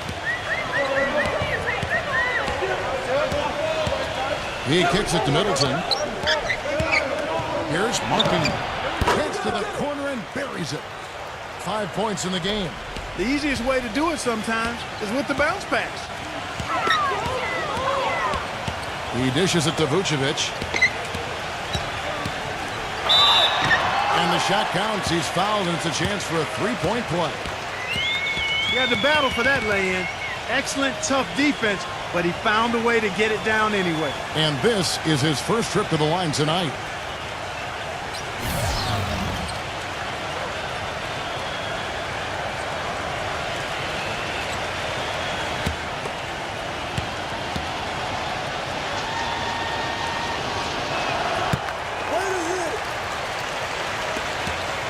Chicago's gone 6 of 10 from three-point range, up over 50% for the ball game. Here's Middleton. Deflects the pass. Ingram passes to Middleton. Sinks the triple. Middleton's got 7 points in the game. How about the passing? They are moving the ball without any thought, without any agenda. It's hard to overstate all the points they've scored on assists today. Beautiful to watch. Holiday with it. Now guarded by Middleton. And the pass to Wagner. With a three. Rebound by the Bulls.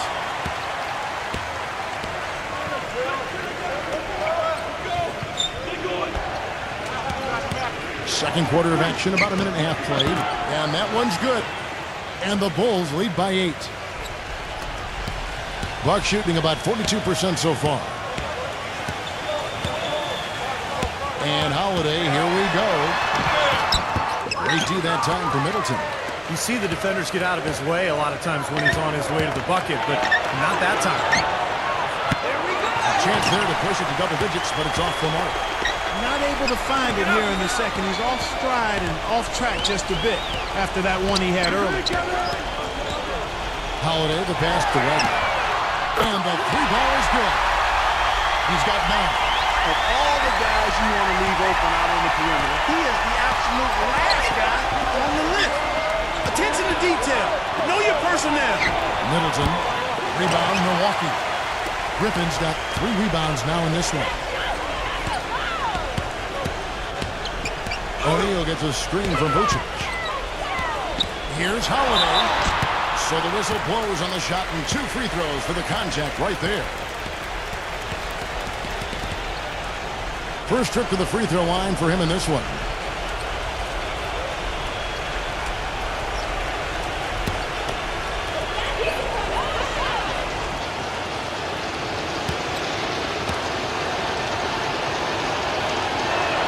The first one falls. Robinson's checked in for the Bulls.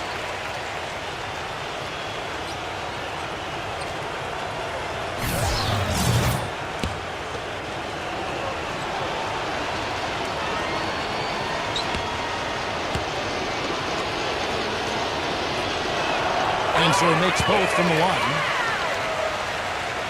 We're just over 2.5 minutes into the second quarter.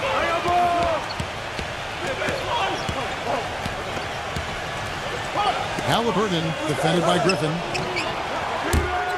All 3 off the mark.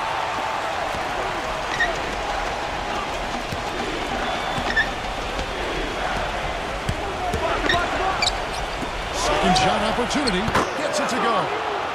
He has 7. Bucks trail by 5. Passes to Wagner. Feeds to Holiday. Holiday off a bit from Griffin. Griffin sets the screen for Holiday. No good from Wagner. Kevin, I didn't like that defensive effort at all, but they're lucky he missed it. Yeah, they were very lucky defensively because there was some miscommunication there. They left him wide open. Here's Kidd. Rebounded by Vucevic. Vucevic has got rebound number 8 here tonight in the game. Wagner passes to White.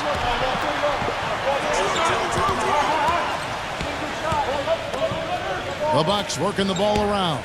Griffin attacking. Just 5 on the clock. He feeds it to White. From deep three-point range. No good. Even with every shot clanging off the rim, he seems determined to keep hoisting up these threes. it might be time to get inside of that arc. They need a good offensive possession. Yeah, they've had a number of empty ones, a long time without a basket. They got to find something, you're right. Dishes to Holiday. He passes to White. Takes the three. And the Bucks miss again. He's really lacking in confidence out there. 0 field goals made so far in this game. There's the pick. Number 22. An easy layup after coming off the pick. 11 points in the game. His shooting's been outstanding. Definitely one of the reasons his team is up in this game. Outside Holiday. White. Yes, and it's Holiday with the assist that time. White's got his first 2 points of the night. And the first timeout of the game called for Chicago.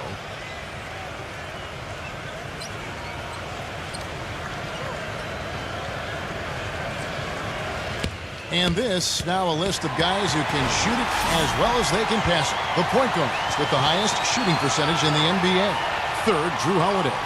Some remarkable shooters in that group, guys. And you know that when you're seeing those types of numbers at the point guard position, you're talking about some very intelligent, patient players.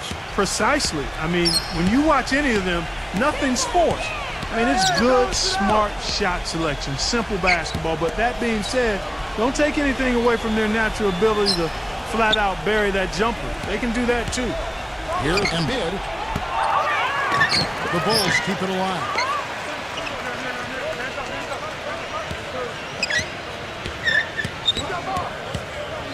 Halliburton guarded by Holiday. And that one's good. He's making it look easy scoring out there because he's much more efficient here in the second. Bucks trail by 7. Timeout called the Bucks. Well, he sees something that he doesn't like. I'm not sure what it is, but I think he's going to make some changes here. I think you've got to make your adjustments pretty quickly like he's doing here. Otherwise, you know, things can get out of hand. So this is a good timeout. Let's take a look at what the last month has looked like for the Bucks as far as NBA stats go. Second in free throw percentage, 8th in steals. And as for three-point shooting as a team, a little bit to be desired here. They're top 20 in the league. They can certainly do better and strive to do better there. Yeah, and I'm so impressed with a lot of aspects of their game, but particularly the free throw shooting that you talked about, Clark. This is a club that gets to the line. They're focused, obviously concentrate well. And I talked to the coach earlier. He mentioned how much they practice free throws each and every day, and it's obviously paid off. So it's Chicago now after the three-pointer from White. Halliburton. And he can't answer back. The three-pointer offline. Outside, White. Launches a three. No luck. So the Bulls will take it the other way. Halliburton. And it's White with the rebound. Even though he isn't having the best of games from the floor, it hasn't seemed to hurt him. Fires from deep. And again, the Bucks miss.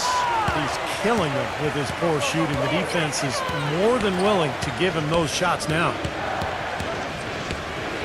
To the middle. Here's Markkanen. And blocked. And up the court from the Bucks on the break. Griffin kicks to Holiday. Wide, a screen on Robinson. Fires the three. No good from Wagner. He has not been on his game, and you know their deficit isn't totally on him, but he has not helped the situation.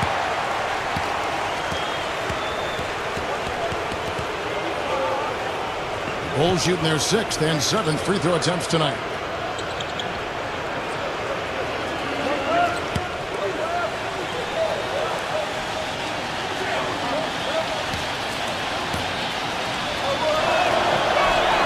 And he knocks down the first one.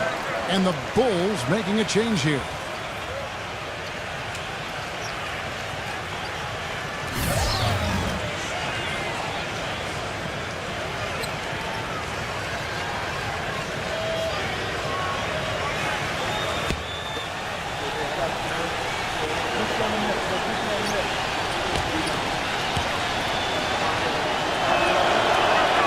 Both good from the line that time. Bucks trail by 6. Outside Holiday. Pass to Wagner. No good off the back of the rim. And the defense got away with a major lapse there. Dives for it. And it's going to be out of bounds. The Bulls will retain possession. Here we are, 2 games left before the start of the playoffs. Let's take a look at the possible field. A look at Chicago. They're second in the conference and looking to finish strong heading into the playoffs. And, of course, the Bucks. Not really any threat right now as their record showing a lot more losses. You know, looking at Chicago, they've continued their breakout season. I mean, they've showed tremendous promise thus far, and I'm looking for big things from this team. Yeah, Clark, as the postseason approaches, there's plenty of optimism, but as you know, the playoffs are a whole different animal. Let's see if they can continue that momentum. The Bulls have made 6 of their 7 attempts at the line in this one. Well, you look at the numbers, 79% as a team on the season. That's very impressive. That's been one of the strongest aspects of this team this season. I mean, there have been very few off nights for them at the free throw line. And the Bulls making a change here.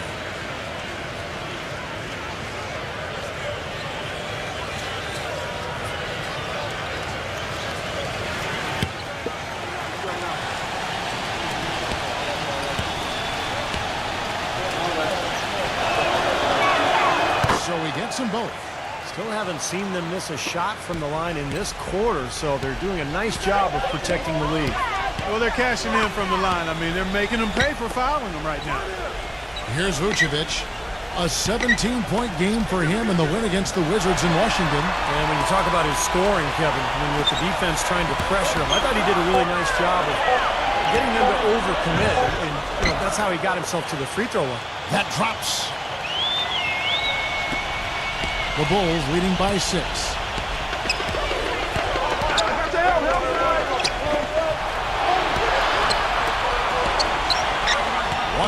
left in the first half of basketball. Here's Markkanen, and it's blocked by Vucevic. It has not been an easy quarter for him, at least offensively speaking. And so he earns a trip to the line. Officials saw the contact, and he'll shoot 2. And here's what the Chicago Bulls schedule is looking like. They can look forward to the American Airlines Center after this game. They'll match up against Dallas. That will conclude their brief 2-game road trip. Easy, boys, come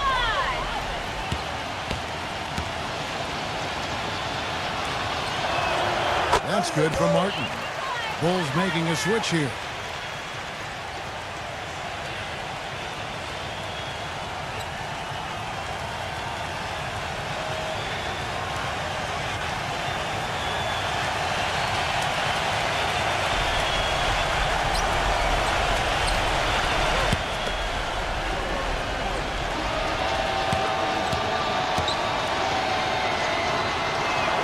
And he makes the first, but misses the second. The Bulls leading by 5. 1:39 left here in the second. Pass to Payne, beyond the arc. And the rebound goes to Martin. Milwaukee with the ball. Griffin kicks to White.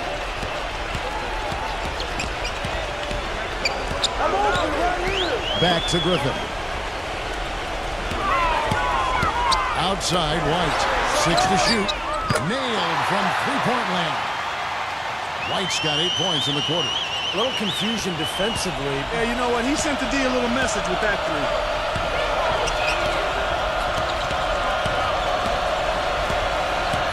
The pass to Payne. The tray. And the rebound goes to Griffin.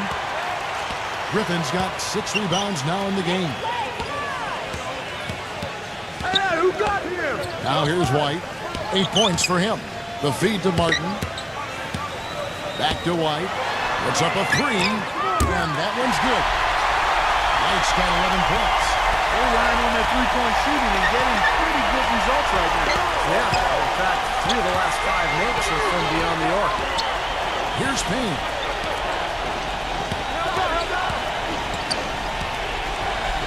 Here's Markkanen.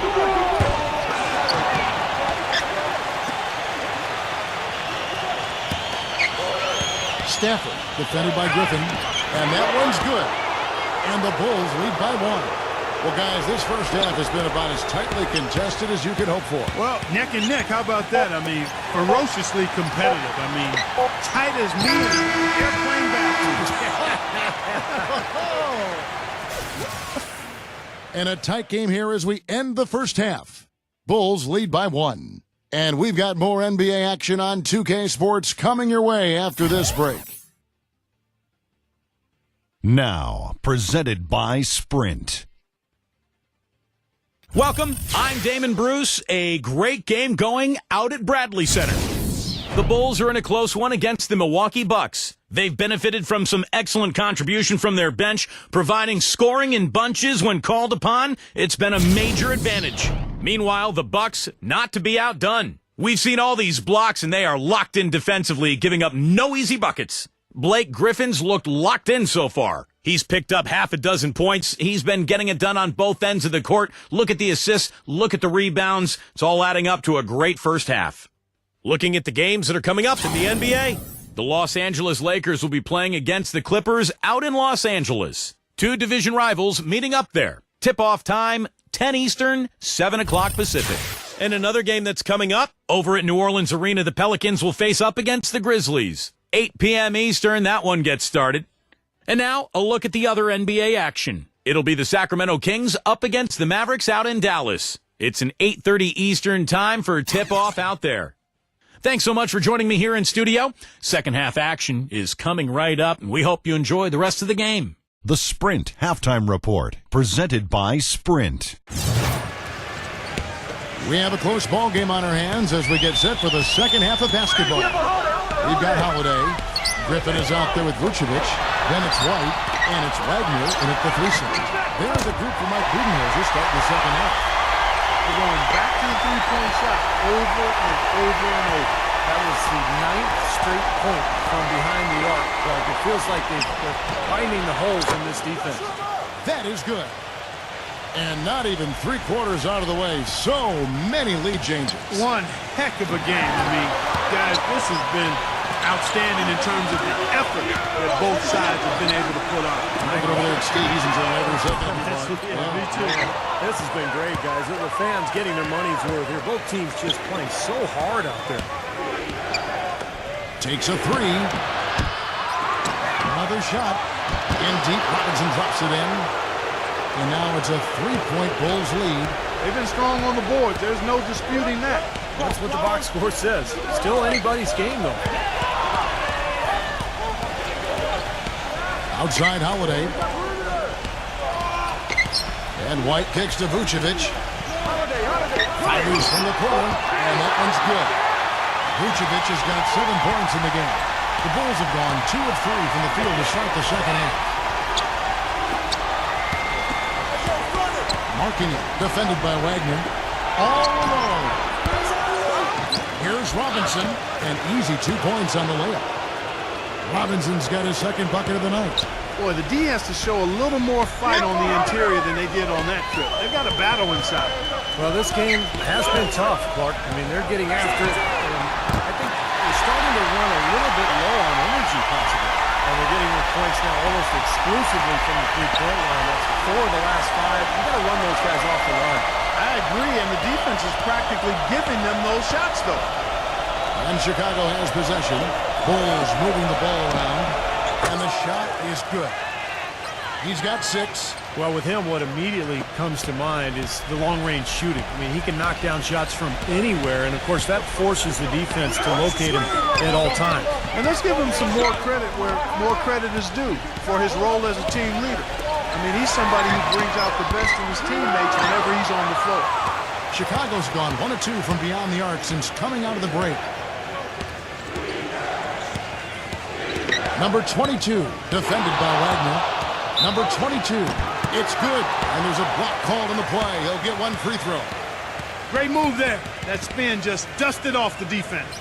On the night, he's gone 2 for 2 at the stripe. Martin's checked in for Blake Griffin.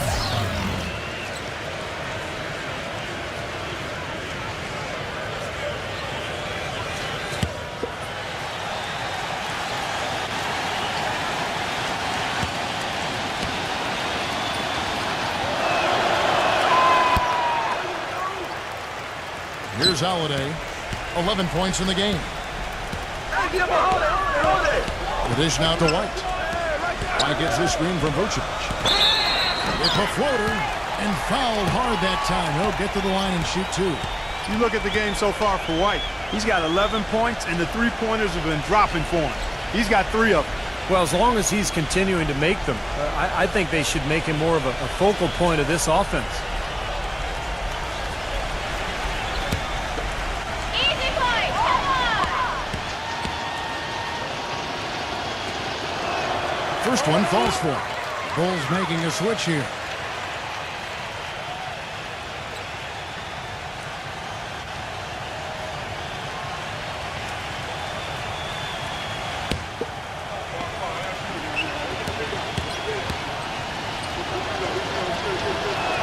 And both free throws good for White. And now we're 3 minutes into the third quarter of play. Kicks it to Middleton. And again, no good by Chicago. Major defensive lapse right there. I mean, he's not a player you can leave open for a jump shot. You got to stay attached to him. They're lucky he couldn't punish them for it. The shot by Holiday, no good. The Bulls leading by 3. And 2 free throws coming up as he misses that one. Drawing the whistle and a lot of contact there. Nice work to get inside and draw the foul. Yeah, it's obvious. The defense not going to allow many easy layups. They're going to make you earn it from the line. Bulls have gone 9 of 10 from the line, so making the most of their chances.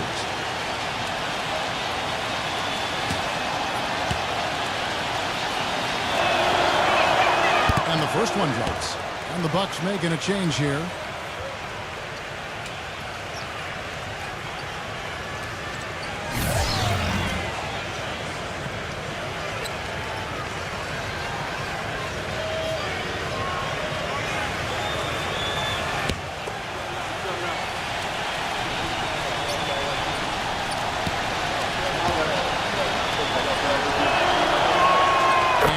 Second, so he makes them both.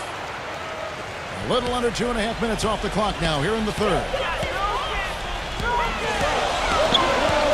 Wagner defended by Middleton.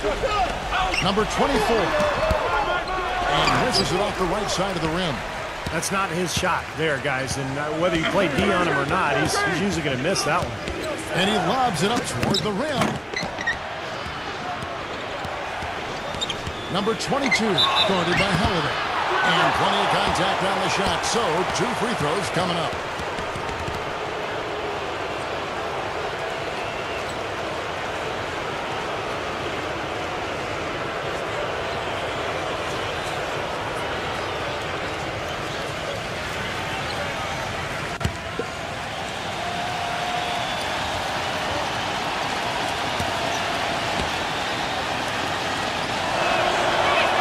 The first free throw is good. Can you believe the job they're doing at the foul line since halftime? I mean, they've been perfect so far.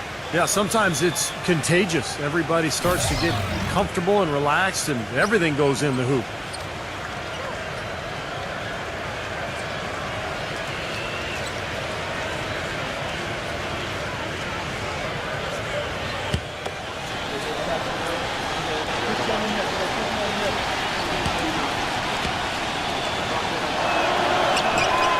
Shots good from the stripe.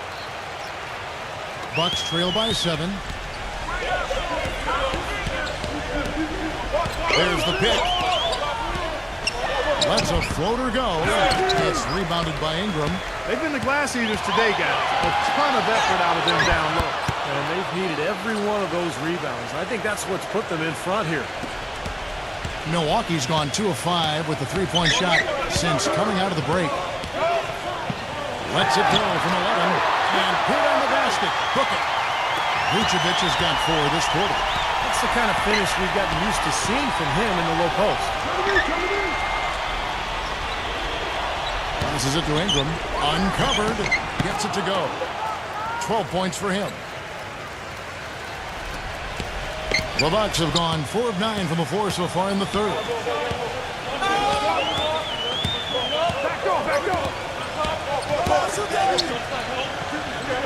Nato. No good with the triple. The Bulls leading by 9.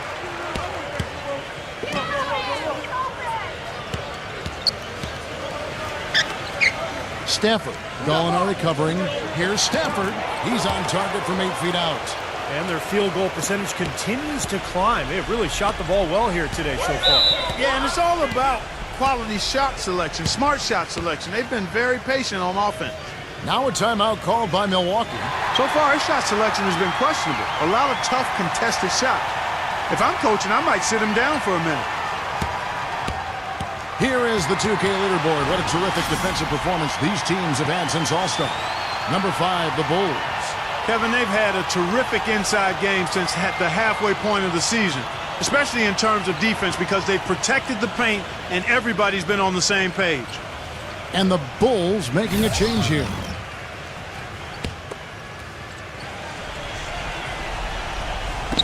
Milwaukee with the ball. They trail by 11. Nato defended by Ingram. Nato, and there's the foul on the shot. He'll go to the line for 2. And Chicago called for the foul. And a chance for just a second to check out the scoring breakdown for the Bulls.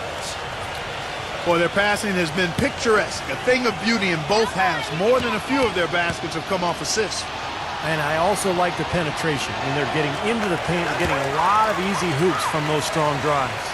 Bulls making a switch here.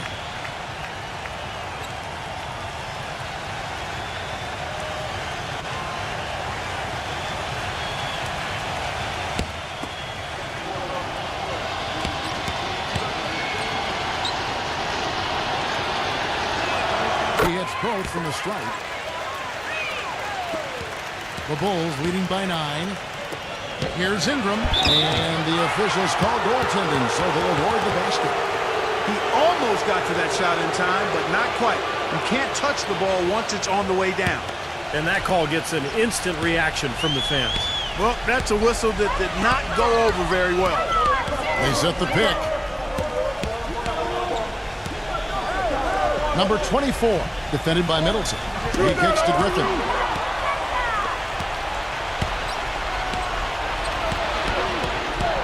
Pass to Ingram. Here's Payne. Embiid, defended by Griffin. 5 to shoot. Offline with the baseline jumper. And he's having all sorts of problems with his shot. I'm not sure he even has a shot right now, Steve, to be quite honest. Not a reliable one anyway. No coverage that time. He's got 12. Chicago leading.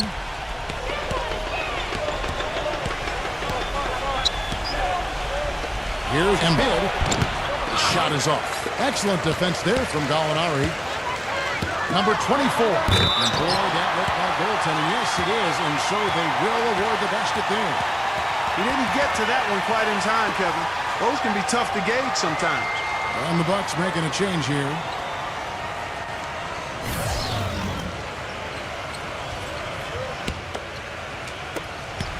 The Bulls leading by 6. Here's Payne. The pass to Ingram, and the rejection by O'Neal. Outside, White. Shoots. Rebound by the Bulls. They've led by as many as 11 points. And stolen by White. Right side, White.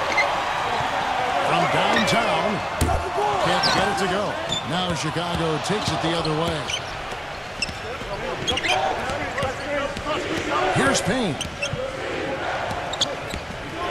Passes it to Ingram. Wide open. And the jumper is on the mark. 16 points for him. Outside Holiday. O'Neal. Milwaukee. No good that time either. Pass to Payne. Tipped. And up the court from the Bucks on the break. And he caused body contact. Looked like a blocking foul, and he was in the shooting motion. So he'll head to the free throw line.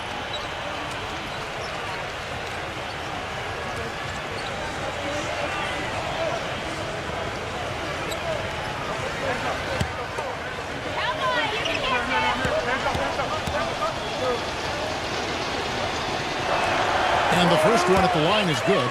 Boy, perfect half at the free throw line for him. That'll help their comeback effort for real.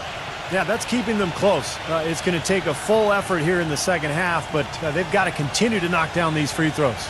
Bulls making a switch here. Robinson's checked in.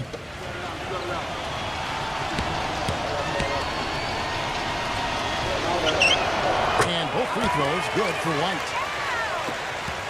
And so here is Chicago. 6-point lead. Inside. Stolen by O'Neal. White drives in. 14 feet away. The shot is off. Now Chicago takes it the other way. Just an enormous advantage for them on the boards.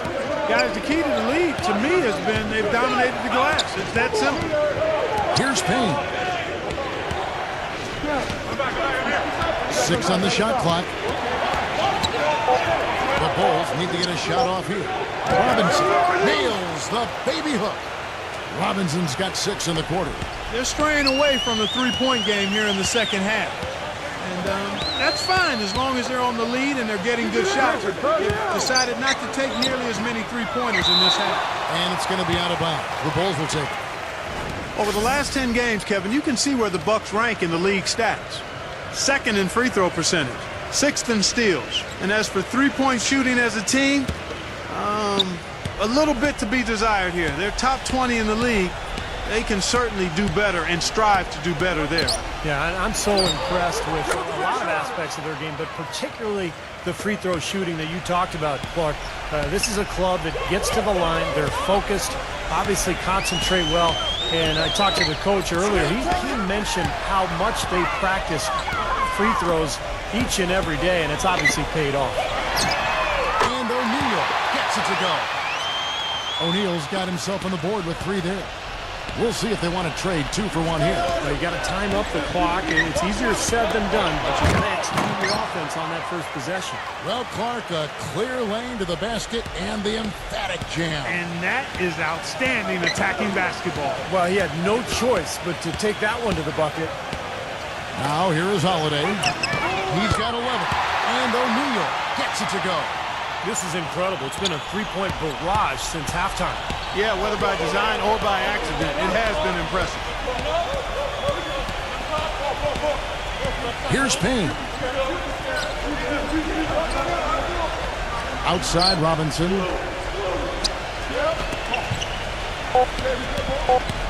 Here's Markkinen. And he's good! The buzzer!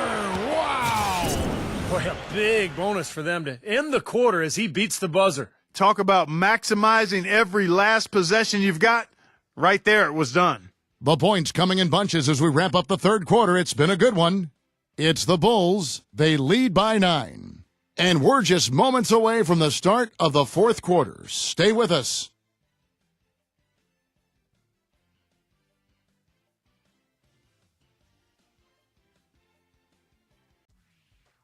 Next Sunday, April 9th, the Milwaukee Bucks go up against the Toronto Raptors. Don't miss it.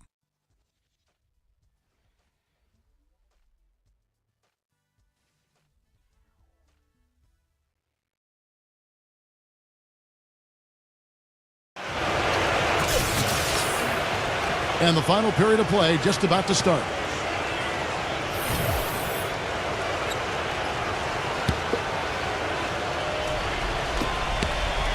The Bulls leading by 9. All right, now a chance to set the floor courtesy of Gatorade. Fourth quarter action, all fueled up and ready to go. Taking a look at the Bulls. And a foul called on the shot. Got him on the way up that time, so he'll shoot 2 right here.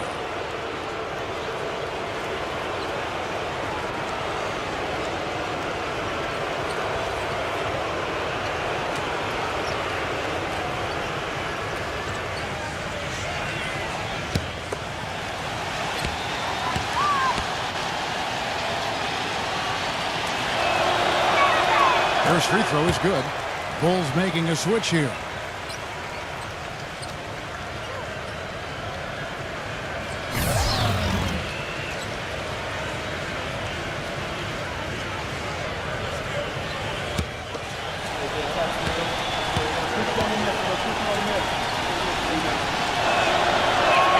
And that's good as he hits both of his shots. Bucks trail by 11.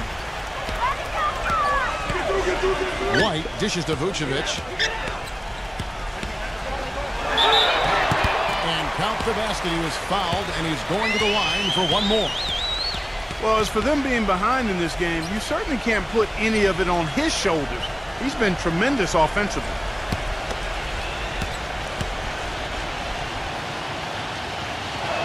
Bad free throw good from Vucevic.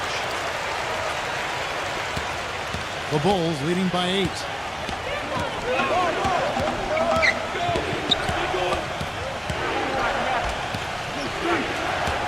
Right side Robinson.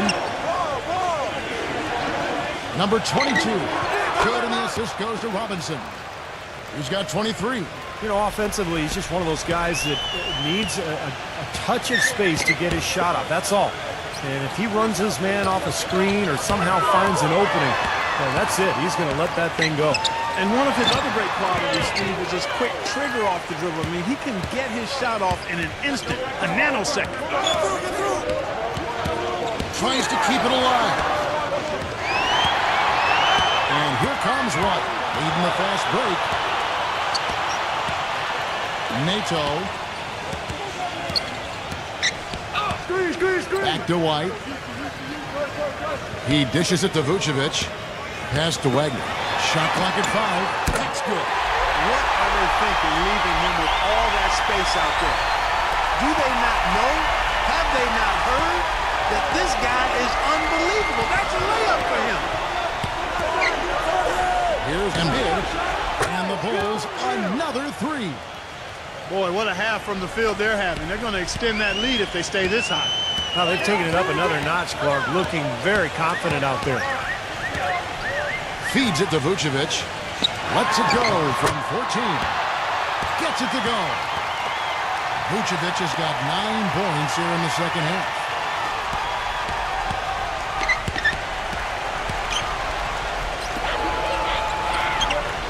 We're in the fourth quarter here, just under 2.5 minutes gone. Here's Ingram, and he sinks the shot coming off the strong pick.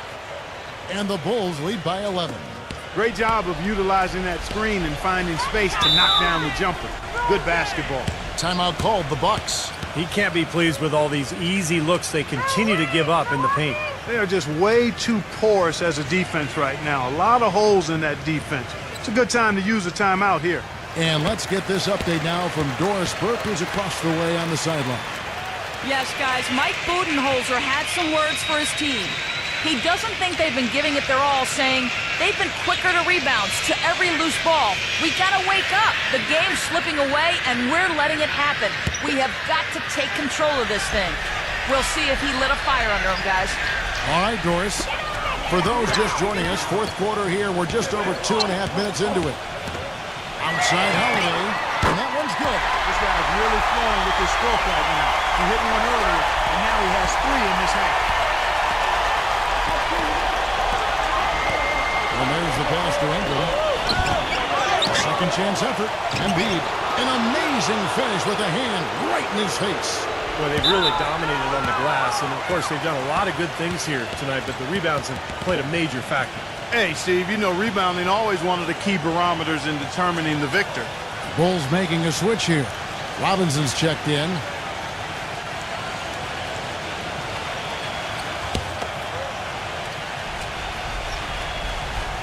The Bulls leading by 10. To the paint. Foul call that time on the way up. That'll give him 2 chances at the free throw line here.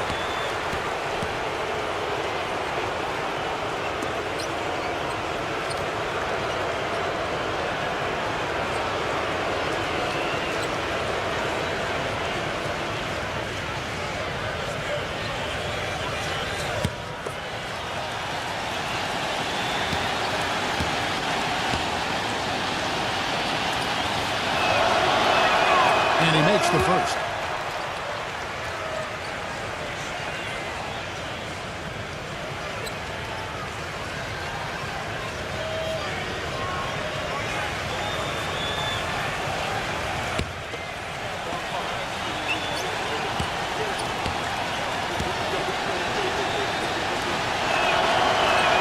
That's also good, so he hits both free throws. Bucks trail by 12.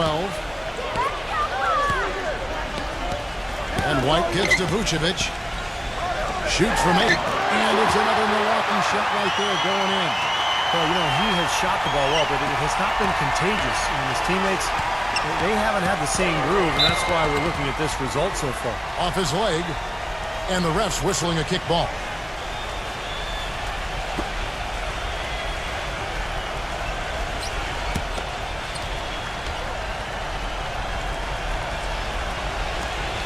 A look at the clock. A little under 3.5 minutes gone here in the fourth.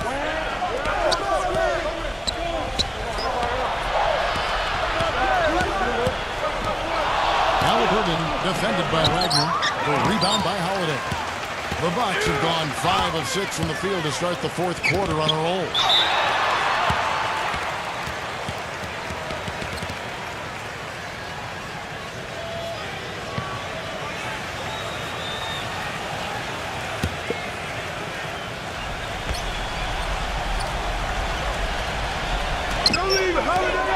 He feeds it to White.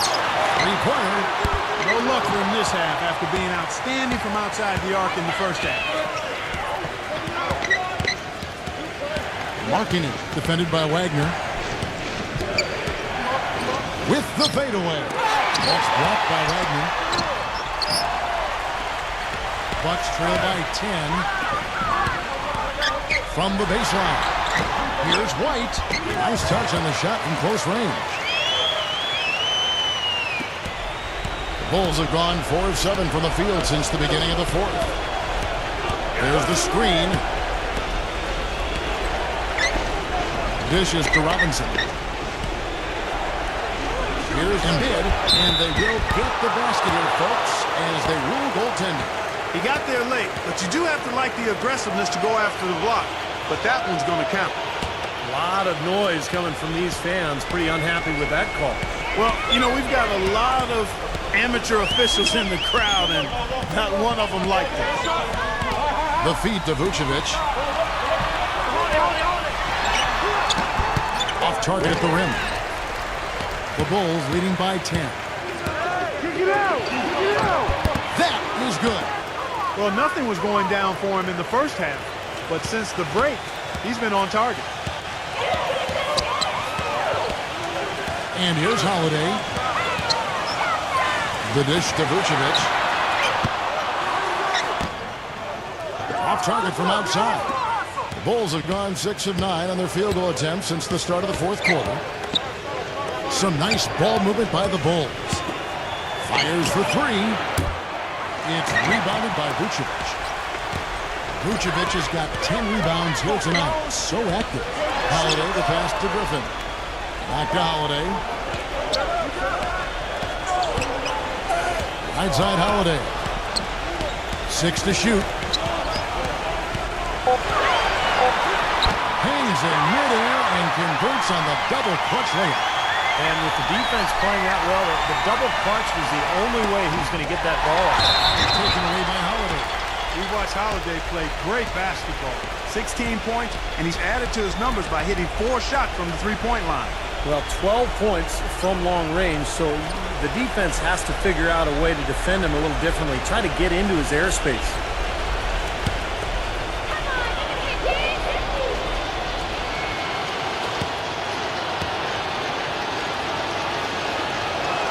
And he knocks down the first one.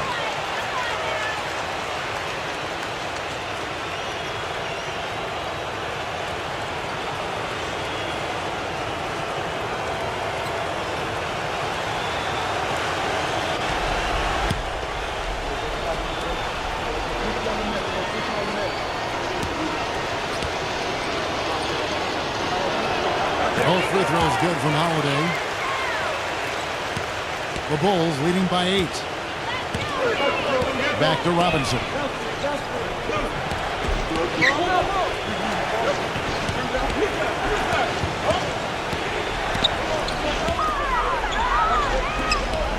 Halliburton.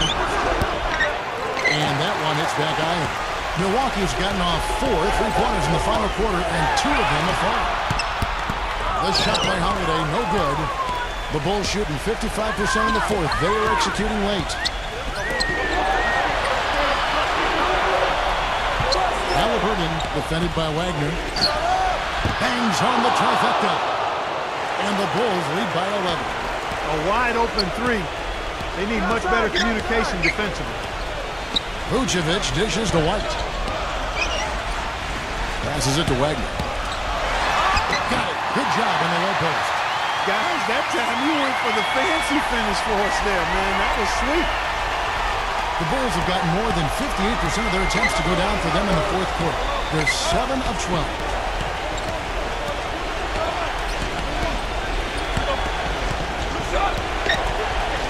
Number 22, White covering. Here's Markkanen. Nice D from Griffin. Bucks trail by 9. Holiday goes in. Kicks to Griffin.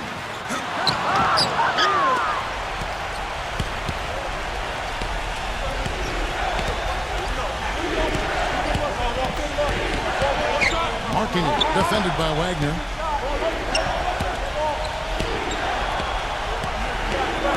Out of bounds. Milwaukee takes possession. That is not a difficult pass. You'd think they could keep it in bounds.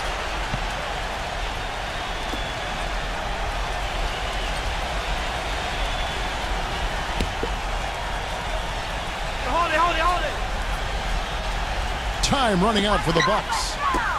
Knocks it loose. Here we go, one-on-one. He kicks it to Robinson. The finger roll finish at the bucket. Robinson's got 4 points this quarter. Yeah, he put himself in great position to finish that break off, guys. Yep, right to the rack. Pass to Wagner. Back to White.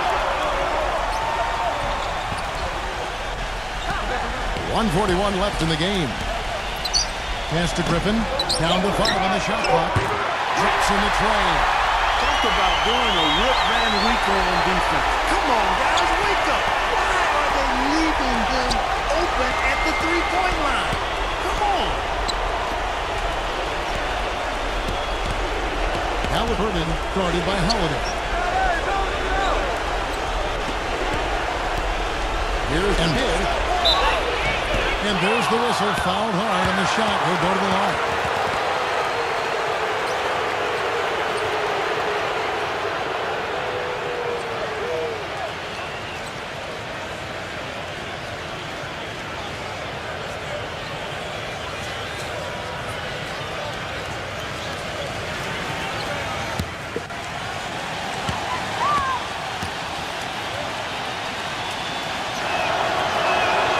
Good on the first, and that will put them up by 9.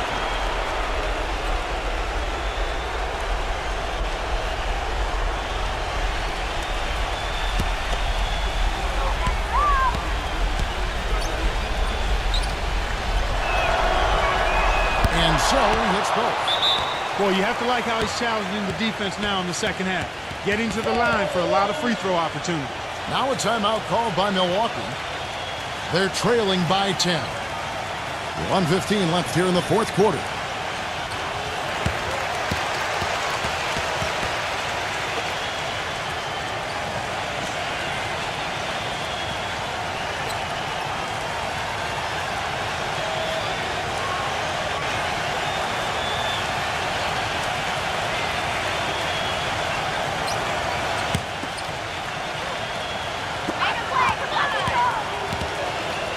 Gives the screen from Vucevic. And White kicks to Griffin. Lets it go from deep. The shot was off. Well, I think one of the stories has been rebounding. There's 57 seconds left in the fourth quarter. Here's Embiid. Uses the glass to finish the layup. And the Bulls lead by 12. Well, the grimace of pain tells it all. He's hurt, and let's hope he's okay. Yeah, from the look on his face, he's in a lot of pain. Yeah, it sure looks that way. He's going to come out of the game right now and get that thing checked out. And Milwaukee has possession. And Holiday kicks to White. Griffin. And again, the Bucks miss. Clark, they're in good position here to ride it out. Yeah, they certainly are. I mean, if they just play smart right here, Kevin, this game's pretty much over. And that one's good. Just look at how quickly their lead has grown over the course of the last few possessions. Boy, they've really saved their best for last, haven't they? 27 seconds left in the fourth. pick by Griffin. They need this. Chicago grabs the miss.